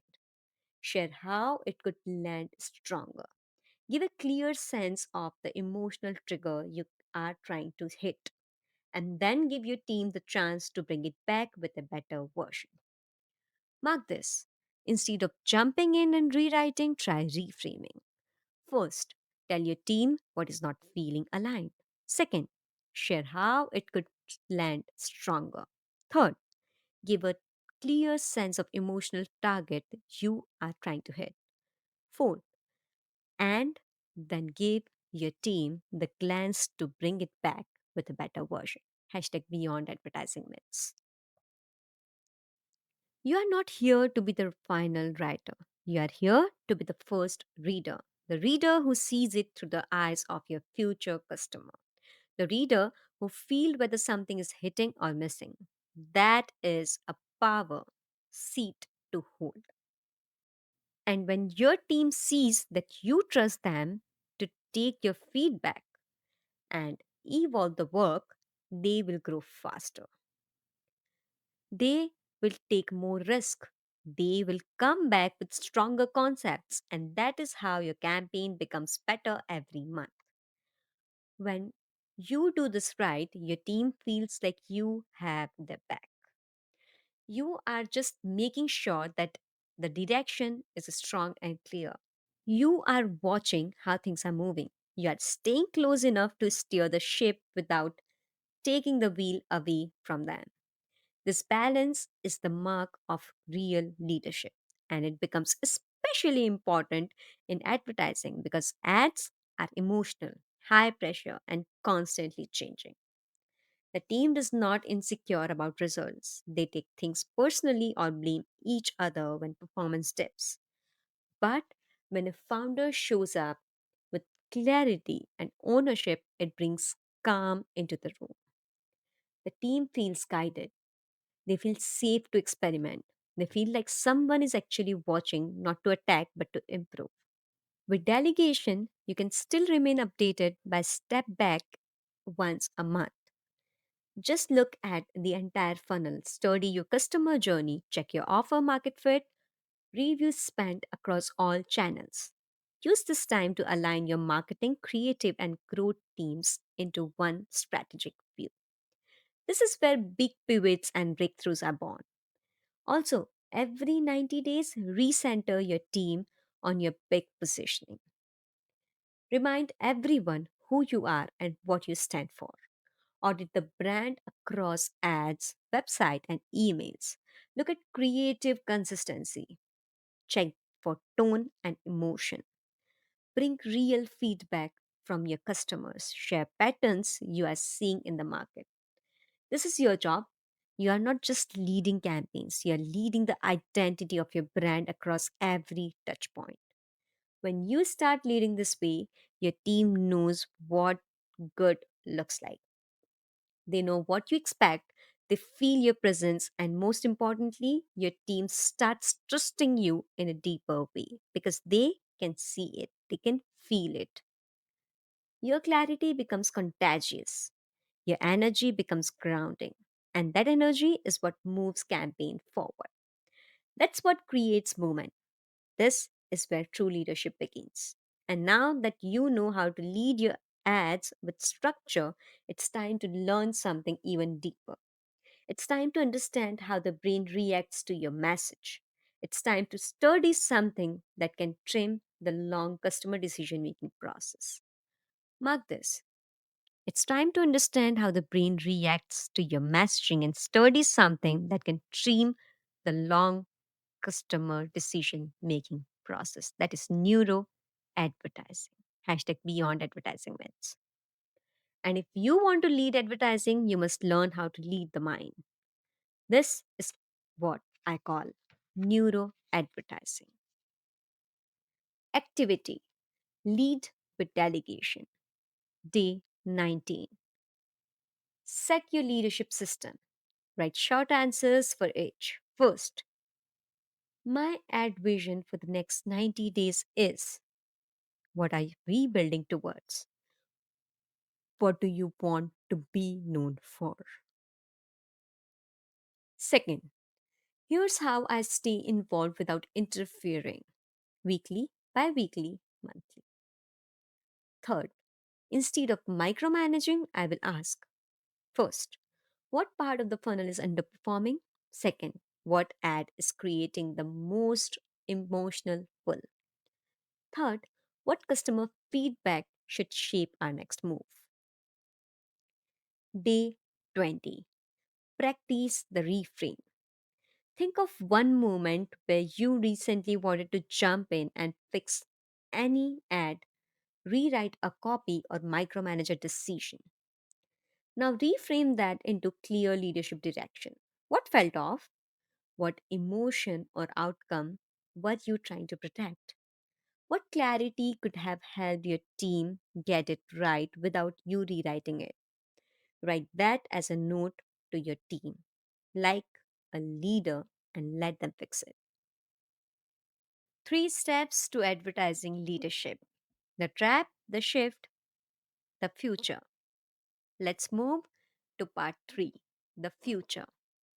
Scaling with neuroadvertising. You have seen through myths, you have stepped into the leadership role.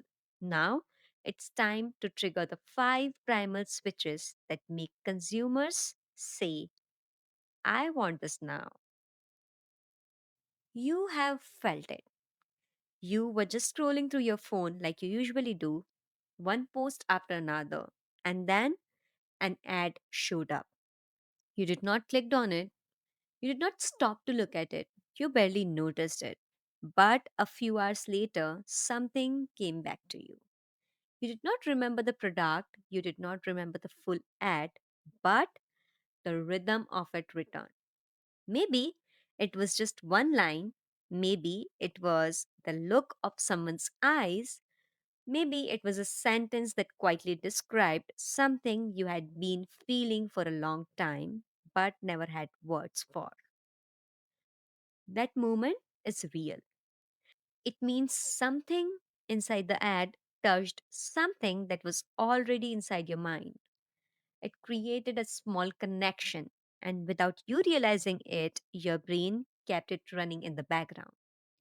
You did not ask it to stay, but it stayed anyway. That's the power of subconscious triggers. The point where advertising starts to merge with how the human brain actually responds. This is where your message stops acting like another campaign. It starts behaving like a memory. And when that happens, the ad no longer remains just an impression, but it remains inside the prospect's subconscious. When the right kind of ad reaches the subconscious of the right person, it does not feel like someone is trying to sell them something. It feels like someone finally understands them, and ultimately, messaging starts to feel personal. That is exactly what neuroadvertising is. It uses what neuroscience has already proven about how humans pay attention, how they store emotional experiences, and how they make buying decisions without you even realizing they are doing it. It is simply built on the truth that every real buying decision starts with an emotional or sensory trigger. And when your ad enters at the level of that trigger, the logical brain doesn't have to work hard to remember it. The message just stays. Neuroadvertising is already around you. It is inside the content that stays with you long after you have seen it. It is inside the brains that you cannot explain why you trust. It is inside the copy that hits too close to your own story. It is inside that one message you did not ask for, but somehow cannot skip thinking about. With neuroadvertising, you get 5 primal switches that control every major buying decision. These are the exact switches that activate parts of your consumer's brain when they start to feel attention, desire, emotion, memory, and action. Once you understand how to use these triggers inside your ads, you will start using actual neuroscience that directly talks to the consumer's subconscious brain. This is what makes your ad feel different.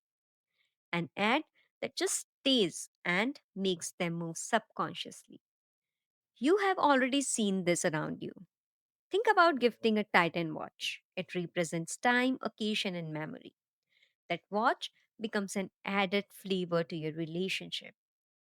That's how a brand stays alive inside someone's mind long after the transaction is over. Or take Google Pay app. Nobody had to explain how to use it twice.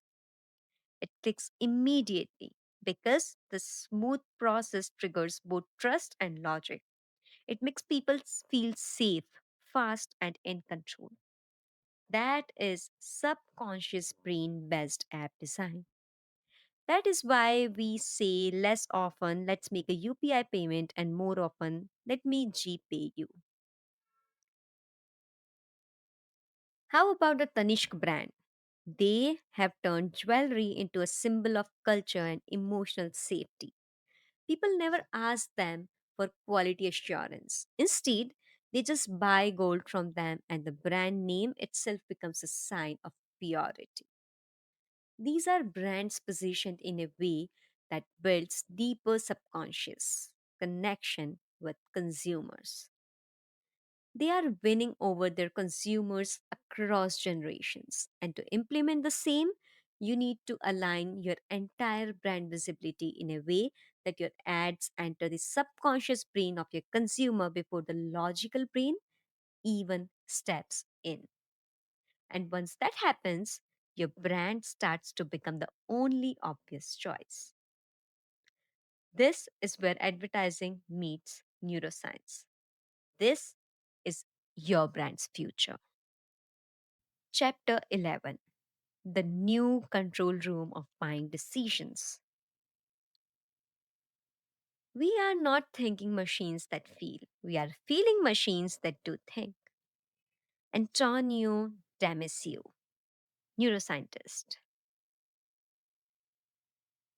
Think about the last time you bought something, not the kind of thing you researched for weeks, but the kind of thing you just failed to put to words. Maybe it was a product, maybe it was an ad that made you stop, or a message that just clicked. Now pause and ask yourself, was it logic that made you buy, or was it something else? If you sit down and truly think about how people buy, you will realize something most founders miss. People do not buy because of logic. They buy because something inside their brain says, this is right for me. That signal does not come from logic, it comes from a deep, invisible place inside them. It was fast, emotional, and almost completely subconscious. Our brain has two speeds. One is slow, rational, and deliberate. The other is fast, automatic, and emotional. Buying decisions almost always happen in the fast lane, the one that feels, reacts, and moves before logic even shows up. That is the place inside the human brain where buying decisions are actually made. And that's exactly where neuroadvertising works. Mark this: buying decisions almost always happens in the fast, automatic, and emotional lane of your brain, the one that feels, reacts, and moves before logic even shows up. And that's the exact place where neuroadvertising works. Hashtag beyond advertising myths. Neuroadvertising is the real science of how decisions are formed inside the human brain. Every single person you target with an ad already has thousands of thoughts running in their head. Some are conscious, but most of them are quiet, fast, and hidden under the surface. These hidden thoughts are what control attention, desire, memory, emotion, and action. Harvard professor Cyril Zeltman's research found that 90% of human brain decisions happen outside of their awareness. But your ads still try to convince the remaining 10%. That means if your ad only speaks to the conscious mind, you are already missing the real control room. So here's exactly where we need neuroadvertising to work on that exact 90% of the brain, the real control room, by entering this hidden layer and crafting a response when it matters the most. When you understand how buying decisions are actually made inside the human brain, you will stop pushing or convincing and you will start triggering. You trigger emotion, the kind that makes a product feel right before they even realize why. You trigger urgency, that quiet, invisible tension that builds in the background, and suddenly this starts saying, I need to do this now. You trigger trust through a feeling of safety that wraps around the decision. You trigger identity, that powerful moment where the person sees themselves in the message and thinks, this is for me. And you trigger movement, that subtle shift where attention turns into action. These are the five primal switches that live inside your customer's mind. If you know how to reach them and turn them on through your ads, you stop advertising and start neuroadvertising. The real control room of advertising is inside the brain of your customer, and that brain is running pattern. It's scanning, it's filtering, and asking one question every second. Should I pay attention to this? If your ad does not create a signal strong enough to get through, then it will be deleted. The brain will throw it out before the person even know what they saw. Neuroadvertising helps you design ads that survive this deletion. It helps you bring message that stays and echoes, and when that happens, the person feels like the idea is their own and they act on it. Let me show you how it looks inside a real movement. There was a health industry founder who had spent over a year building a supplement designed specifically for women's struggles with PCOD. The formula was clear. Every ingredient was carefully selected to support hormonal balance. It includes adaptogens, plant based extracts, and essential micronutrients that could have reduced symptoms like fatigue, weight fluctuations, and skin breakouts. She had worked with clinical researchers, sourced everything from certified suppliers, and even got the product lab tested. This was not just a business for her, it came from her own personal battle with PCOD. She had lived through the bloating, the mood swings, the irregular cycles, and the quiet anxiety that no one really talks about. So, when the time came to launch the product, she wanted to do it right. She followed the standard approach. The first ad campaign talked about the ingredients, it showed the certifications, it explained the science behind each capsule. The copy mentioned that the product was doctor approved and free from synthetic fillers. Everything looked clear, professional, and backed by logic. The result came in and they were okay. People were clicking, a few were buying, but the numbers were not strong enough to scale. The cost per sale was too high. The return on ad spend was inconsistent. She kept checking the dashboard, wondering what she was missing because the product was genuinely good. The results that customers were seeing were real, and yet the message was getting filtered out. It was not landing the way it should. That is where we brought in neuroadvertising. We did not touch the formulation. We did not reduce the price. We did not change the ad strategy. The only change we implemented was in messaging, the pattern of how the consumer's brain receives the message. Instead of starting with ingredients, we started with the invasive emotional tension women feel when they are dealing with PCOD, the kind of tension that does not show up on medical reports but sits in the body every morning. The ad opened with a sentence that sounded like it came from the mind of the women reading it. It said, I used to wake up feeling tired before the day even started. I blamed stress, but deep down I knew something else was off. The image showed a woman sitting at the edge of her bed holding her stomach. Not a commercial type of picture, but a real image. We used soft lighting. We used expressions that captured what women with hormonal issues often feel but rarely express. The language mirrored the internal question they carry, like why their skin suddenly breaks out even when they eat clean, or why they feel irritated for no reason at all. We introduced the supplement not as a cure but as a part of their journey to regain control. We did not make claims. We made space for her to feel understood, and something shifted. The ad started getting saved. Women were not just clicking, now they were replying to the story. They were sending DMs saying, this is exactly what I have been going through. I didn't even know there was something for this. The cost per sale dropped by 40%. The sales number doubled. Yes, nothing changed about the product, but what changed was how the brain experienced the message. And this shift is not a one off success story.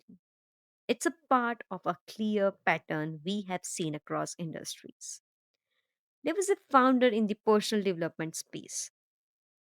He had built an emotional mastery course for high performing professionals, people in intense corporate roles who looked successful on the outside but were silently carrying emotional badges on the inside. His course helped them process that weight.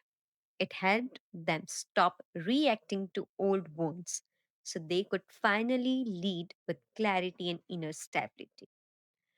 The funnel was already working, the testimonials were powerful.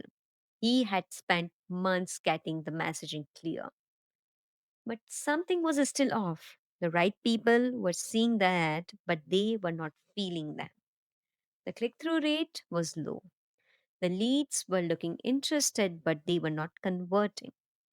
When we broke it down, the problem became clear. The ads were listening benefits, but they were not creating an emotional pull.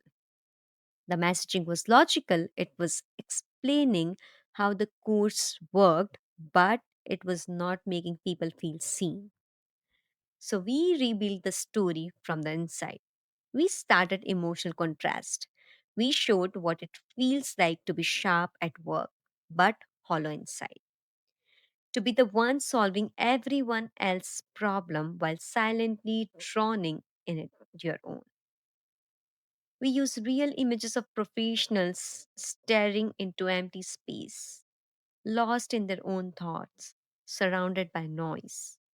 That is what emotional disconnection looks like. And deep down, they knew it. We placed the most raw testimonial at the beginning, a single line that pierced through emotional Daniel. I thought I had moved on, but I was still reacting to things from 5 years ago. That was not just a trigger, but a mirror for the ideal buyer. And it landed.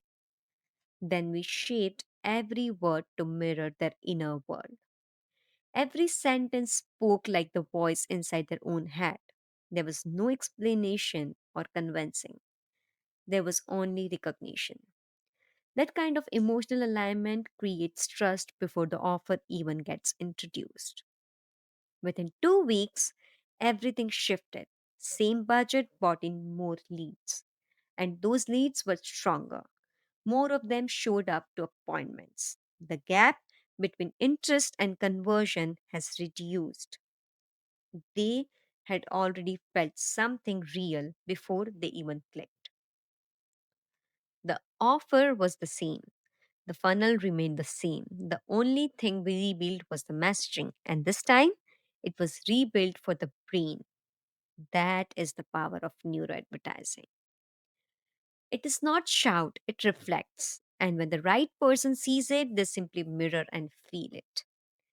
It's about implementing neuroscience. It's a communication designed for how the brain processes stories, tension, and emotion. It creates a moment of pause in a world that is built for escaping. When you use neuroadvertising, you are not chasing the algorithm, you are anchoring the message directly into the mind.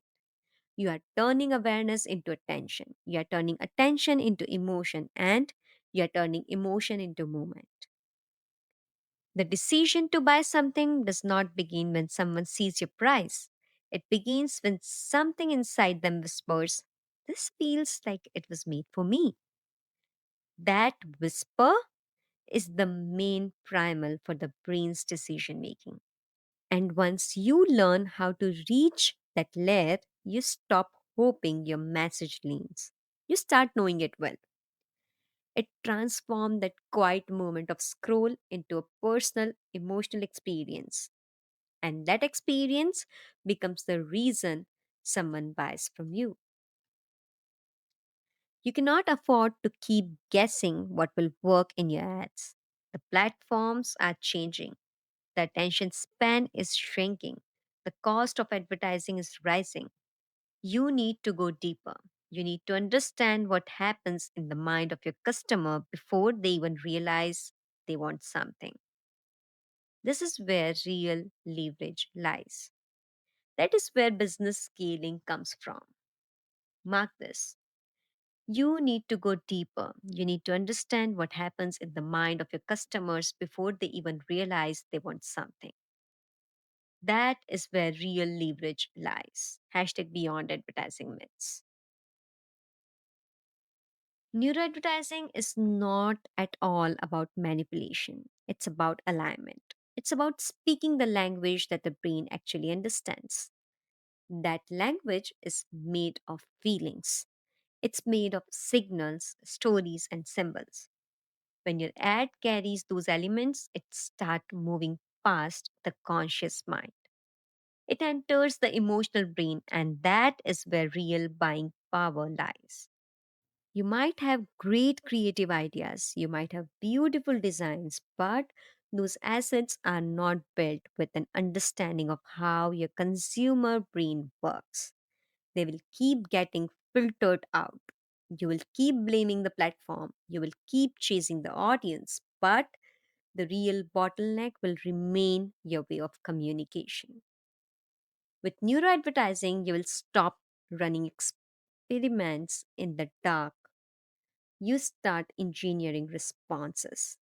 You start building ads that are not just seen but felt. And when your ads are felt, people stop. They notice, they feel like you understand them, and they take actions. This is the shift I want you to make. Move from output based advertising to response based advertising. Do not launch creatives, design triggers. Do not just write headlines, create signals. Do not just target audience, tap into decision patterns. Every single brand that scale fast is doing this. They may not call it neuroadvertising, but their ads are triggering the five primal switches again and again. They are creating memory, they are creating identity resonance, they are building trust before prospects even click, and they are engineering moments, not just traffic. You are no longer a founder who depends on someone else to figure out your advertising. You are building the skill of advertising leadership. And with neuroadvertising, you now have the control panel in your hand. You can shape the messaging, you can guide the emotion, you can design the sequence, and you can enter the place where real buying happens, the subconscious mind of your customers. Mark this. You are building the skill of advertising leadership. And with neuroadvertising, you now have the control panel in your hand. You can shape the messaging, you can guide the emotion, you can design the sequence. Now you can enter the place where real buying happens. That is the subconscious brain of your consumers. Hashtag beyond advertising myths. That's where the future of advertising is heading, and you are ready for it. When someone is scrolling the phone, they are not looking for a product, they are in a certain emotional state. That state could be boredom, frustration, anxiety, loneliness, excitement, or even passive curiosity. In that state, they are not planning to buy anything. But if the right kind of message reaches them at the right time, something inside them shifts. That shift is what creates the buying moment. That shift happens through something I call as emotional switch. Think of it like a hidden button in the buyer's mind. When that button gets pressed, a deeper part of them gets activated. Suddenly they feel something: urgency, relief, clarity, trust, desire, or even hope. And when that feeling takes over, the buying decisions processes immediately. That's why you cannot just run ads with clever copy or visuals. You must start by asking, what is my buyer feeling right now, before they even see this ad? And then ask yourself, what do I want them to feel by the end of this ad? The distance between those two emotions, that's the emotional shift your ad must deliver. Let's make this real. If someone is feeling doubtful, then your ad might need to create trust. If someone is feeling stuck, then your ad might need to create hope and momentum. If someone is feeling overwhelmed, then your ad might need to create a feeling of safety or relief. This is how neuroadvertising works. It's the neuroscience backed emotional ad leadership. When you lead this way, you are not delegating based on execution. You are delegating based on emotion. You are telling your copywriter what switches you are trying to press. You are telling your designer what kind of emotional temperature the creative needs to hold. You are giving direction that connects to the buyer's real mental state. This is what it means to lead ads from the control room of the brain. You are not guessing anymore, you are now switching. Activity: Power of neuroadvertising. Day 21. Map the buying journey. Pick one product you are currently advertising. Answer in 1 to 2 lines each. First, what does your buyer feel 3 hours before they decide to buy your product? Second, what emotion is blocking them from immediate purchase? Third, what shift happens when they finally say yes? Fourth, what are they trying to protect, prove, and avoid? Fifth, what moment in your funnel delivers that shift? Now, label your funnel steps with the emotion they are supposed to trigger. This is neuroadvertising plan to guide their emotions. Day 22. Rewrite with switches. Pick one underperforming ad, rewrite it using all 5 of these switches. First, emotion. What do they secretly want? Second, urgency. What shows time is running out? Third, trust. What feels real and human? Fourth, identity. What identity are they stepping into? Fifth, movement. What gives them the push to act now? Chapter 12. The frame that triggers the buying brain. Your customers do not care about you, your product, or your service. They care about themselves. Roger Dolly,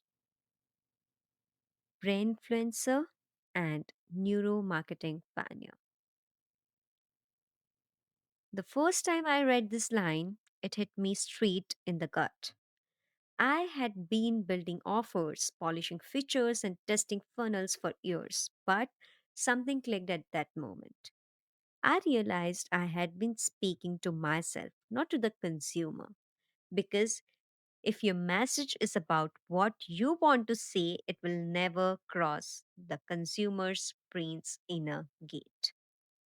The part of your ad that lands is not shaped by logic, it's shaped by relevance. It's shaped by their internal focus. It's shaped by one simple moment of recognition where their brain says, yes, this is about me. The consumer's brain is not scanning for products or services. It's scanning for value and identity. It's scanning for itself. Every human brain has one primal radar running at all times. That radar is silently asking, what does this mean for me? And if the brain cannot find a clear answer fast, it moves on. It doesn't matter how strong your headline is or how unique your product sounds. If it does not feel like it belongs to them, it disappears. That is the point where most ads collapse. Mark this: the consumer's brain is not scanning for products or services, it's scanning for value and identity. It's scanning for itself. Hashtag beyond advertising myths. Most ads are clear, structured, and even use benefit led writing. But they still miss the mark because the focus is still on the founder. It still feels like a pitch. It still feels like someone is trying to sell something. And the moment that feeling hits, the brain shuts off.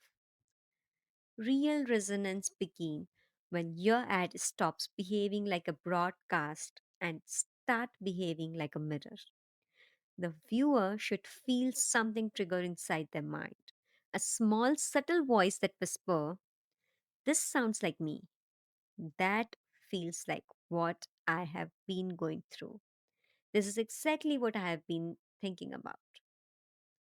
That kind of reaction comes from knowing how the subconscious brain works. This is the part of advertising most people never get to.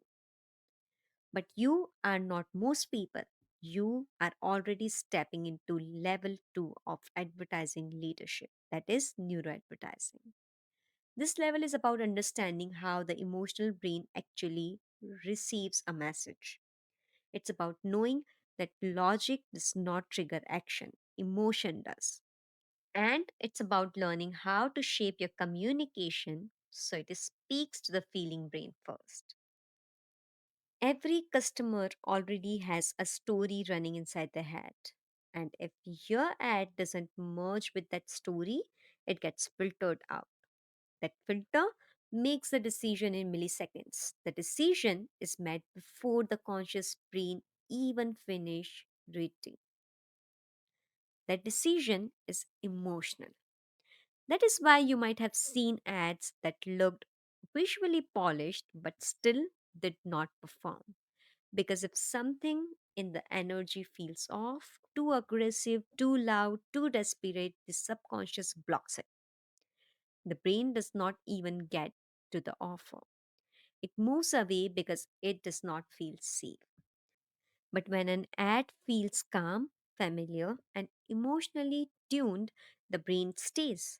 It does not stay because you convinced it, it stayed because it feels something. That feeling is the trigger. That trigger is the doorway to what we call neuroadvertising. Mark this: when an ad feels calm, familiar, or emotionally tuned, the brain stays because feels something. That feeling is the trigger. That trigger is the doorway, and that doorway is what we call neuroadvertising.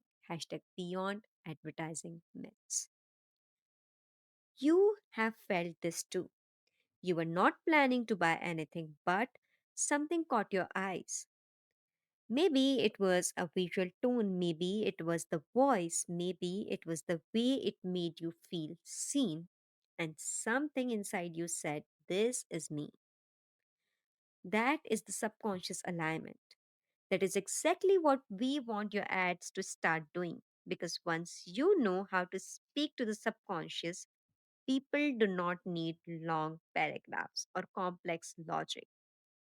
They already want to say yes. But the best part is that this does not require more budget, it requires more attention.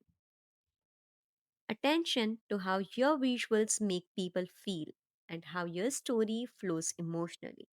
It's about making sure how your headline reflects what they are already carrying inside and paying attention to how your offer feels in their world, not just yours. To help you do this clearly, I created a structure.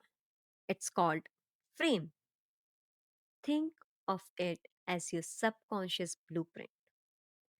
It is the tool that turns your message into a felt experience. Most marketers build ads like they are announcements, but what actually works is building ads like they are emotional mirrors. The frame technique helps you do that. It helps you create ads that do not just get seen, they feel, they get remembered, and they get trusted. But before I explain frame, I want to show you why this shift matters. Because reaching someone's brain is only the first part. Getting in is not enough. You have to stay. You have to go deeper. You have to move from attention to emotion. From this looks interesting to this understands me. That second shift is where the true connection begins.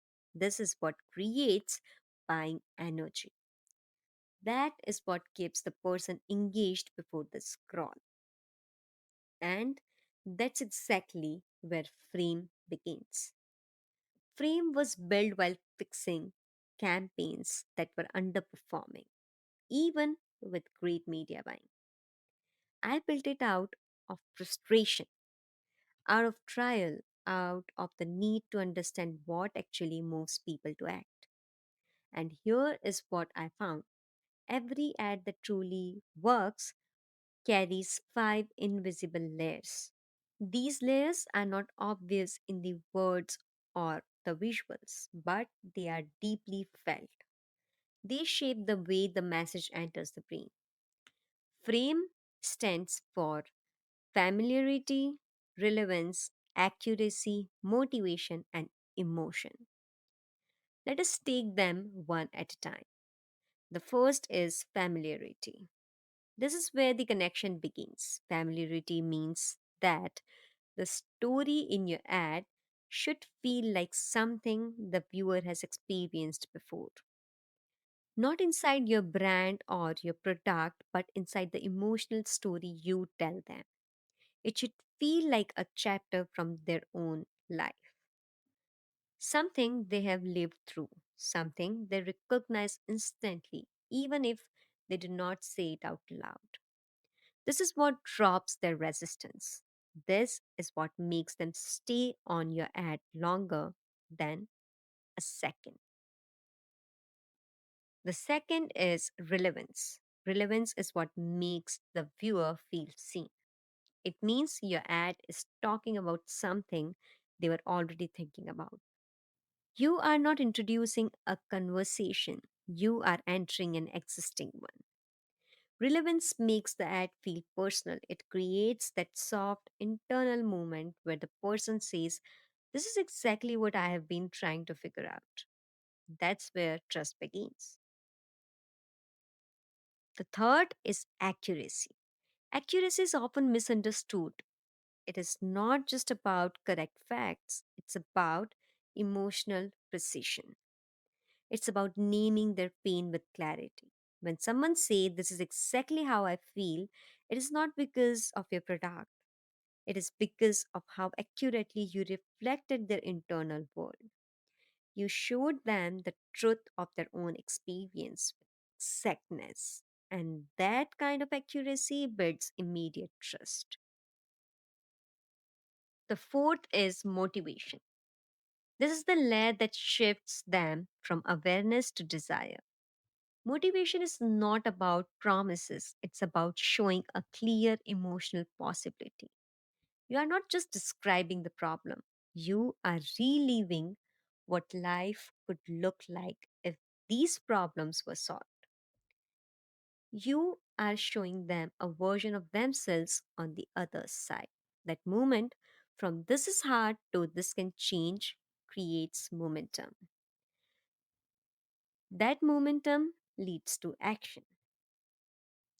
And the last one is emotion. Emotion is the energy that holds all of this together. It's the heartbeat of your ad. You can have the right logic, the right structure, the right promise, but if there is no feeling, it does not land.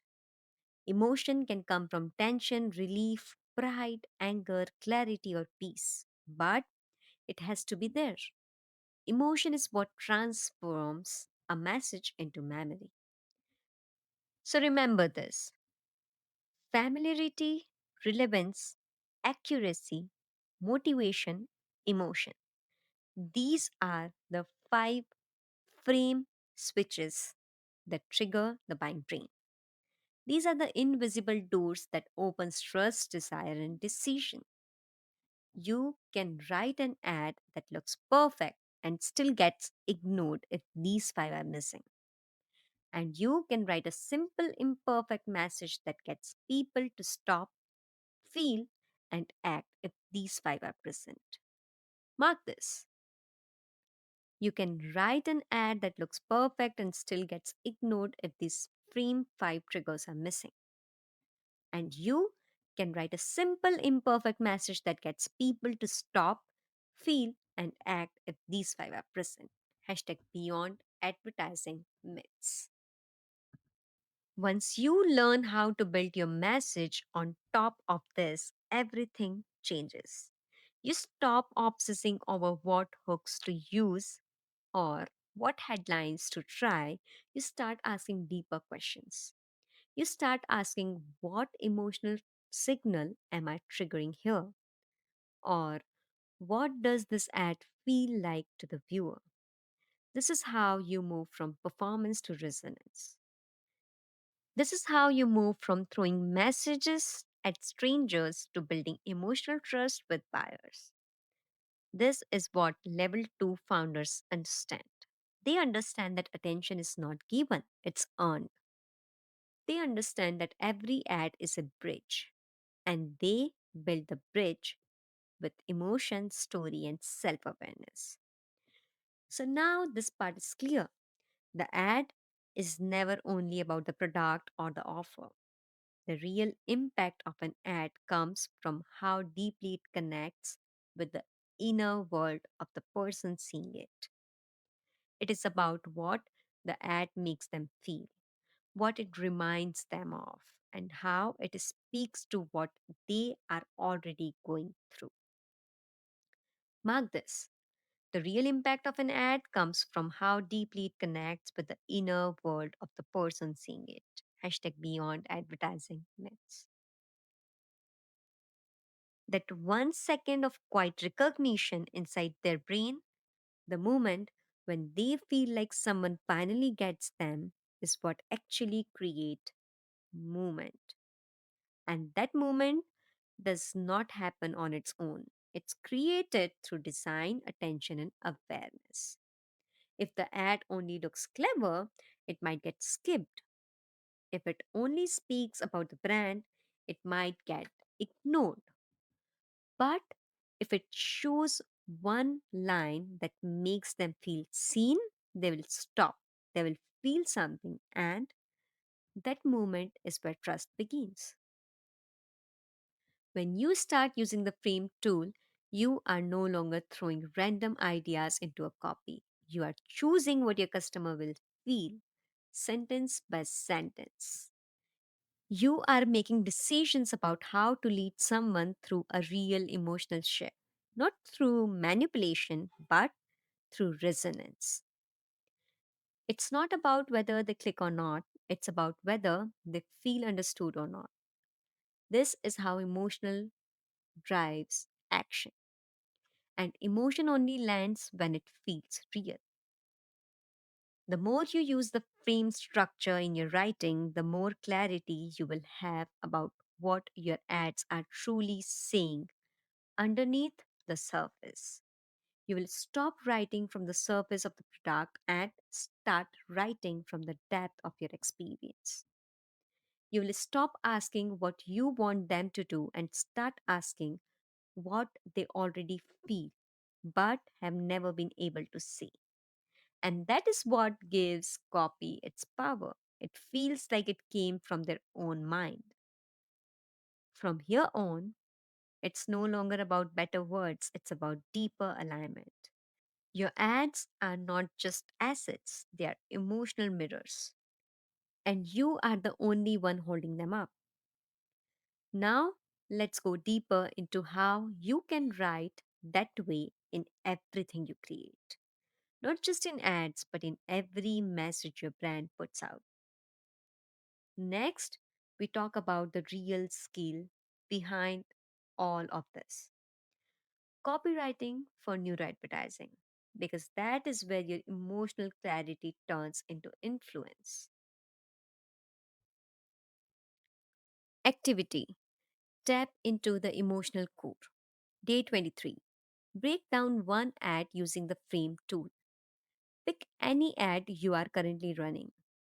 Just sit with it and answer these five questions in one clear sentence each. First, what makes this feel familiar to the buyer's life right now? Second, what trust does it mirror from their current situation? Third, what line shows you actually understand what they're going through? Fourth, what future are you pulling them towards by the end of the ad? Fifth, what emotion does that finally shift leave them with? Day 24. Write a new ad using frame. Now write a short paragraph using the frame tool. First, begin with a moment that feels real in their life right now. Second, call out the quiet truth they are living with. Third, acknowledge the struggle they are secretly exhausted by. Fourth, paint a future that finally feels believable and worth moving towards. Fifth, and with exact emotion that will get them to act, not because they are pressured, but because they finally feel seen. Chapter 13, Copywriting for Neuro Advertising. If you are building a business today, then you are already writing. You are writing every time you speak to your customers, send a message, update a headline, or explain your offer. You might think you are not a copywriter. You might have hired someone else to do it, but the truth is, the voice behind those messages still comes from you. Even if someone else writes the words, the direction behind those words still comes from your clarity. That is your copy. And that copy is shaping how the world sees your product, your team, and your values. Whether you're aware of it or not, you are writing. The only question is whether you are writing in a way that actually builds belief. Because that's what makes people trust you in the first place. What makes them feel seen, what makes them lean forward. That shift happens long before the first line of copy gets written. It begins with your frame. And that frame is the emotional starting point of your message. Your frame is the emotional role your product is trying to play in someone's life. It is the position it takes inside their story. It is not just about what your product does, it is about what it begins to feel like. When someone looks at your ad or reads your landing page, something shifts inside them. That shift does not happen through logic or structure. It happens because the emotional tone feels right. And if your frame is not clear, then your copy will not move anyone. It might sound good, it might follow the rules, but it will not stick because the emotion is missing. For a long time, I used to believe that copywriting was just about making things sound smart. I would focus on design, I would fix the budgets, I would choose the perfect time to run the ad, but I never looked closely at the actual words. And every time the results would remain constant, I would feel that something was off. But I didn't knew what it was. Until one day I saw one of Frank Kern's old sales letters. It had no design, just one simple headline that says, "Would you like me to personally double, triple, or even quadruple your business for free?" Question mark. And something inside me shifted. It did not felt like a pitch. It felt like someone was offering to help me for real. There was no performance. There was no pressure. It was just felt clear. I copied the entire letter into a document and read it line by line. I wanted to understand what made it feel so powerful. And what I discovered was trust. That letter spoke with complete clarity. It filtered the reader without being rude. It made a bold offer without feeling pushy. And more importantly, it felt honest. It did not try to impress me, it just spoke to what I wanted and what I was stuck with. That letter changed how I looked at copy forever. After that, I started applying the same mindset in my own ads. I stopped writing for everyone. I started writing for the one person I knew I could help. I asked myself one question before writing anything. If I read this as a customer, would I care? If the answer was no, I would rewrite it. If the answer felt vague, I would get more specific. And every time I brought in more emotional clarity, the numbers started improving. But more than the numbers, I noticed something else. People started replying to the ads. They started staying longer on the pages and they started saying yes with less hesitation. Mark this. I asked myself one question before writing anything. If I read this as a customer, would I care? If the answer was no, I would rewrite it. If the answer felt vague, I would get more specific. Hashtag beyond advertising myths. There were three big lessons I took from the Frank Kern's letter. The first lesson was that the offer has to be sharp. It has to be specific. It has to feel like something real is being given. If your copy says something like, "We help you grow your business," nobody will respond. But if it says, "We will review your tax return, show you where you are overpaying, and help you build a better financial plan at no cost," then people know what they are getting. That is what a sharp copy looks like. The second lesson was that the copy should filter. When you speak directly to the right person, you also gently push away the wrong person. And that is not a problem. That is actually what a good copy is meant to do. Frank Kern would write things like, "This is only for business owners who are already doing well." When you write like that, it makes the right person feels like they are in the right room. I started doing the same thing. I would say exactly who the offer is for. That honesty built trust because I was no longer trying to be everything to everyone. I was just being clear. The third lesson was how to frame the offer. I stopped making it sound like a sales pitch. I started making it sound like a valuable shortcut. I would describe what the person gets, I would tell them what it normally costs, then I would explain why I'm offering it for free or at a lower price, and I would write the next steps clearly.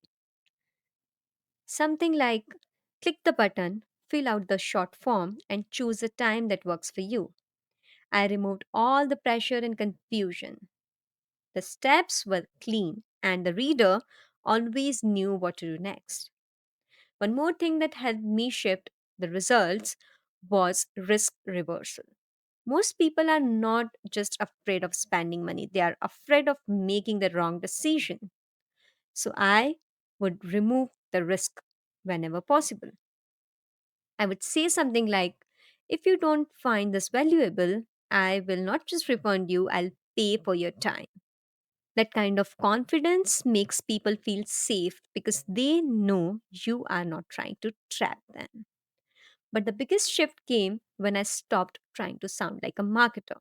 I started writing like a person. I removed all the fancy language. I stopped saying things like scalable growth framework and started saying things like, let us help you make more without working more. I started writing in a natural rhythm, real words, full sentences, honest tone. The more human my copy became, the more people responded. And finally, I started telling real stories, nothing exaggerated, just small wins. Like how one client saved 10 lakh rupees in Texas, or how another client turned their funnel around in 5 days.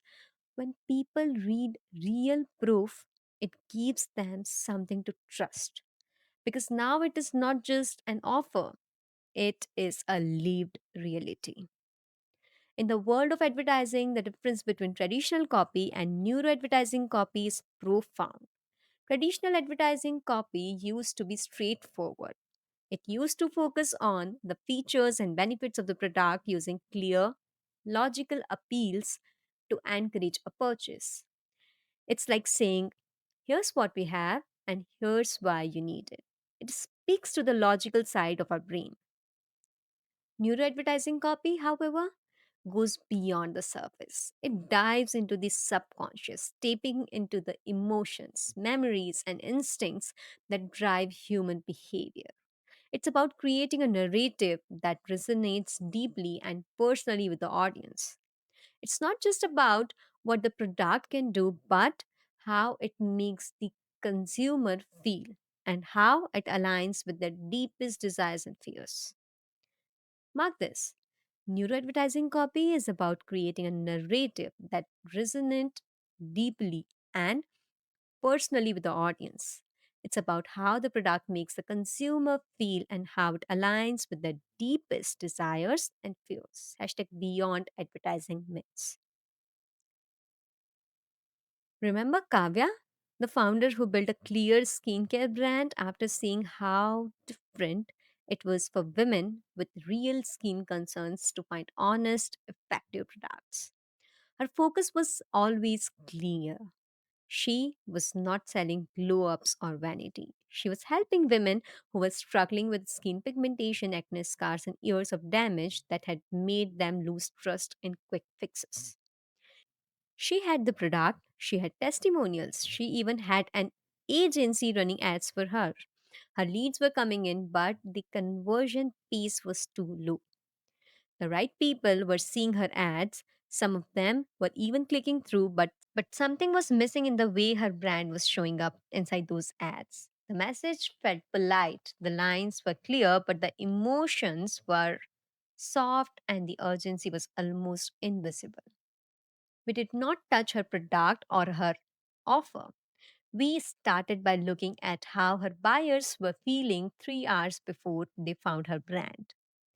They were not just looking for skincare, they were sitting on Google late at night typing things like how to hide acne scars with makeup or pigmentation cream that actually works.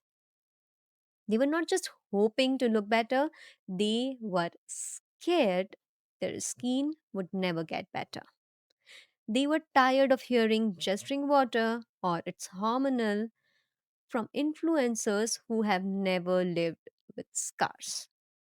They were silently carrying years of embarrassment, skipping photos, hiding from mirrors, and avoiding events because they felt like their face would become the topic. We asked, what is the emotion that is stopping them from buying right now? It was not the price, it was emotional fatigue. They had tried so many brands, so many routines, and seen no results. They had lost the belief that anything would work. Now, think about this. If your buyer is that emotionally tired, what will happen when your ad says clean skincare that works? Nothing. Their brain has already seen these lines 100 times. It does not register anymore. It becomes invisible because it does not feel like it was written for them. So we changed the copy. We started speaking to the fatigue. We wrote, you have already spent too much money on products that only made your skin worse. This is not one more experiment. This is different, and you will know it in 3 days. We showed a real face with scars. We did not hide the marks.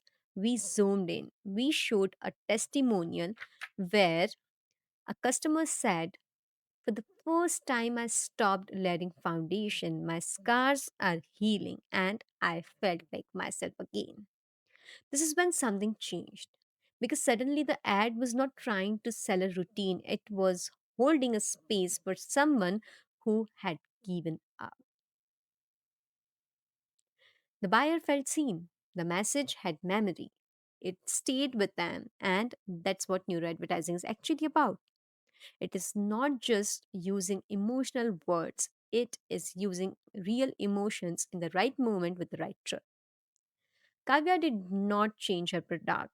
She just changed the way her brand entered the buyer's brain, and that's when her conversations started picking up. Not because she added a new bonus or changed her price, but because her ads finally felt like they were written by someone who understood the emotional cost of bad skin.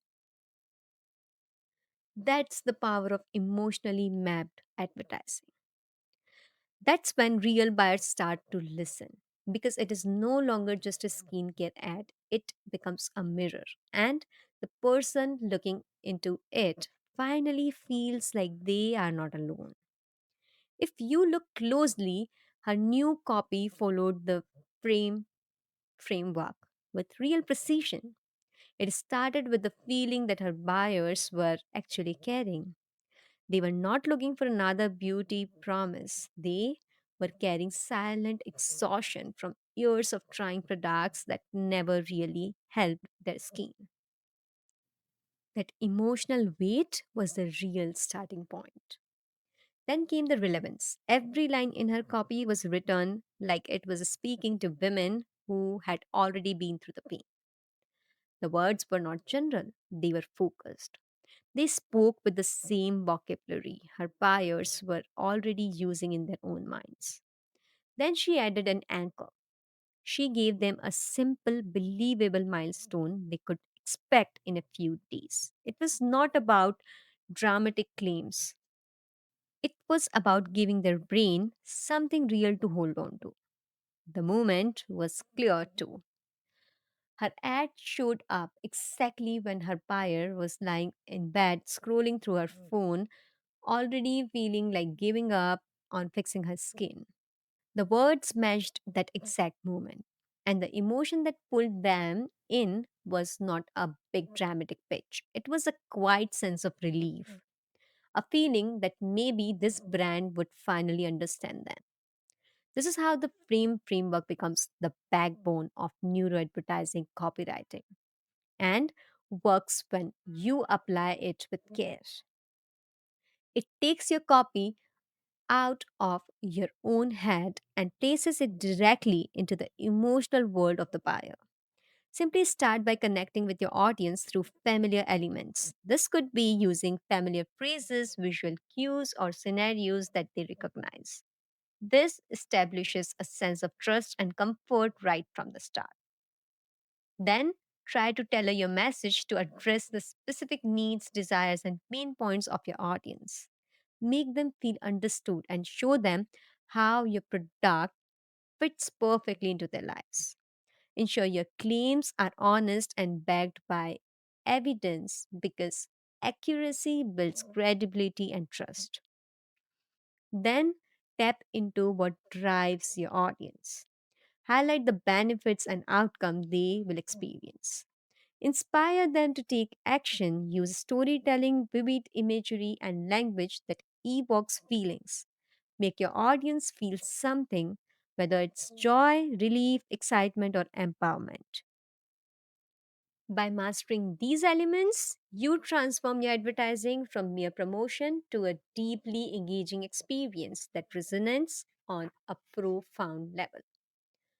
Mark this. By mastering framework elements, you transform your advertising from mere promotion to a deeply engaging experience that resonates on a profound level. Hashtag beyond advertising myths. This is the true power of neuroscience principles that simply aligns and blends inside your advertising. That is what real copywriting feels like. It simply blends into your advertising. Activity switch to neuroadvertising copywriting. Day 25. Write like the Frank Kern. Write one short pitch paragraph using Frank Kern structure. First, start with a bold question. Would you like me to double your leads or sales for free? Question mark. Second, follow with a short credibility line. I have done this for brands like X and Y.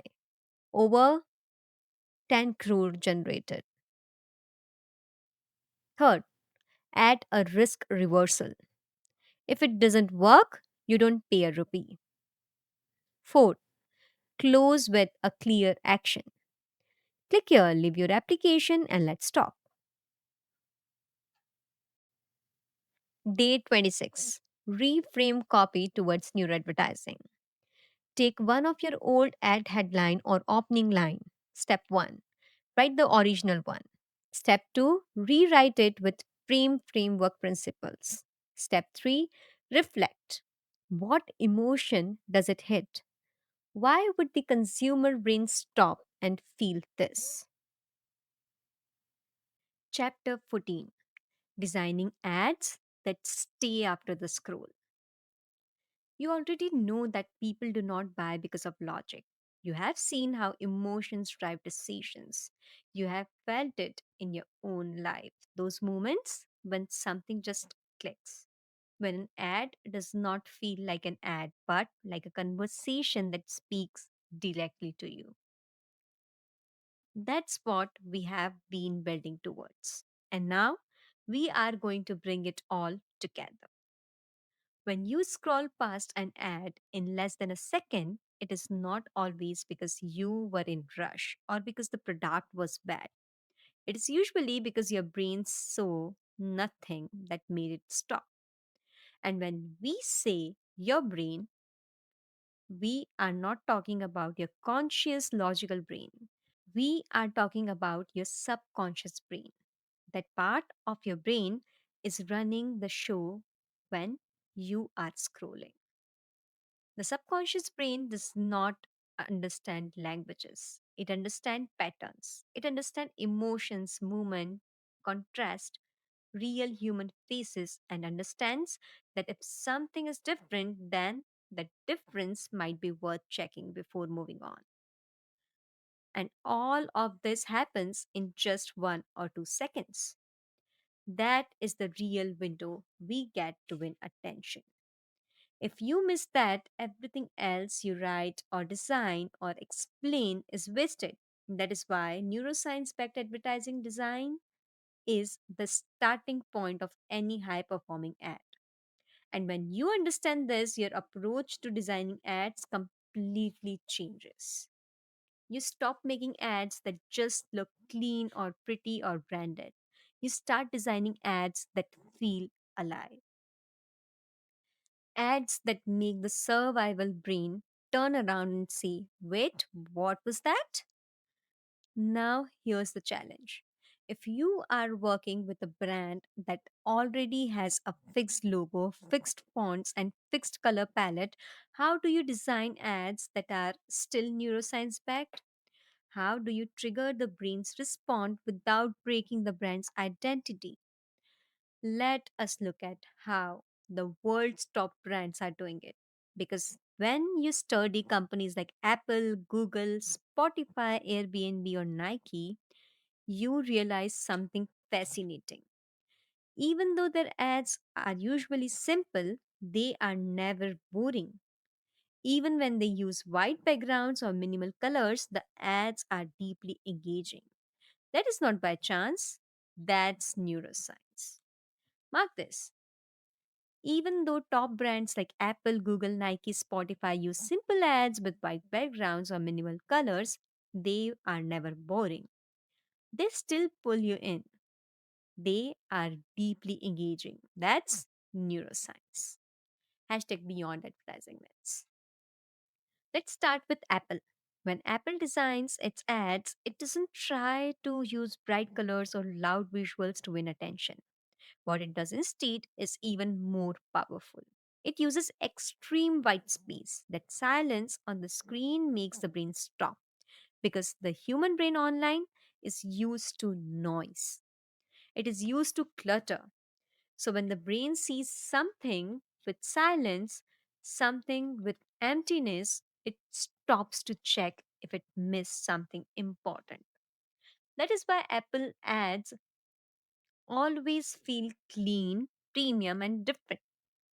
The white space is not a design choice, it's a psychological trigger. Take Google's product videos. Most of them begin with completely white background, soft movement, and one clear focal point. That white space gives the brain breathing room.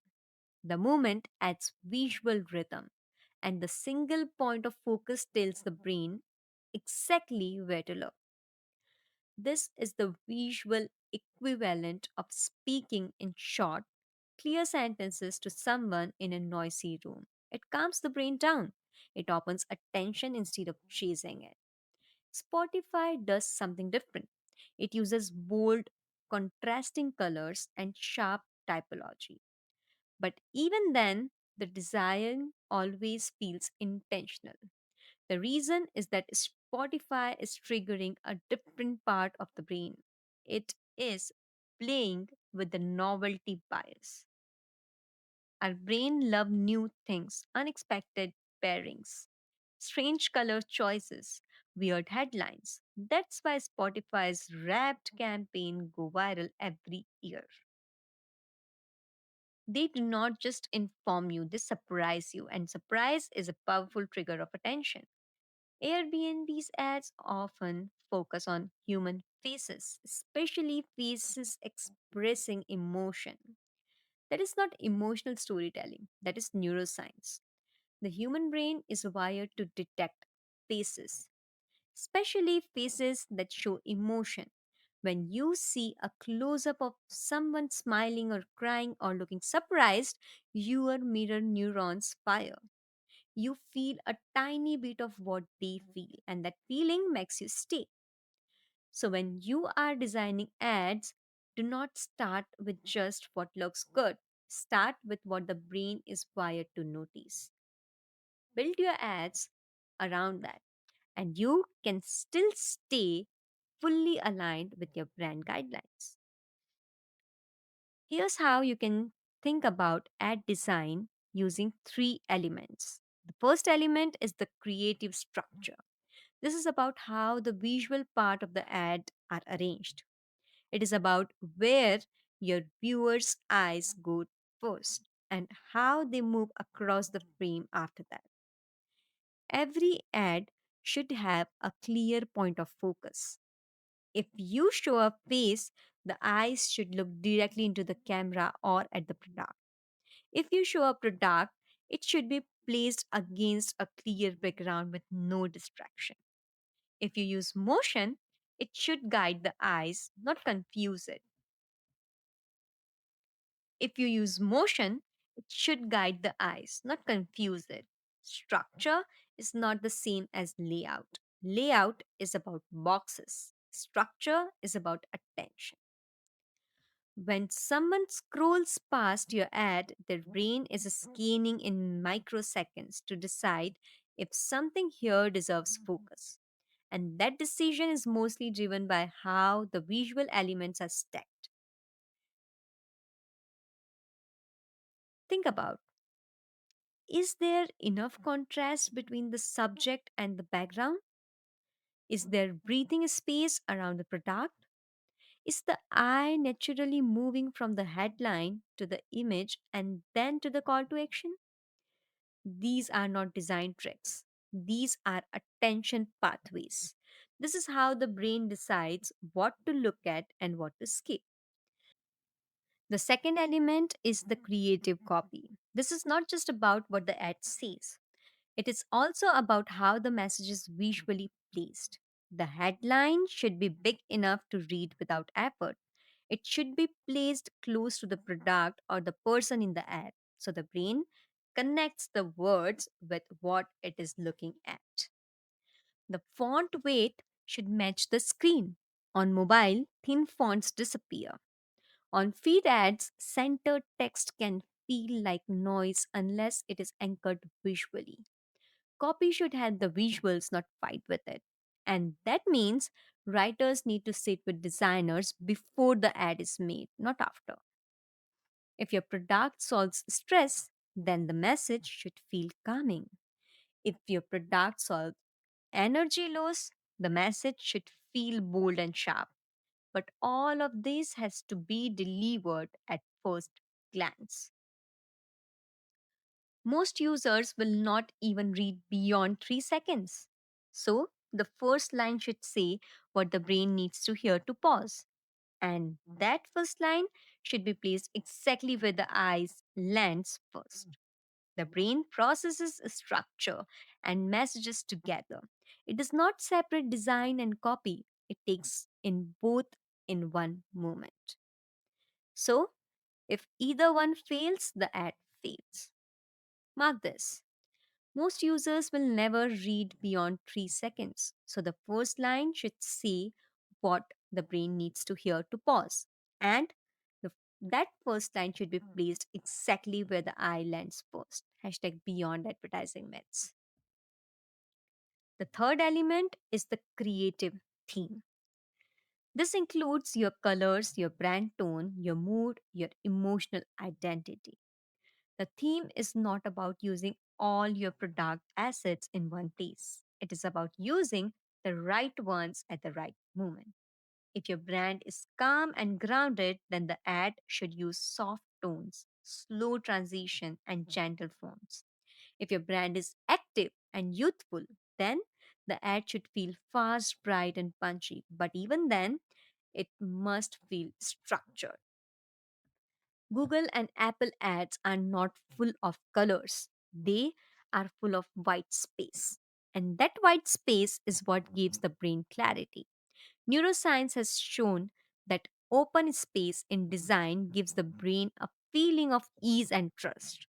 When there is too much information, the brain feels overwhelmed and skips.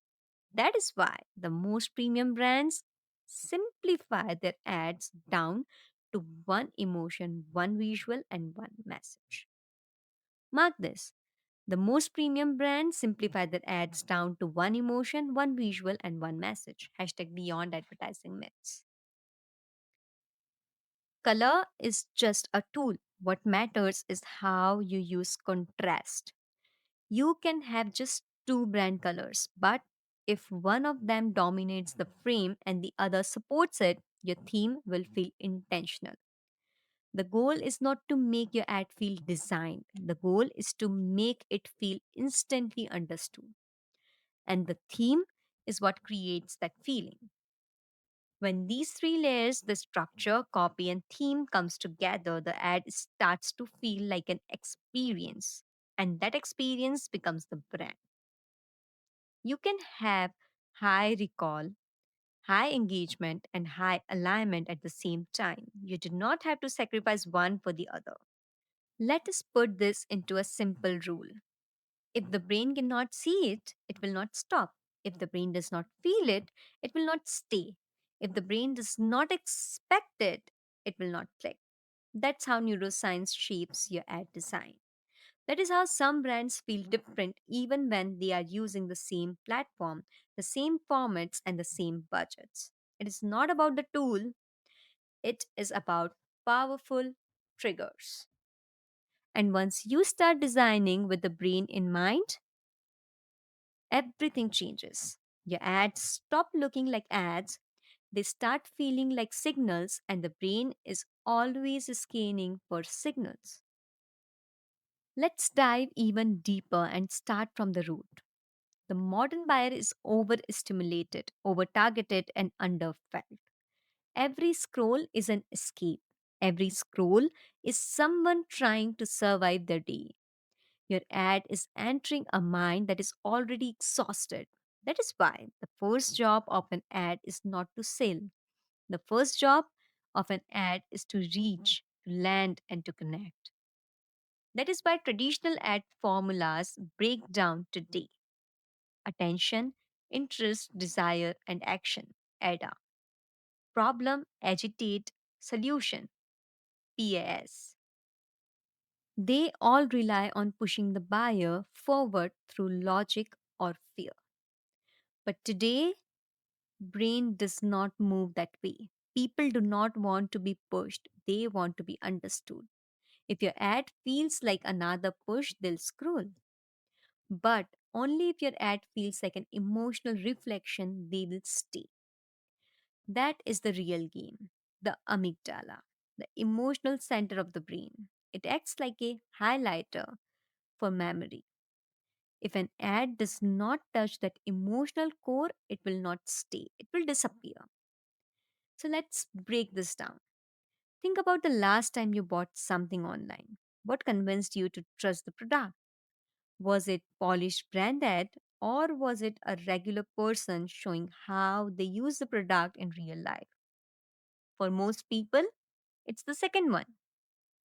We believe in people over perfection. And that's exactly what the best modern ads are built on: people.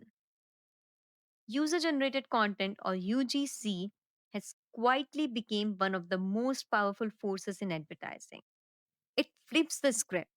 Instead of a brand telling you why it is great, a real person shows you how it fits into their life.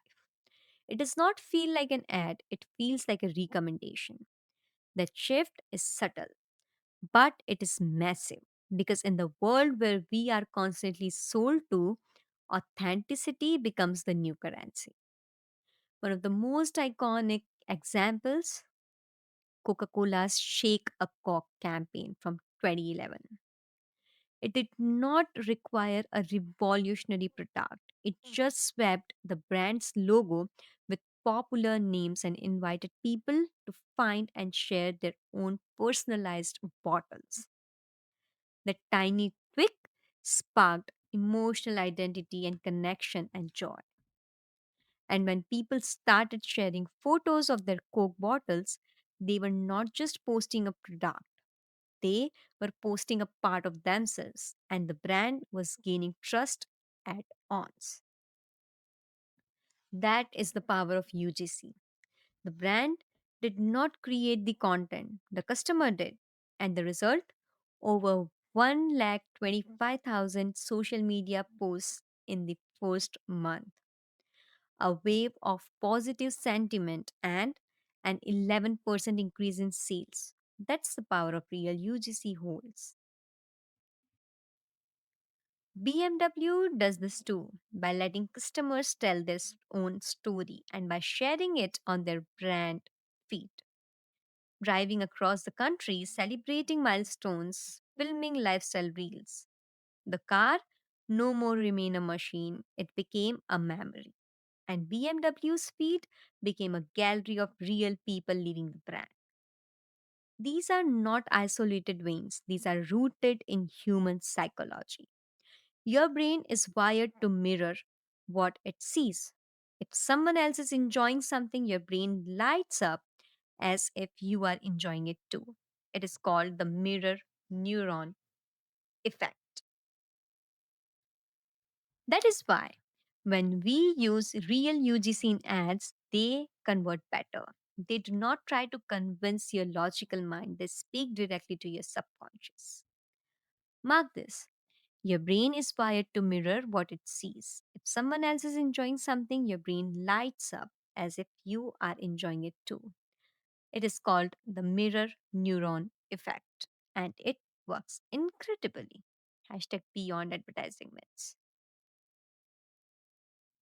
UGC is effective because it feels raw and real. An unboxing video, a day in the life reel, a voice note about someone's first experience. These don't feel like ads, and that is exactly why they work, but only when done right.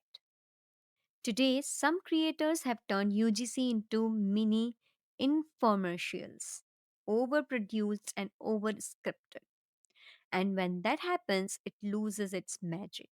The ideal way is to go back to the heart of it, authenticity. The kind of content where the viewer does not just watch, they feel it. That is when UGC performs at its highest level. That is when a cold viewer turns into a curious prospect. And here is where it gets practical. You do not need to hire a big agency to produce UGC ads. In fact, some of the best performing UGC creators are regular people with small but engaging audience. They do not have millions of followers. What they have is trust. Their videos do not scream brand. They whisper, "This helped me and it might help you too." Finding them is easy. A quick search on Instagram, YouTube, or even UGC Marketplace will connect you to creator who will produce real, engaging content. And here's the hack. Not all of them needs to post it. Many creators will give you full rights to run it as an ad, which keeps cost low and usage flexible. Once you onboard a creator, do not hand them a word for word script. Give them context and let them be themselves. Guide them with your product benefits, values, and use case, but let their language do the talking. The goal is to get them to feel by actually using it first. That is when it feels real. That is when it resonates. You can also generate UGC directly from consumers. After someone makes a purchase, send them a simple request offer, a reward, a 25% off code for your next order, a freebie, a giveaway entry, and in return, ask for a short video sharing their experience. Make it easy. Give them upload instructions, make a Google form or a WhatsApp link. Then use the content across your website, social media, and ad campaigns. If someone tags your product, reshare it, feature them, send them a DM, make them feel seen because when people feel appreciated, they want to do more. Even when something as simple as creating a brand hashtag or running a fun challenge can spark an UGC collection of content, completely raw, and you did not have to pay for it. Want to take it even deeper? Build a private community of your top supporters. All platforms allow a broadcast channel, or use Facebook for inner circle. Give them early access to launches. Ask for feedback. Involve them in the journey. In return, they give you consistent, high quality content and loyalty that boost your trustability. The brands that do this well do not generate content. They create a space where content flows naturally. Because when customers feel proud to be a part of your story, they will tell the world for you. And just when you think UGC is the peak of authentic advertising, there is another layer emerging of CGI. Imagine scrolling through your feed and seeing sneaker running through puddles, changing colors in slow motion, dodging obstacles, and finally landing on someone's feet all in perfect cinematic detail. It looks real, but it's not. It's CGI, computer generated imagery. It is not just for Hollywood anymore. Brands are now using it to create ads that feel larger than life. It lets you do the impossible, turn a pen into a spaceship, or showing your supplement floating inside the human body. CGI grabs attention because it makes your brain pause. You know it is not real, but you cannot look away. The future of ads is not choosing between UGC and CGI, it is blending them, combining raw, real storytelling with the next level visual excitement. A real customer testimonial over a CGI enhanced demo, a casual video intro followed by a product experience that blends reality. This is where advertising is going, human led and tech powered. Emotion first, logic second. Because in the end, people do not buy the most perfect product, they buy the product that makes them feel something.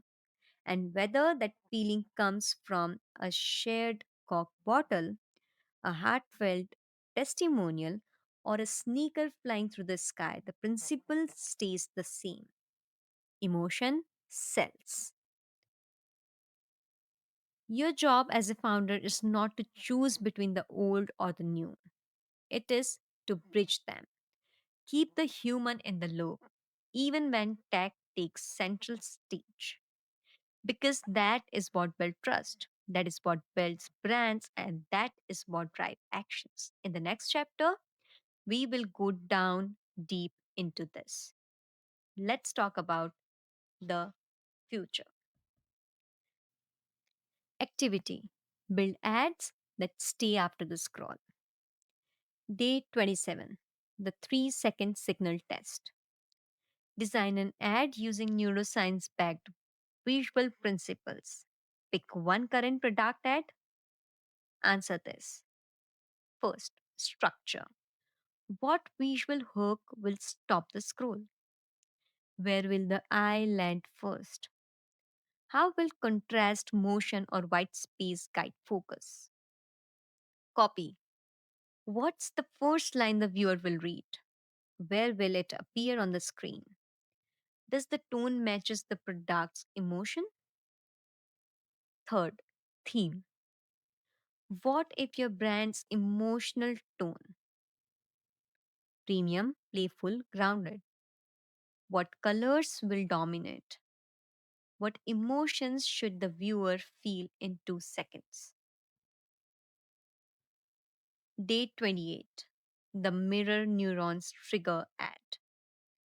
Build a customer feedback ad strategy that uses the mirror effect. Option 1: if you already have real customer videos or feedback, write a strategy to turn them into ads.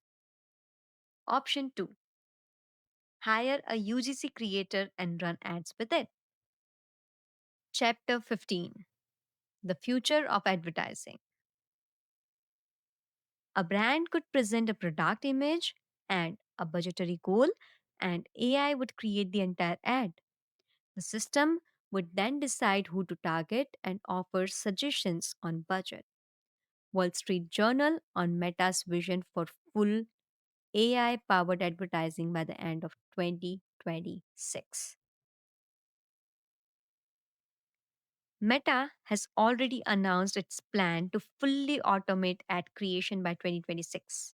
You will be able to upload a product image and a budget, and AI will take care of everything else. It will write the copy, create the visuals, select the best audience, and optimize delivery in real time. This is not a distant possibility. It is already happening and it is changing how the entire game works. We have now actually come a long way. By now, you have broken out of the advertising myths, learned how to write persuasive copy, positioned your brand to stand out, and understood the emotional and psychological levers that drive buying decisions. But now it's time to look ahead. Because whether you are running a small business or scaling a global brand, you cannot afford to play the advertising game by old rules anymore. The game is evolving and it is evolving fast. In fact, advertising is undergoing one of the biggest transformation in its history. The shift is no longer about better targeting or bigger budgets. It is about mastering influence. It is about understanding emotion. It is about making your message unforgettable. Meta is changing the rule, and Google is right behind. Google has already started accelerating towards automated campaign setups. AI Max for search is already live. Campaigns are being created automatically. Creative assets are machine generated. Optimization is driven by real time performance. Bids and targeting are handled by the system. But here's the truth that matters most: automations will never replace strategy. If anything, automations or AI will make strategy more important than it has ever been. Because if everyone is using the same AI tools to create ads, then the only way to stand out is to be different. And the only way to be different is to be deeply human. David Droga and other industry leaders have clearly said this. The future of advertising is not just about being efficient, it's about being effective. It's about being memorable, it's about being emotionally resonant. That is a powerful reminder. No matter how advanced our tools became, advertising will always remain a human key. Mark this: no matter how advanced our tools become, whether it is AI, automation, or any future technology, advertising will always remain a human game. Hashtag beyond advertising myths. Let's look at where everything is heading. First, AI is changing how ads are created and optimized.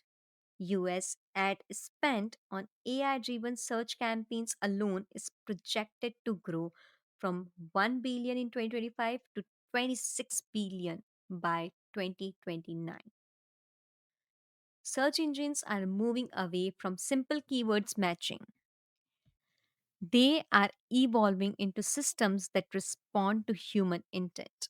They are learning to think more like people. Second, creativity is shifting from static content to immersive experiences. Augmented reality, virtual reality, AI generated avatars, and interactive videos will no longer be experimental. They will become normal. The best ads will not interrupt people, they will invite people in. People will not want to skip, they will want to engage. Brands will not just deliver message, they will create experiences. Third, trust is becoming the most valuable currency. With third party cookie disappearing and data privacy becoming a global priority, the relationship between your brand and your audience matters more than ever.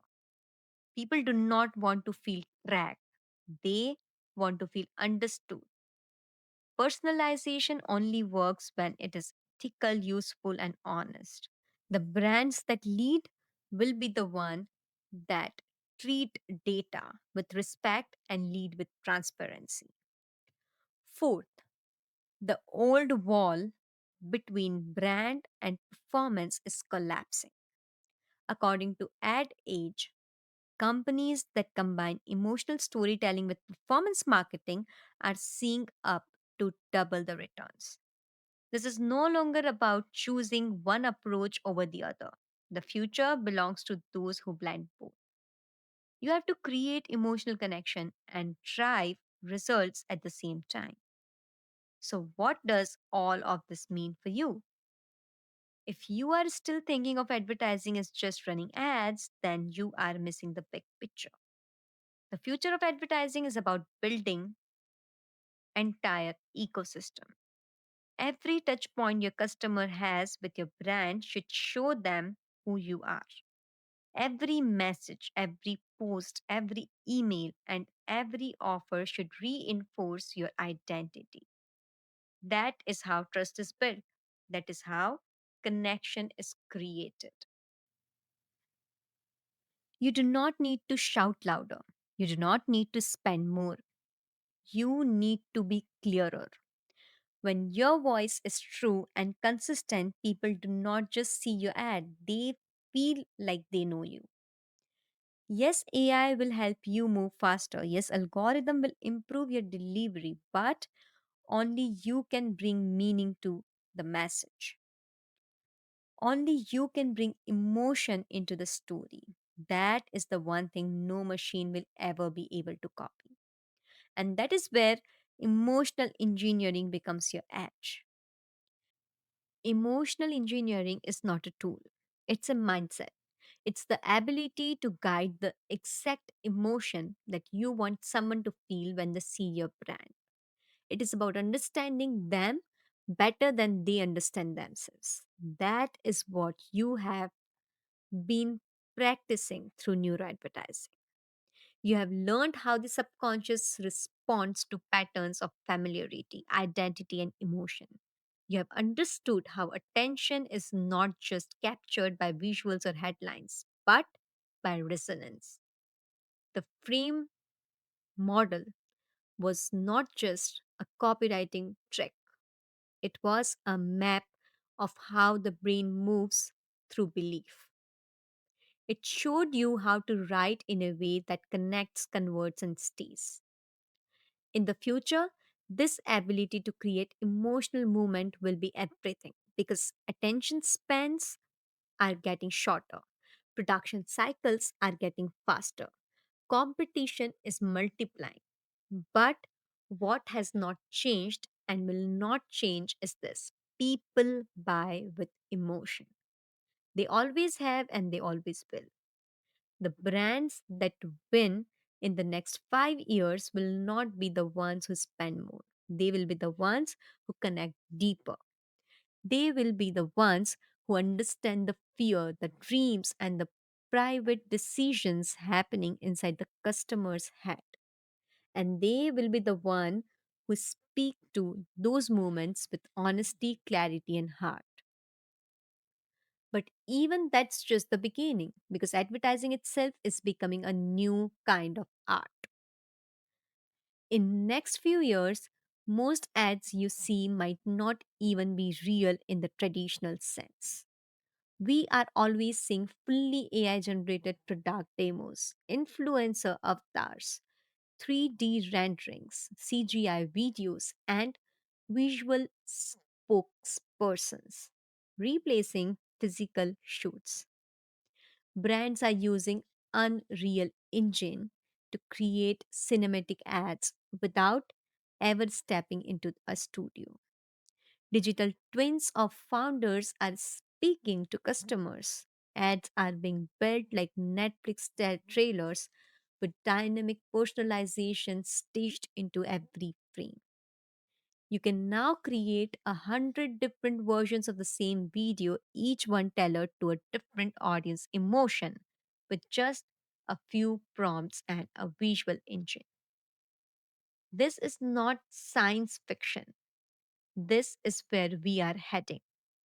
The cost of production is dropping. The speed of iterations is rising and the expectation from audience is shifting. They do not just want to watch something, they want to feel immersed in it.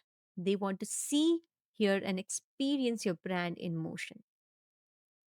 You have already laid the foundation. You have learned how to write.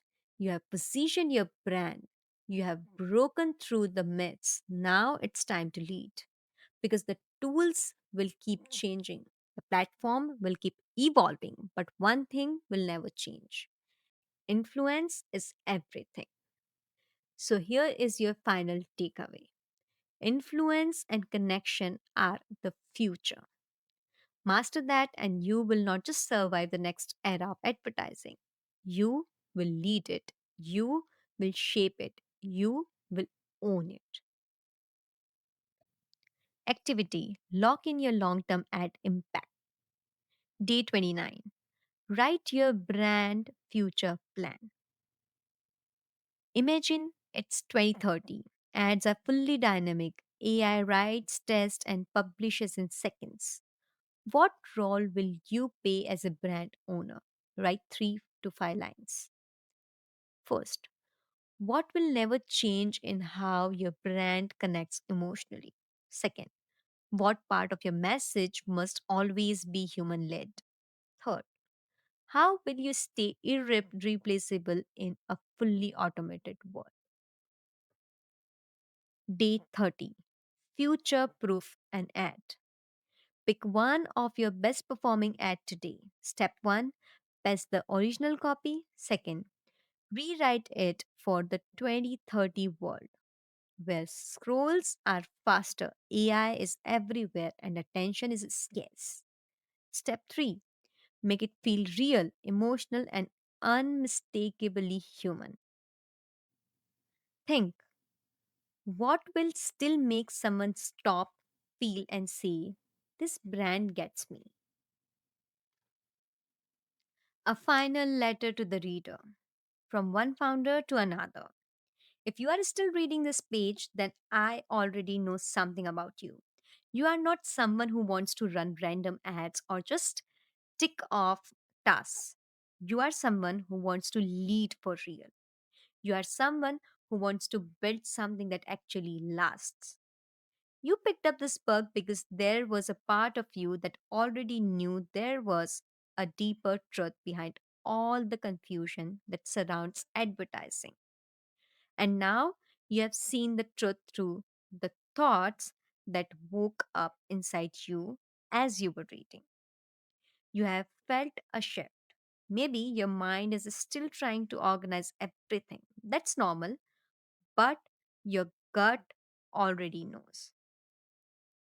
The way most people have been teaching you to approach advertising was never built for someone like you. It was built to keep you dependent.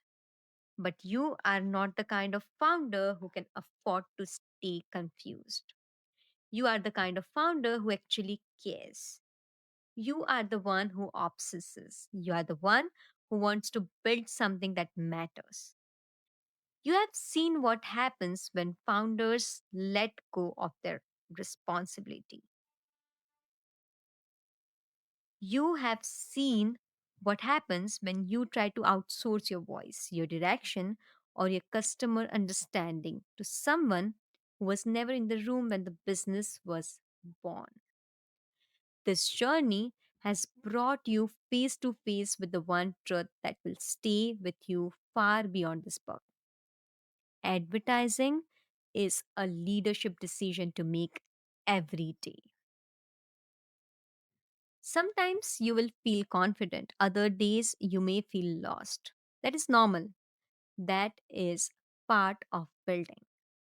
Maybe you will rebuild your advertising strategy from here, or maybe you will just start asking better questions. Maybe you will show up differently in a team review, or maybe you will revisit your product positioning because something in it no longer feels aligned.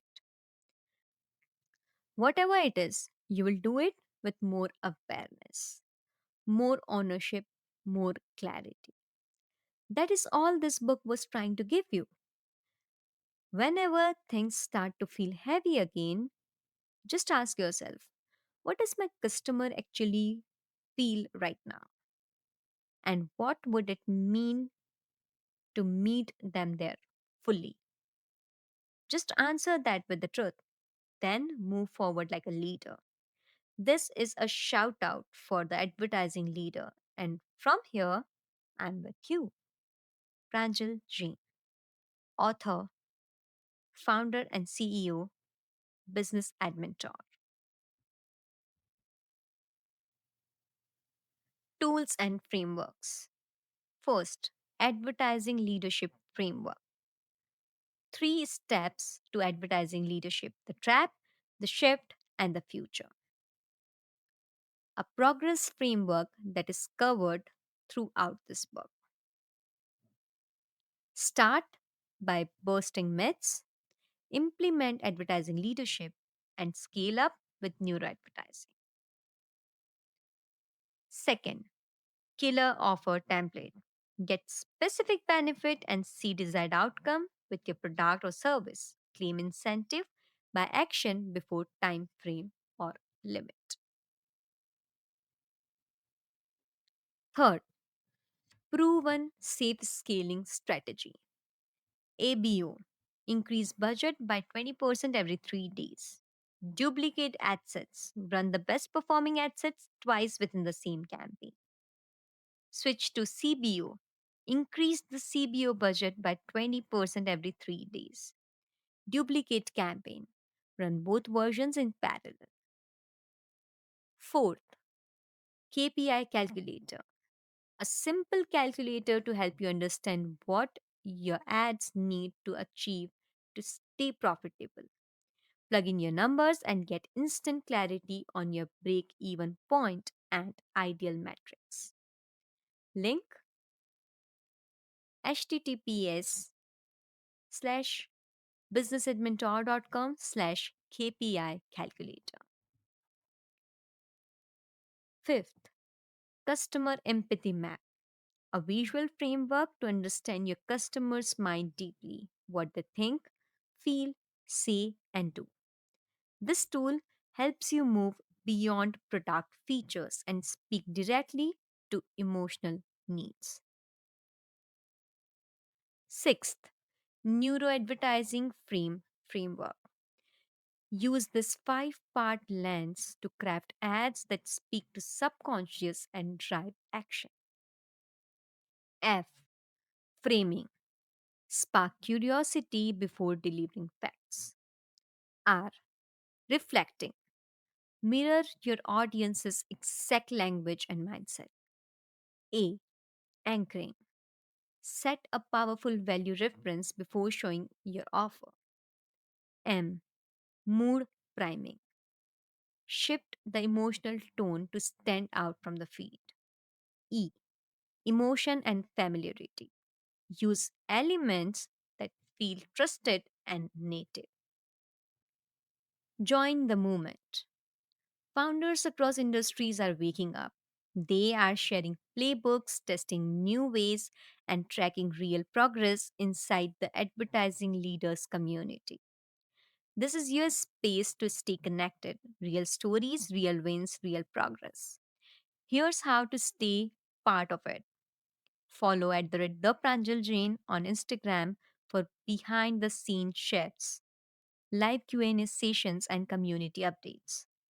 Connect on LinkedIn to share what you're building. Pranjal Jain 1734833156, or email me directly at pranjal@businessadventure.com. If you are building something real and want to talk, share, or collaborate, I read every message. Use the hashtag Beyond Advertising Myths to post your experiments, pivots, or breakthroughs so others can learn from your journey. Invite other founders stuck in confusion to read this book and join the rethink. This isn't a brand, it's a room. And now you are in it. Welcome. More tools, resources, and mentorship at www.businessadventure.com. See you until the next time.